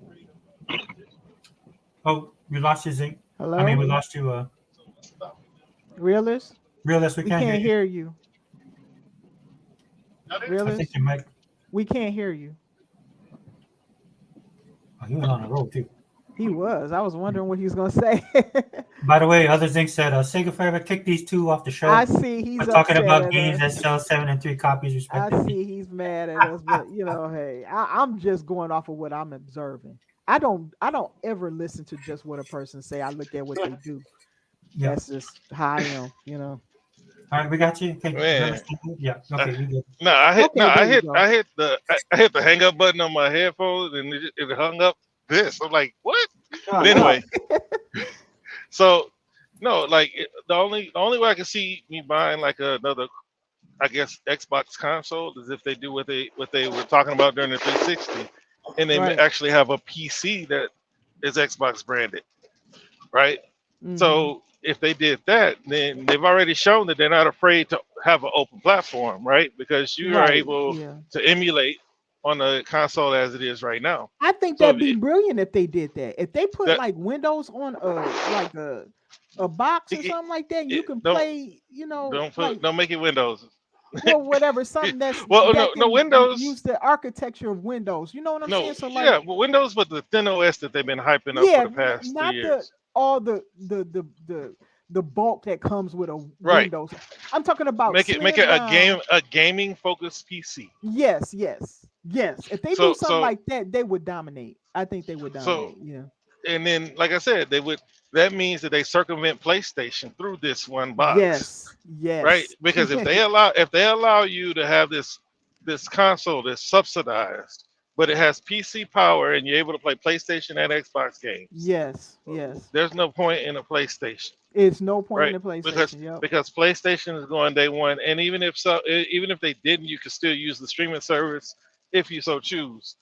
But when it comes down to a PC, you got to have a capable PC, man. Otherwise, you might as well stay on console. Yeah. So, because I was talking to one of my buddies, I don't know if y'all ever listened to him, Legend 350. He has a YouTube channel, but like, I was like, man, this is my last rodeo, man. I ain't console war no more because the console war is dead. Yeah. And I said this, and Xbox fans didn't like it. I said, man, if they keep taking away reasons for me to buy the console, I'm not going to buy it. Dude, you say a lot of stuff that people don't like. I follow but that's fine, because the thing is like, there's very little that I say that didn't come to pass. Yeah. And it's like, if you do buy an Xbox, fine. I'm not mad at you. Yeah. Just look at it as a gateway to access. It's one of the many ways you can play Xbox games. But it's not going to be a closed ecosystem or anything like that. I think ultimately it probably is just one way to access their games. That's it. Or instead of teaming up with Steam, team up with Epic. I know you Steam lovers don't like Epic, but Epic is more aligned with Microsoft in their beliefs as far as the cuts, the cut and the breakdown. And if Microsoft, then you get into the whole storefront issue if they try to partner up. So just leave it open and have everybody, GOG everybody, Look, that they got to have better features. It's like anything. If it's bare bones over there, I got Epic. I played on Epic. It's bare bones over there. what are They y'all need looking to- for? I just want to play games. Well, if I'm going to spend all my time on a launcher and I'm playing with friends and I'm hopping in, when I'm on Steam, Oh, you play with friends. I don't play with friends yes, on I on do PC. multiplayer games. I'm a multiplayer gamer. I don't play single player games on there. I do that on my console. Like I primarily do that on the console because I play a lot of FPS games. So Yeah, if yeah. I'm doing that, I'm hopping in and out. I got different games that I have going on through the week and stuff like that. I want it has to be able to accommodate the way I play. And for me, I'm just telling you my opinion. You can disagree with it, No, but I'm good. Epic needs to do a lot more for the launcher for it to be ease of use and stuff. And it just, What's it's so just hard not. about it? I just click on the game and it plays. I don't know. It's not. It's the experience. It's like when I used to buy PlayStations, and when I bought an Xbox, I was like, whoa, this is a great experience. To the point that I was like, I don't care. At this point, it will have to be gold coming out of PlayStation. I'm not going back there because my experience is so good over here. So But like, it's the okay, same thing. what is like when you talk about experience? Okay, It's because I like the know for features one, and the different things that make it easier to game and comfortable and fun. Like that, like for instance, quick resume. Okay, that's just one. Okay, no, you quick talking about resume Xbox. I'm is talking about Steam. We know yeah, but we all love Steam Xbox. got a lot of other stuff too. I would have to go down a long list of it. Because see, But this they is why can, I'm asking. Because like I game socially on Xbox, right? yeah, And yeah, all my friends who were on Xbox that got PCs now or on Xbox, yeah, my friend list is on PC, Xbox Game Pass. yeah. So it's fine. And like I Okay, hear a lot of people complaining about like the Game Pass app, and I was like, man, I don't know, man. It it plays is terrible. games, Game but it Pass plays app is just like terrible. what you want to know? Ask What I anybody don't. who has that. Ask anybody. It's so look. I've talked to them. I've tried to give them tips on how to make it better. It's just Mhm. it doesn't. It's like you can see the difference between the console and the PC app. The console is fantastic. When I get on there, it's like they put all their energy and work and time and thought into how do they make your experience good on the console. When I be on the PC Game Pass app, it's terrible. It's just terrible. And I've given them some tips and given them some ideas on how to make it better. I have tried to put some input in there, but they're so slow at coming around to it. And I think that when that gets better, that can help draw more people. Because if they don't really like being on your thing, that's just how, I'm telling you how PC gamers are. You should know this, unless you don't spend that much time on those launchers and stuff. But he Nah, said, I see you're a what social. Unlimited said, but I'm giving you guys, I'm telling Yeah, you they're coming guys after a you different guys. I'm telling you You're a guys social different PC gamer. perspective. Yes, I play online with multiple people a lot. I play a lot of FPS games and stuff. And the experience is everything there. And that's just how PC gamers think. Now, people don't have to agree with it. They don't have to agree with it. But I'm trying to give you guys a look inside of how people think over there. Because that's what Xbox needs to do. They've been working in the console arena for a long time, and that's great. But if they're making their little strides here and there, but if they really want to grow, Oh my that's god. what they're Who is gonna this? have to understand that. Who is this person? Let me see. What do you say? I just want to play games. That sums up why I couldn't jump ship from Xbox. If my friends can't convince me to go to PC, that's fine. Unlimited. I'm not telling people to jump on PC. I'm speaking on what Xbox can do to make the PC experience better. Because I do both. Okay. But see, I he think don't the play on Xbox PC console. though. Oh yeah, he doesn't. So he doesn't know. Yeah. So like, But it's not that he doesn't know. It's like, look, I've been all right after Dreamcast. I went to Xbox, but I always had a PC because you were able to play games on a regular store-bought PC. I was playing games on my mama's regular store-bought PC, and I was stealing on Kazaa. Okay, so yeah. I had all the games for free. Right. Yeah. But Music too, I bet. what happened? And music too, I bet. Oh yeah, man, music, movies, the whole nine. yeah. But yeah. what happened was the piracy was so bad on PC that a lot of the publishers left PC. It was bad. So yeah. remember Take Two, right? Because I had BioShock was the last game I had. Madden 15 or whatever, the one with Vince Young on the cover was the last Right. Madden, Yeah. right? So it's like, man, I got to go back to console because Right. PC didn't have the games. Right. But I always still had a PC because it's just what I did. But see that the reason why that stuff changes because they came up with software to help combat that. Yeah, it's just that no, because people will crack a game by the next day. I just don't. They I just can. don't You pirate. gotta have people that constantly work on those games, especially if I they're don't. like live service games and stuff. You're just gonna have to have it. I just don't want to be a part of that problem like I was before. It's like Well, once I I don't pirate though. I did. I don't. But Yeah. once I understood why people left PC, it's like, well, I don't need to steal. Right back then, I was a broke college student. So, but now Well, it it's like, depends okay, on when you came in there, because I remember I did I too, but came I in didn't like, even understand I was stealing. Like I yeah, thought, yeah. oh wow, people are sharing. So I thought torrenting was just Uh, sharing. Oh When I I my, know, first I know, got I on know, I know PC, stuff oh, ain't. I always knew oh stuff my wasn't supposed to be God. free. I ain't gonna lie, when I first got on PC, I thought people was just sharing what they had. Like I started with music and I didn't understand it. That was when I first got on it though. I didn't Yeah, understand it everything started that off was that going. way, but That was way back, like but yeah, Yeah, I I always later learned. understood stuff was not supposed to be free. Well, I didn't think. I thought that people put their stuff and they give you access to have it. That's what I thought. I didn't understand. It was just, Mm, that was my fault. I didn't understand it. But I'm just telling you, when I first got on PC, that was back in the 90s. That's what I thought. I didn't understand that was illegal and why it was illegal. I just thought people were sharing online, like across the internet with their stuff. I didn't understand it like that.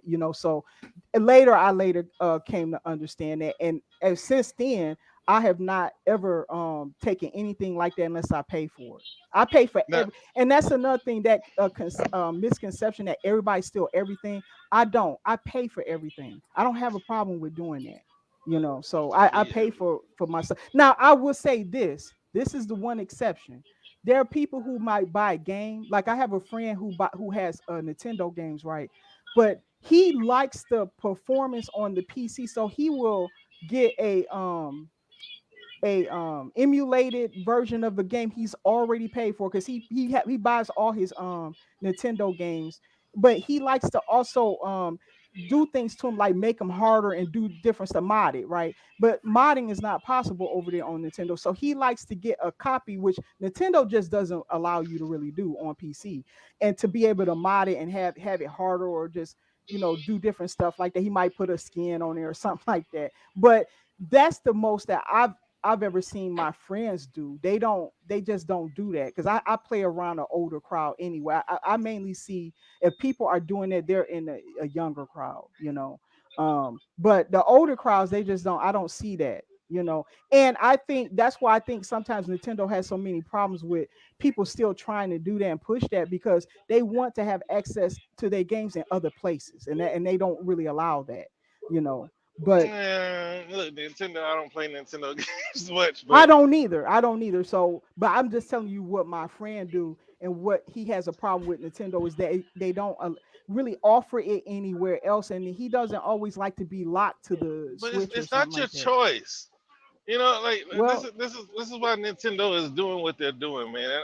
yeah, I but don't he like. paid for the game though. It's not like he's Yeah, stealing the game. He paid for it. yeah, He just wants to have a different way to play it. So, in my see how opinion, Nintendo work with that. yeah, Nintendo needs to address that. Okay, if your customer base would like to have options, give them options.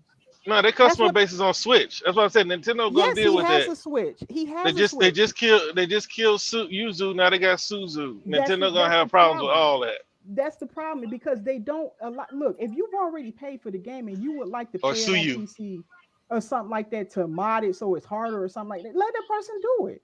I don't understand why you can't do that. It's Man, option. what so you're a real PC head.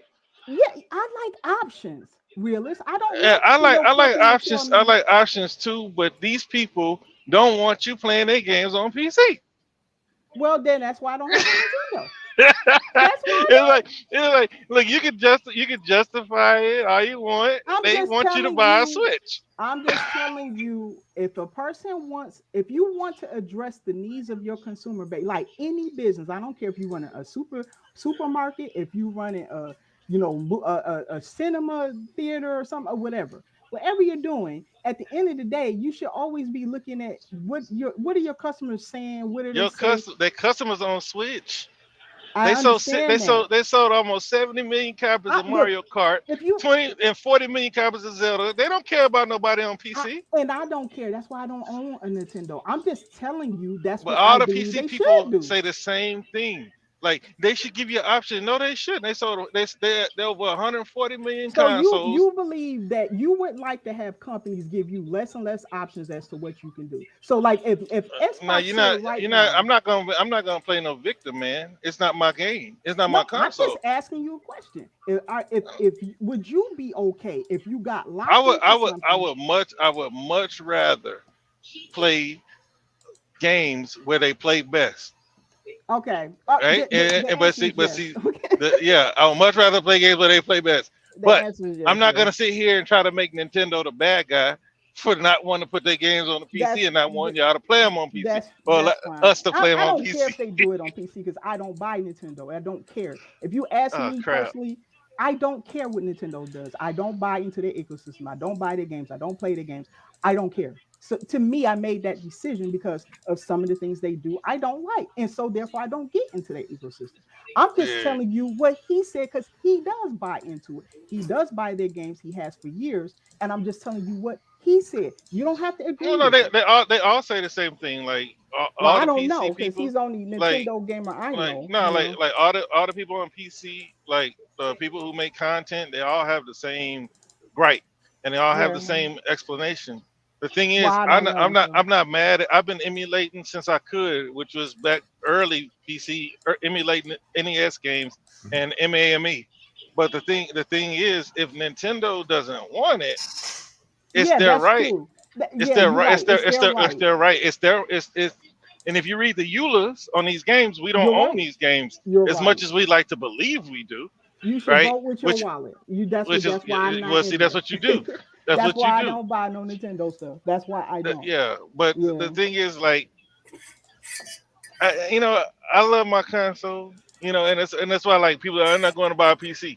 But man, if Xbox, I love both. If Xbox is having it, well, a lot of people don't have both. And so, like, when you start talking about Xbox Series S, when you start talking about going to PC versus Xbox, it's like you slapping Xbox. It's not that I'm slapping Xbox; it's that if the PC runs better and you buy a good PC and Microsoft, it's on. You run it on the Microsoft ecosystem. They have their app. You have access to the Game Pass. Game Pass. My problem is their game store is trash. But But if you have access to other games, if you're interested into those other games, it becomes a redundant public purchase to have an Xbox, PlayStation, PC. When you have one thing that does both. I still think that the Xbox Series X offers a fantastic experience. I still stand by that. I think they worked really hard on that, and I really do enjoy the console experience on the X. I just do. You know what really got me like I mainly played on Xbox like all these years ever since I've had it. Even though I had a PC. Wife always say, "What are you doing? You wasting money." I always play my Xbox. But the thing that got me really like on PC gaming as of late is first it was the Steam Deck, then it was the ROG Ally. Once I got the Ally, you cut out. It's already installed. Hi, Faded Blaze. Sorry. You popped out and then came back in. Can you repeat that? You said I cut up? Well, no, it came with Game Pass already installed. Free Game Pass. Phil Spencer's hyping it up because that's the way you can play your games. Look, I would much rather have a streamlined experience, right? Because the PC is not as simple or as flawless as a lot of PC gamers like to put it out there. It's not, and I never said it was. No, I didn't say you. I said know, PC gamers. Because PC gamers like to make console players feel stupid for playing on console. And that's just not the case because a lot of times you just want to pick up your controller and play video games. Yeah, it's like when people told me, I don't want to Queen Trash's channel one time, like a few years back, and they were like, "You got a PC? Well, you go to Xbox then. You don't need an Xbox because I like my Xbox. I prefer to play Yeah, on my you still Xbox. can like that. I mean, I play with a lot of people who do own other consoles, like I was telling you, the guy that buys a Switch. I still play with people who still have PCs and they order consoles. I've always done that. So I get what you're saying, that there's different things. You know, you like the ease of just being or just relaxing on the sofa and playing the game and stuff like Yeah. that. I like that. Sometimes you don't want to sit in front of a piece, a monitor and play a game and stuff. There's pros and cons to both sides, but to me, the best of both worlds was having both. But the reason why I You know. laugh at you is because when I think PC, I don't think social gaming, right? Because Yeah, I if you don't social game, then you don't know. Yeah. yeah, I then you felt don't. like I don't until I started playing the Xbox on my PC. That's where my friends are. But Okay. when I play it on the PC for the most part, it was proximity chat. Like I don't have no friends on Oh, PC. okay. So for Okay. you're like a PC player, so you're Yeah, I like have a lot of completely friends there. tied in. I Yeah, never went. yeah. I always went to PC just to see how good a game could look. Oh, okay. Right. I The see. first Okay. the first PC that I spent a lot of money on was to see if I can get Crisis running. Oh, okay. It wasn't because my friends were there. My friends were always on Xbox. I made all my friends on Xbox. I So had PlayStations, but nobody does social gameplay there, so I had to turn to you PC. gotta play Call of Duty. Well, I don't play Call of Duty, so I don't know. You know, I don't play every game. I don't play Call of Duty, so you know. I mean, my friend bought me Call of Duty. It's okay. Um, it's all right. He got me Call of Duty because I would refuse to get it. I said I don't want to play Call of Duty, so he bought it for me and stuff. Well, no, the reason why I keep saying you're a PC guy, PC player, is because you sound like the PC people that talk the same talking point. It's like, man, when I play Epic, I just click on the game, it plays. And the reason why I brought up Epic is because Epic is buying games that won't go to Steam. I know that. I have And so, Epic. So see, and so, the thing is, you're no, saying that stuff. no, but look, I you be have cutting me all of off. that. All I I'm have saying, all of that. is, if they do a partnership, it would be with Epic because Epic is partnered up with Sony, right? Epic is PlayStation is bought into them, and then that would circumvent PlayStation because PlayStation looks to Epic first. That's why I brought up Epic earlier. Mhm. But no, look, I would I like to don't, see Microsoft do their own thing, but that's just me. That's what you just mean me. their own thing? I would love for them to just come up with their own stuff. Like I don't, you know, I think they know they have enough know-how and stuff to be able to do it. I think they're comfortable in the PC space. I think they could do that, but I don't know if You mean like a storefront? Yeah, like a storefront. I want Microsoft to make their own. If you ask me what I want, They do have a storefront. I want them to develop it. That's what I'm trying to say. I just don't understand why so many games that they don't even have in the storefront. It's like they're not even bothering I don't to understand compete. it either. Kind of made me feel like they're just gonna go buy Epic. I mean, what's the name of that? Steam. It kind of made me feel like they're just gonna go buy Steam because it's like they're not even trying hard on the PC storefront. They do know Gabe. I mean, you know, Gabe was former Microsoft, so. But in Gabe We Trust, members say that Gabe hates Microsoft.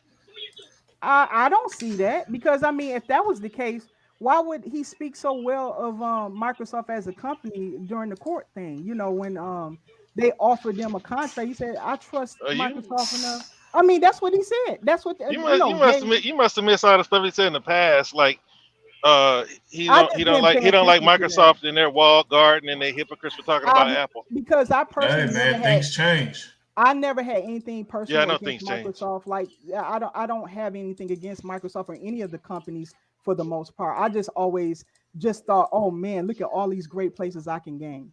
You know, that's just how I always saw it. You know, unless something drew me in or something, you know, I didn't put it down or anything. I just thought, hey, they're all in the gaming space. That's just great for the gamer. I didn't think anything past that, you know.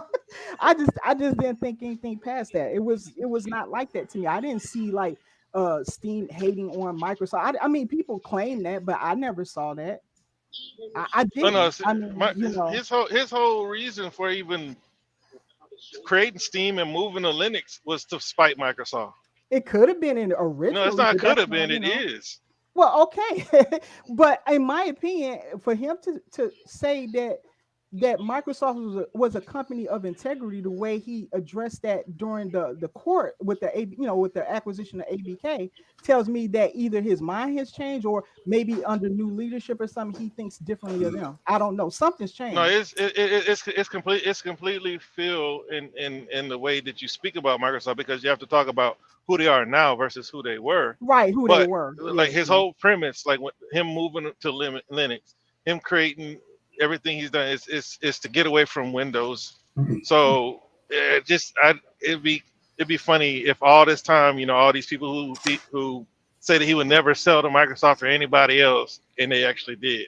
It's got to be something to them not trying harder in their storefront.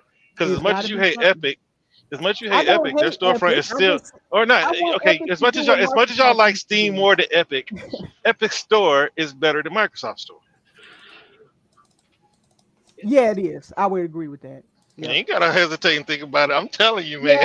Like there's some Xbox games that's not even in Microsoft Store. Yeah, you're right. I mean, I'm not gonna lie about that. I had to think about it because I don't focus on it that hard. But yeah, you're right. I do because like I don't really like zealots, and so the Steam people, man, they are so. I get you don't like the Steam people. I get you don't like Steam. They almost as bad as ponies.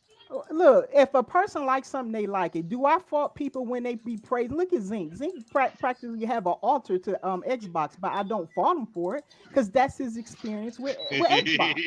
Okay, now I don't want to be faulted for my experience with Steam or with Xbox. I have done nothing but praise Xbox with my experience with the console. That's been a great experience for me. So. I mean, you can call me a zealot. Okay, go ahead. I'm not offended by it, but that's how I feel. That I ain't call you no zealot. I would if I felt that way, but you getting there. That's my experience. Okay. No, I honestly don't see a big difference in it. And like when I hear people bring it up, now the one thing that I do notice is that they don't have achievements on the Epic Store on a lot of games. They don't, yeah. And they don't have a lot of tracking, but they do have a social. Care about that, though. Yeah. They do have social platforms, same way as Steam, Microsoft. Well, when did you get in Epic? Were you there from the very beginning? Yeah, I was, and it was bare bones when I went. No, I've been on Epic like since they gave away Grand Theft Auto the first time. Oh, okay. Yeah, I was in there before that, so I've had them. But yeah, so because like it was really no point because most of the games, I would go to PC for games I couldn't play on Xbox. Right, yeah. You know what I'm saying? You can like Rust. I think Rust is on console now, but like you couldn't play games like Rust. Yeah. You can't play Valorant. Right. You know, games like that. So, like for the most part, man. Now, I think you can play Valorant now. It's on Xbox, right? Valorant. Nah, you can play Rust though. Oh, okay. I thought Valorant had came to Xbox. Okay. Nah, not Valorant. But yeah, so what up, Unlimited, man? You got Unlimited in now, man. Yeah, what's up, man? What's up, hey, y'all? Unlimited, how you been? Oh, I'm good. I've just been so busy. That's it. That's why I haven't had my own podcast in a minute. Yeah, I've been busy. I'm gonna be heading out soon, but yeah, I gotta support you guys when I can. Yeah,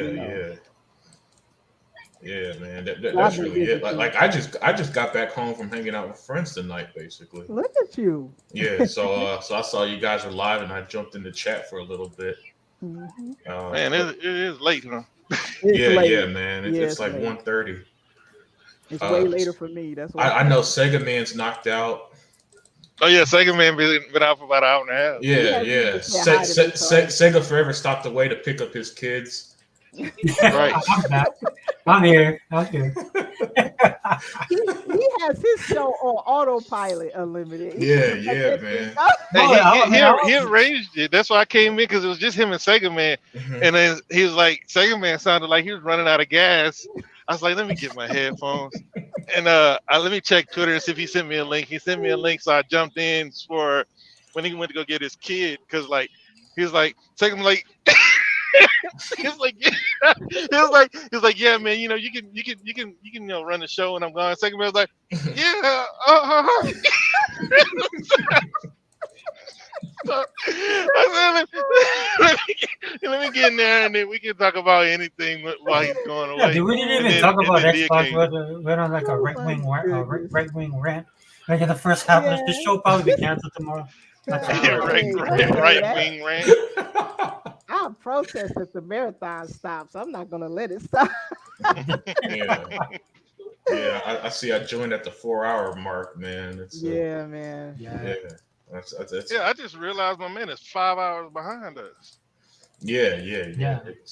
It's dinner time for him.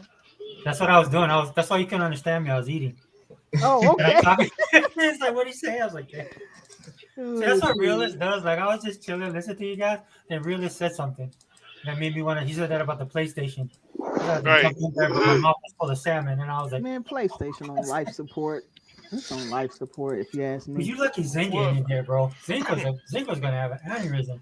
Yeah, I done made him mad at me, so I've done my job. Yeah. See, that's why he don't play Gears with you, Dave. Yeah, that's why he's rebelled against me.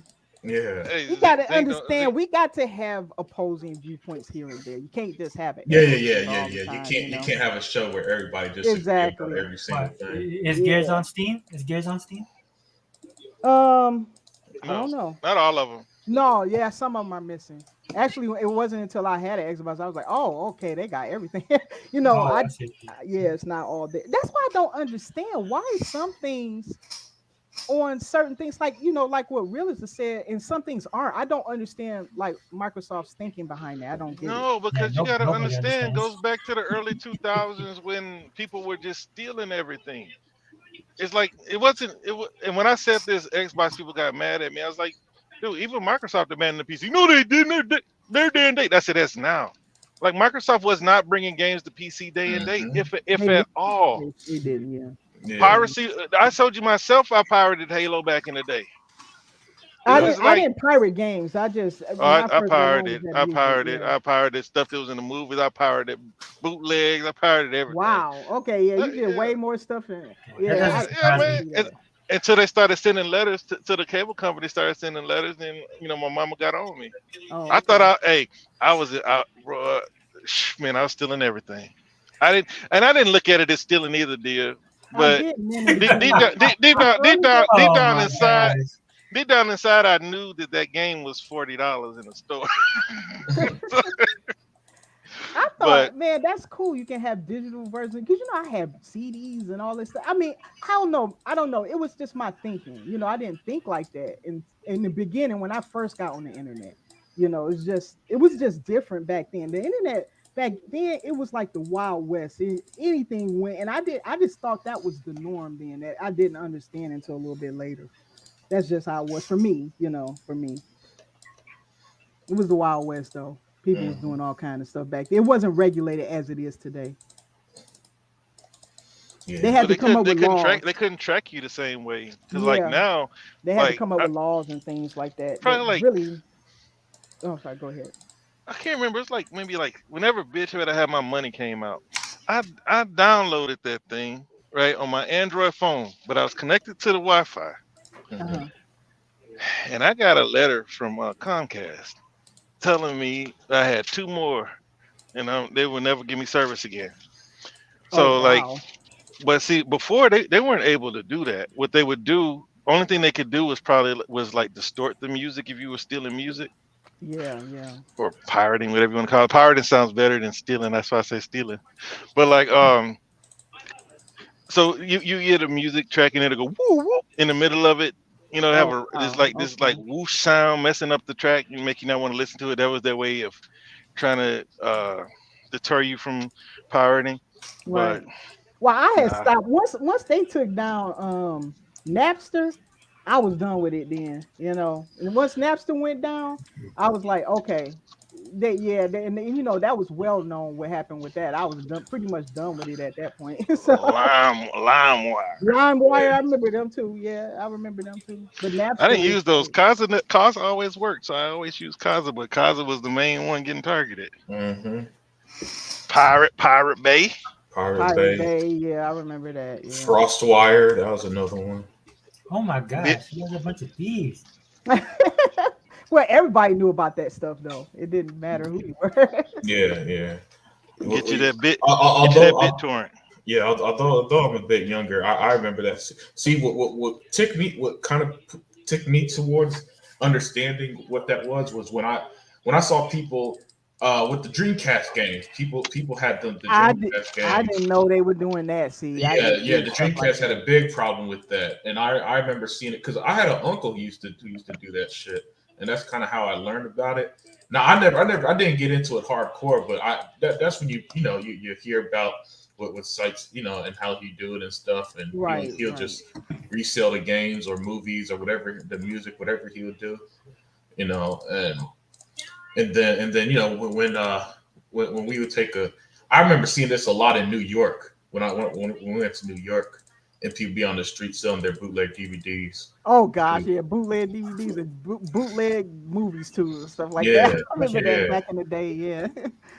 Oh, the thing about it was they got so good that you didn't need a boot disc or to mod your system. Yeah. Yeah. So I remember, because that was the problem with Dreamcast. The only problem that I saw with Napster was that there were artists that was coming out, and because what I would do, because I'm a collector, and I collected a lot of my stuff. I just like having the vinyl or the CD. Right.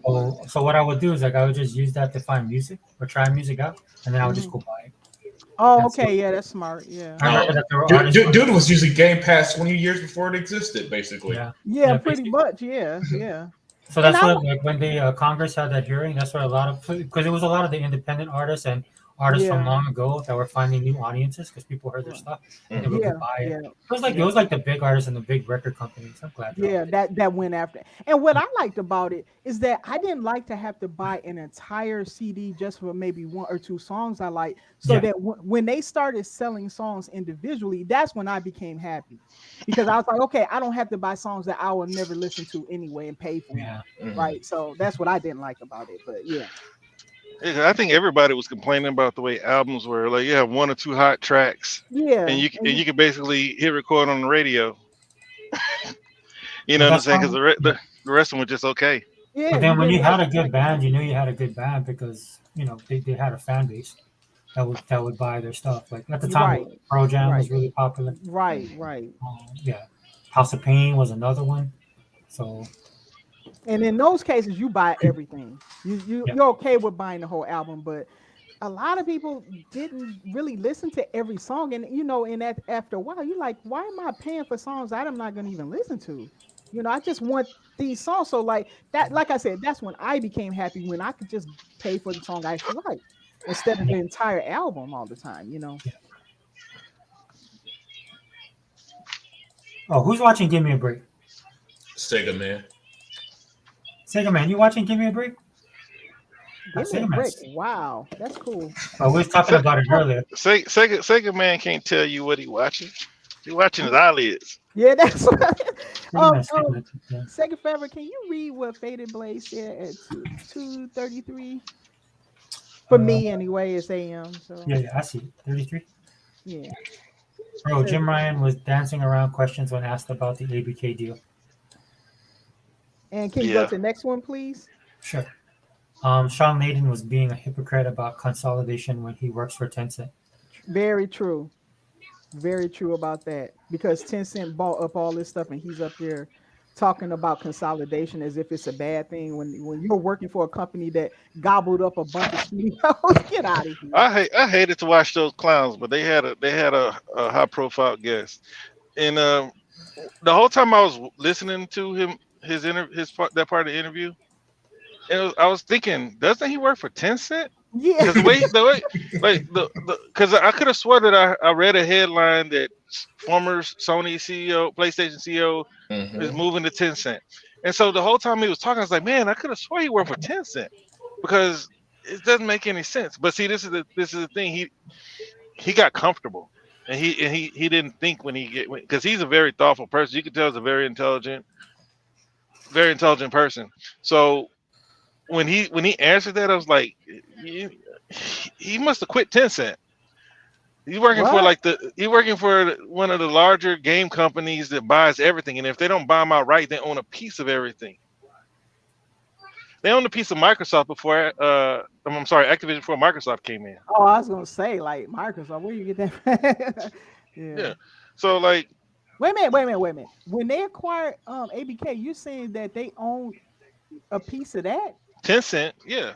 Oh wow. Oh, okay, I didn't know But that. I mean, to own a piece of anything, all you need to do is just go buy shares. But yeah. I just didn't know they did. But that. they own a substantial piece of it. Not, I mean, I guess I think it was like 4.5%. Oh, okay. You know, but like that's one of the bigger game companies. But if you look at a game like what's the Larian game? Baldur's Gate. Baldur's Gate, yeah. Like that game's not here without Tencent. Like Tencent got a piece of them. Oh wow. Tencent got a piece of it. Like people think that Microsoft can just go buy a Sobo. I mean, they could.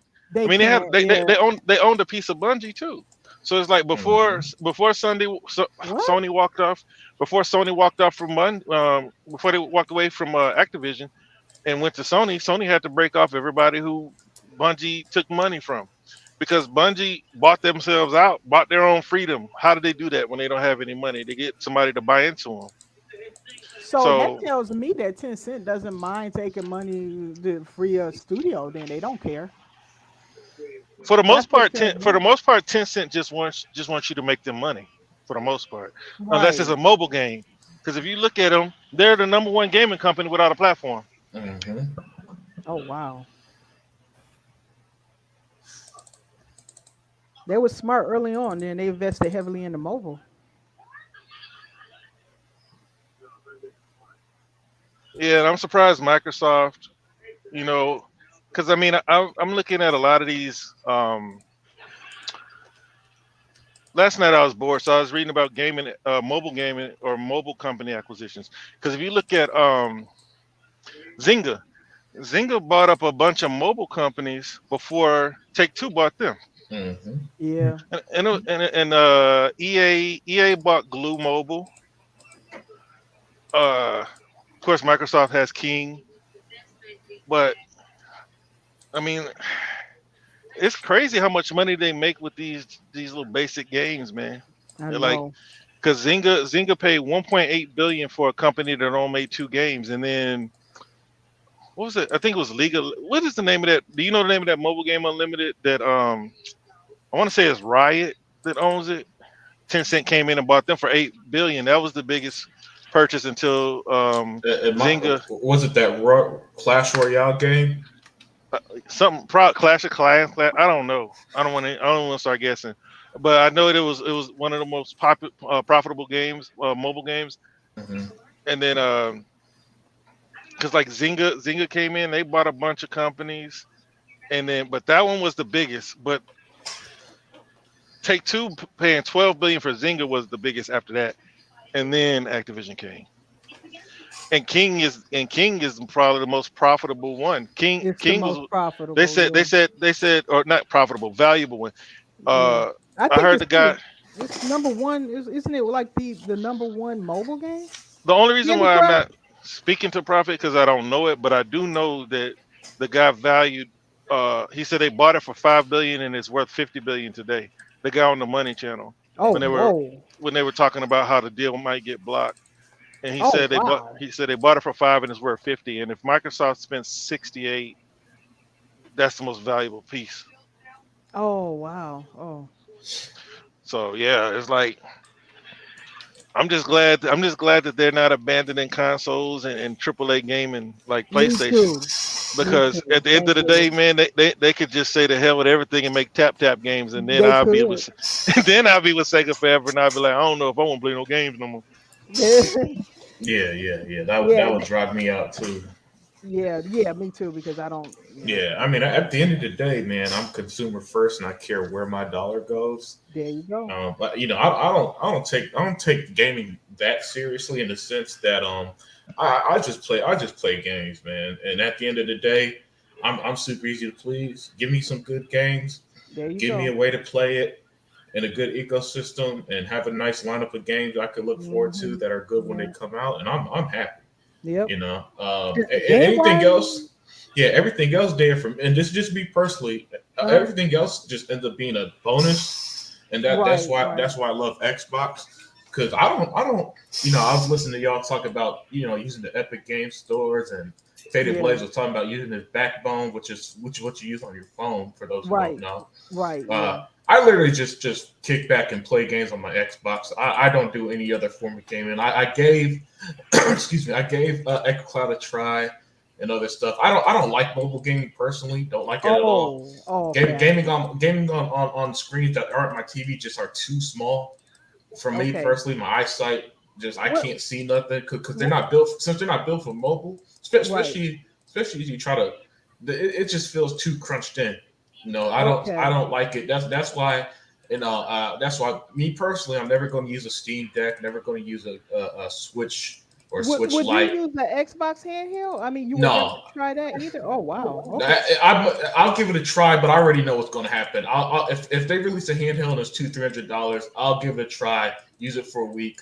Then I'll just be back to my Xbox. That's what happened when I got it. When I got a PlayStation 4, used it for a week. Went back to Xbox. You know what I'm saying? That's how I end up. That's why I ended up just choosing Xbox last generation and ignoring the other two brands. Because in the 360 era, I owned a PS3, Wii 360, played my 360 99% of the time. To where by the time I got back into gaming last generation, I'm just thinking, what's the point of owning a PlayStation when I'm not going to use it? Because the reality is like 99% of games are multiplayer anyway.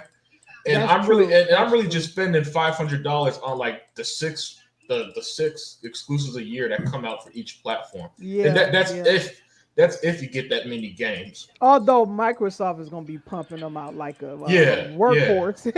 Yeah. I mean, they got a great slate of games this year for Xbox.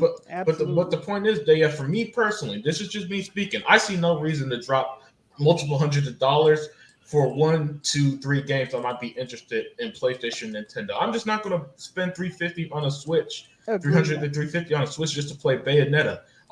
Don't get me wrong, I love the original Bayonetta, and if Bayonetta 2 and 3 ever came to Xbox, I'm buying it immediately. But I am not paying a few $100s just for that. And if I didn't get my PS5 for free from my brother, I would gladly pass on some of the games that I played. Because it's just, as much as I love superhero games, I just don't care about Spider-Man enough to drop multiple hundreds of dollars to swing around New York for 10 to 20 hours, then go back to my Xbox. Right. So for me personally, I'm about as keep it simple, stupid as it comes. Where just make Xbox good and I'm happy. That's great because you don't have any interest in the other platforms anyway, right? Yeah. If the other games you don't really have any interest in. So I actually do have interest. Like also, I got interest in that's why when I got my PS5, I gave some of the games a chance because I had enough interest to say, okay, it's $20. I'll give God of War a try. Didn't like it. I'll give Horizon a try. Hated that fucking game. I'll give Gravity Rush a try. Oh my goodness, this game is great. So I have enough interest to spend money on it, but not at a $500 starting point. You know what I'm saying? That you need the console to play these games. For example, if it ever became a situation where every console gamer was putting their games on every platform, I'd be all right with that because that would give me even more reason to not even care about Nintendo or PlayStation as a console maker. Because now as it stands, sometimes I'll see Bayonetta like, yeah, that looks pretty fun. And then I think, am I really going to spend $300 to $300? I think the Switch OLED is $350, right? Am I really going to pay $350 just to play that when I got no interest in Mario? I got no interest in Zelda. So what am I really spending it for? For one freaking game? It just seems like a waste to me. Exactly. And then it's not like there are new genres of gaming coming out. Sony just releases the same shit. If I want to play third-person game, I'll just play Assassin's Creed, and you get the same experience, a third-person action-adventure game. If I want to play a platformer, I don't need to play Mario. I could just play Super's Lucky Tail or Cuphead or something, or Battletoads. So it's not like I'm missing out on some big, huge genre that isn't coming to, you know what I'm saying? Mm-hmm. So that's just me personally. That's why I'm so Xbox heavy, and why I just kick back and yeah, Xbox, do your thing, man. As long as I'm happy as a consumer, you got my dollar for that. You know, now if anything ever happens and things change, then okay, I'll reassess it. But I know one thing I'm not going to do, and it's what people on Twitter be doing, is that when they get mad at Xbox, all of a sudden they praise Sony for shit that they used to hate them on. Yeah. And I'm just not going to do that corny shit. You know, I'm not going to sit here all of a sudden. But like if Xbox, you know, they put Sea of Thieves on PlayStation. Now, personally, not a fan of Sea of Thieves, but let's say I was, and I cared, and I'll be like, man, that really sucks. That game is on PlayStation. I'm not gonna all of a sudden ignore the hundreds of hours I put into my Xbox, right? And be like, man, fuck Xbox, jump ship, and then all of a sudden start praising these boring ass PlayStation games. No, because I, you know, because even if I didn't play them games, they weren't. It's not like I thought they were that great to begin with. I would have got a PS4 because the PlayStation 5 is pretty much the same games as the PS4, basically. Let's be real here. So you know what I'm saying. So for me. You know, when the state of Xbox and I hear people always talk about, oh, they don't know what Xbox is doing, they don't know what's going to happen in the future. For me, I'm in the now, and right now the now is like, hey man, I'm getting a Valve this year, Hellblade later this month, Indiana Jones at the end of the year. I'm good. You know, I'm good. And then right now I'm enjoying some of these multi-class that came out. I know people hate Suicide Squad. I love that game. That Banishers game that came out earlier this month, enjoying it. I'm gonna play Dragon's Dogma 2 when that comes out next week. You know, that looks like a fun RPG. Right. You know, and then if things change, then things change. But for me, I'm just when it comes to gaming at least, I'm just not gonna just keep wondering what's gonna happen in the future. Because whatever's gonna happen is gonna happen. It's not like I got the power to stop it anyway. Mm-hmm. And that's just my philosophy. So don't let me. So if y'all feel differently, please feel free. You know, if y'all are worried about the future Xbox, be worried. I'm not worried about anything. Yeah, well, there are a lot of people who are. You know what I'm saying? So if you're worried, be worried. But just for me personally, I just kicking back and like, yo, right now I'm playing some good games. Xbox got some good games. I don't know what's more to ask for, really. I really don't, because they've already. They've already addressed all the concerns that I had, and they're producing a lot of my favorite genres of RPGs like Avowed and Starfield right. and Fable and all that stuff. So you're born livid, and I just don't know what more to ask for, what more to be worried about, really. You know, that's why I quit going to places like Twitter and stuff. I just got tired of everybody being so upset and negative and trying to worry about stuff. And sometimes I just feel like the lone man on the island that's like, am I the only one who's playing these games and just having a good time? And that's really it. Nope. You know, I was playing a game. I was playing a couple of games today, but I was getting back into Uden. I'm almost getting done with that because I'm getting ready for Game Pass to release Uden Chronicle. The next Uden Chronicle. So I'm getting ready for that. And I played a little bit of Dead Island, right? Dead Island. Thank you. I played a little bit of Dead Island, and I also been playing a game cooperative with a friend that I had forever is World War Z. So we've been playing on that, and that's been fun, you know. So I play older games, newer games. It doesn't really matter to me, and I just been having fun. I've been playing a lot of games. So yeah, and Dan, Xbox brought Tales of Arise to Game Pass recently. I've been getting back into that because I actually owned a physical copy of it, and I played it when it first came out. Awesome, yeah. Yeah, now that it's on Game Pass, I just re-downloaded it, and I was like, oh yeah, that's right. This game is surprisingly underrated for a Japanese That was my game. RPG of the year when it released. That's how much. Man. It's a lot more fun than I would ever expect. It's all right. Yeah, hey man, at least you get something out of it, you know. Yeah, it's fun. But you know the funny thing about it is there's a lot of cutscenes which I like because I basically you're playing an anime is what it feels like. Yeah. That's actually the one thing I don't like are all the cutscenes, you know. But that's always been that's a. But the thing. action is so fun. Though. Yeah, the gameplay. Yeah, the gameplay is actually so much fun that I got into it very easily. It reminds me of like when I beat Judgment, the spinoff to Yakuza a few years ago, and that game had these super long. The cutscenes are so long, my controller was cutting off. I'm like, come on, Des. When the cutscenes are that damn long, cut it down. Like this is a video game, not a movie. I don't you don't need to make shit that long. But that's just me. That's just a me thing. I realize that people love their story-driven stuff. Me personally, story is like probably the sixth most important thing in a game to me, after stuff like gameplay and all that stuff. So even games with good stories, I don't really think is that brilliant. Like people love the Mass Effect series, so do I. I don't think, I gotta be honest, I never thought the story was all that. I thought it was really cool how it transfers from game to game, how you could transfer your character, your building stuff from game to game. And I love how in all that stuff, you know what I'm saying? If a character died in 2, they won't show up with 3. That's really interesting. But the actual story, and people like, man, this game, the story is so amazing. I'm like, really? Is it really that good? Or when people praise the Sony game stories, I'm like, am I the only one who see this corny soap opera like melodrama with their games? Where these actors sound like a college theater stage with their voice lines. And that's what I hear when I play these games. Oh, this shitty overacting, especially in the really popular ones, their God of Wars and stuff. Or sometimes I'm laughing at the cutscenes because they sound so overacted. Like you really get a sense that these guys think there's some that these guys really think that they're in some Hollywood drama movie or something. And then I just end up laughing at these cutscenes that people are telling me, man, the voice actor, he did an amazing job. I'm just like, if that's how you feel. The same way Sega Man was like, Tales of Arise is all right. It's how we respond to the Sony games. Like, yeah, if that's what you like, be my guest. I ain't gonna tell you otherwise. But nah, when I hear all that, the Spider-Man games are bad with that too.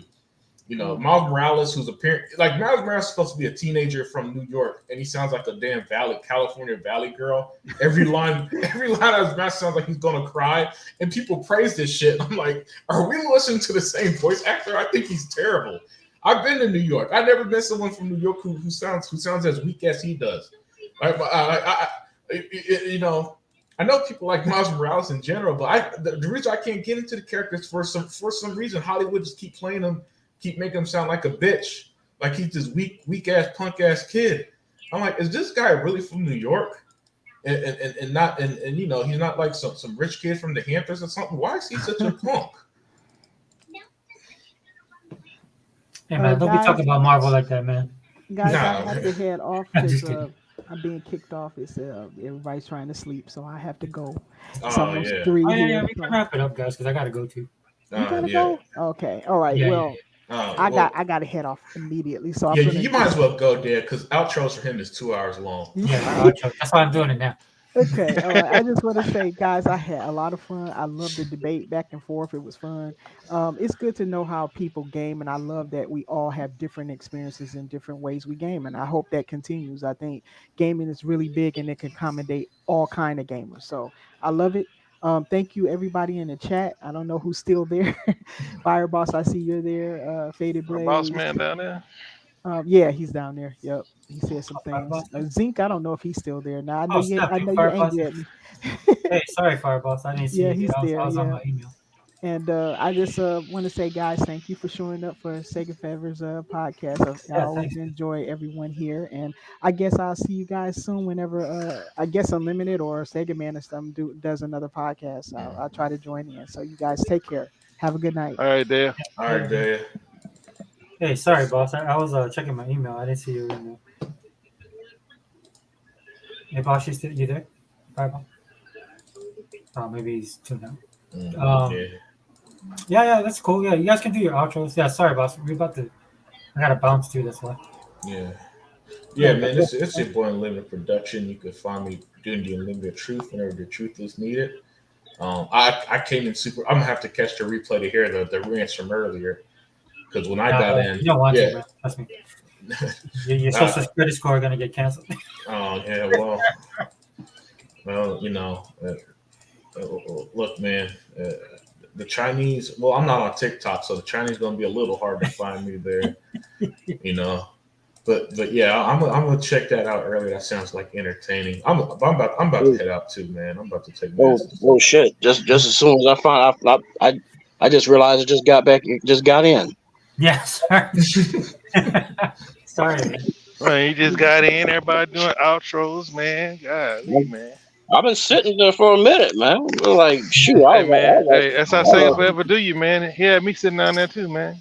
I was like, shit, let me go make a sandwich or something. No, that's what I was doing. I was cleaning up and stuff, and I was listening, but I was doing my thing. All right. Well, y'all already doing outro, so shoot. I guess I'll go ahead and hit the hay myself then. Yeah, dude. And then I sent you. You're probably busy. Yeah, I sent it out. I was downstairs on the Xbox, man. I was playing some games, and that was it. No, I feel you, dude. I won't be doing that in a second here. But all right, man. I'll catch y'all later. All right, brother. All right, boss, man. Yeah. All right, Sega man. Let me Sega Forever. Sega man still on here? Yeah, he's probably All right, y'all, man. Thanks to everybody who hung in there for part of the 5 hours. Yeah. So I'll send you the link next week for the all-in cast. But that's for sure, man. Hey, as long as I know you didn't do it, man, I'll jump in. Man. It was fun, man. I ain't gonna talk about politics no more. I don't know.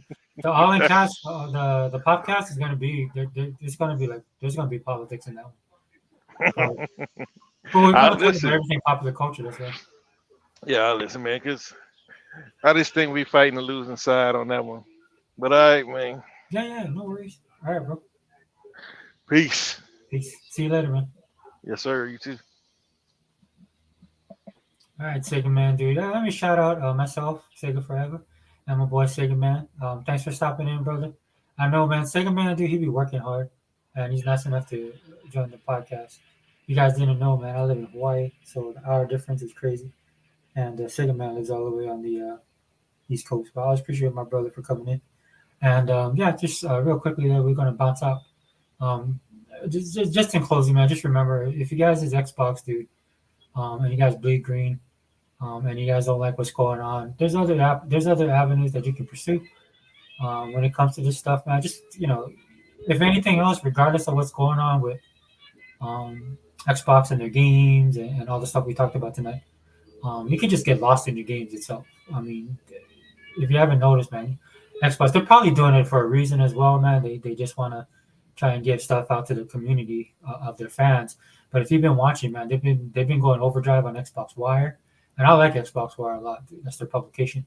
Also, they've been pushing a lot of video games, dude. ID at Xbox Game Pass. There isn't a day on Twitter that doesn't go by where they're sharing something getting dropped or something coming to the system.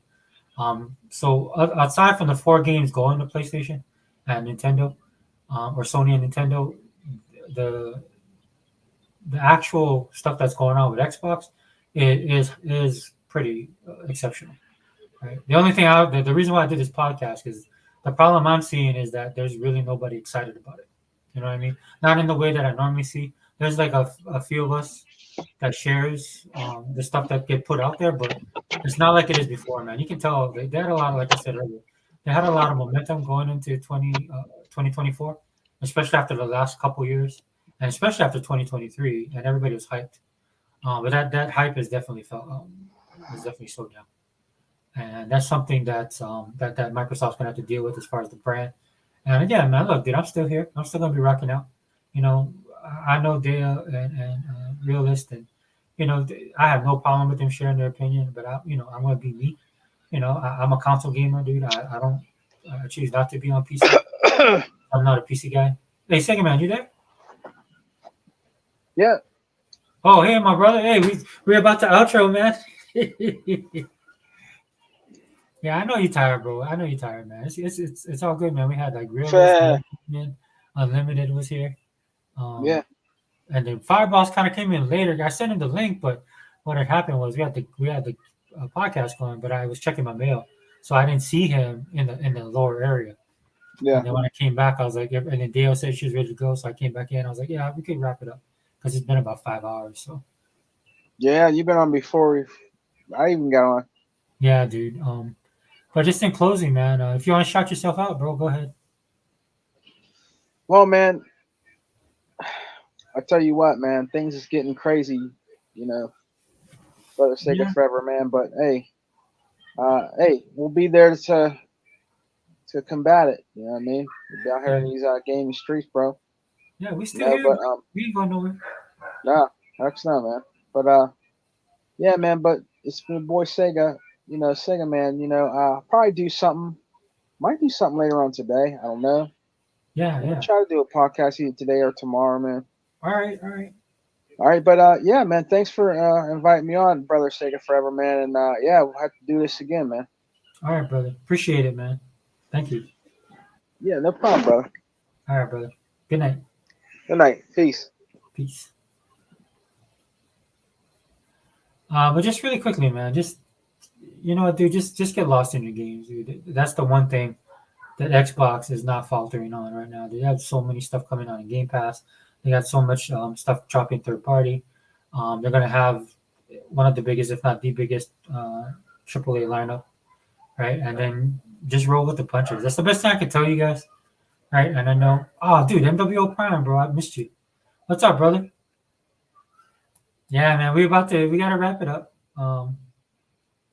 But yeah, but in closing, dude, that's just what I want to let you guys know. You know, that's the reason why we did the podcast too, man. Dude, I'm tuned into all this stuff, dude. I see what's going on in the community. But then again, man, I've just like for me personally, I've taken this time to just play my games, play more of my games, dude. Like I was saying, Tales of Arise. That's what Unlimited's playing. I've been playing that nonstop. Bolt, I love that game. Still playing COD, right? Fixing to jump into some of the other couple fighting games, and I gotta get back to my single players, man. My indies and a lot of the stuff that I actually bought. I actually bought these games like Death's Door. I haven't even touched that one. I wanted to try the. I can't even think of the name of the other game. Just count. I have a lot of games. I haven't played the League game yet. There's a lot of stuff that we get to play. So if stuff, this is my advice to you, man. Like you guys know, I'm a big Marvel fan. So if Marvel goes astray, dude, I've been finding my groove in anime. Right, I'm just being honest with you guys, dude. Or if I want to see good stories and good characters, I go watch K dramas, right? And then if you have Netflix, dude, you have a plethora of stuff to choose from, right? So just go find stuff that you like. Take this as an opportunity to explore other things, right? And on the sense of Xbox, man, and what they decide to do with their future and the console and stuff like that. I don't think it's going anywhere anytime soon. There are, like you heard Realist and Dale talk about it. You just got to be pragmatic about the situation, and then just enjoy your games, man. Because that's one thing they ain't gonna get beat anytime soon, dude. Because they got a ton of stuff for you to play, right? And that's kind of one of the cool things about it, dude. I've been focusing more on my gaming than anything else. But NWO Prime, man, thanks, brother. Yeah, Fireboss, bro, my bad, bro. I don't have your phone number. I could call you, but yeah, dude, we'll hit it up next time, dude. Next podcast I'll be doing is the All In Podcast. That'll be next week, Saturday, probably early in the morning. So probably mid-morning and afternoon for you guys. If you guys want to tune in, that's basically the politics of popular culture. That's all I'm calling it. All right, I'm not sure who's gonna be in, dude. I know there's a couple people. It's gonna be the usual suspects, but I think like Zobi might be in there too. Because there's a lot of stuff that I want to talk about. I know I went on a little bit of a rant earlier. I'm just trying to, like, dude, I'm going to be, like I said, this channel, we keep it 100. I'm not going to sugarcoat stuff for you guys, dude. I'm too old to do that anyway. And so I just tell stuff like it is. That's just the way it is. And people can disagree with me or don't agree with me. Dude, I've lost so many people that used to follow me. I just saw that used to, like, communicate with me, like, on social media. And they went, but that's all good, dude, man. I got to be myself. I got to be honest. And that's just the way I am. But I appreciate all you guys that rock out with me, man. Support the channel, support the podcast, and for all the brothers and sisters who come on the podcast to support the channel on the podcast. And it's always good to get that perspective, man. One thing I love about having Dea and Realist on here is they got a PC perspective that I don't have. And like I said, I'm not a PC type guy, but I mean it's interesting to know things outside the box, right? So when you see certain things happening, you can put two to two together, man.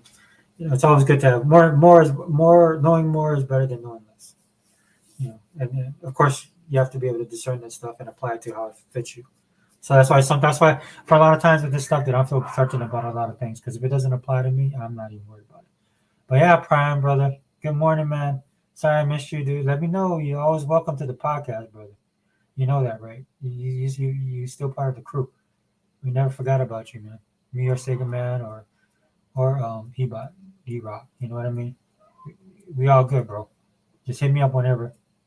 All right, guys. Xbox On channel, host Sega Forever. We out.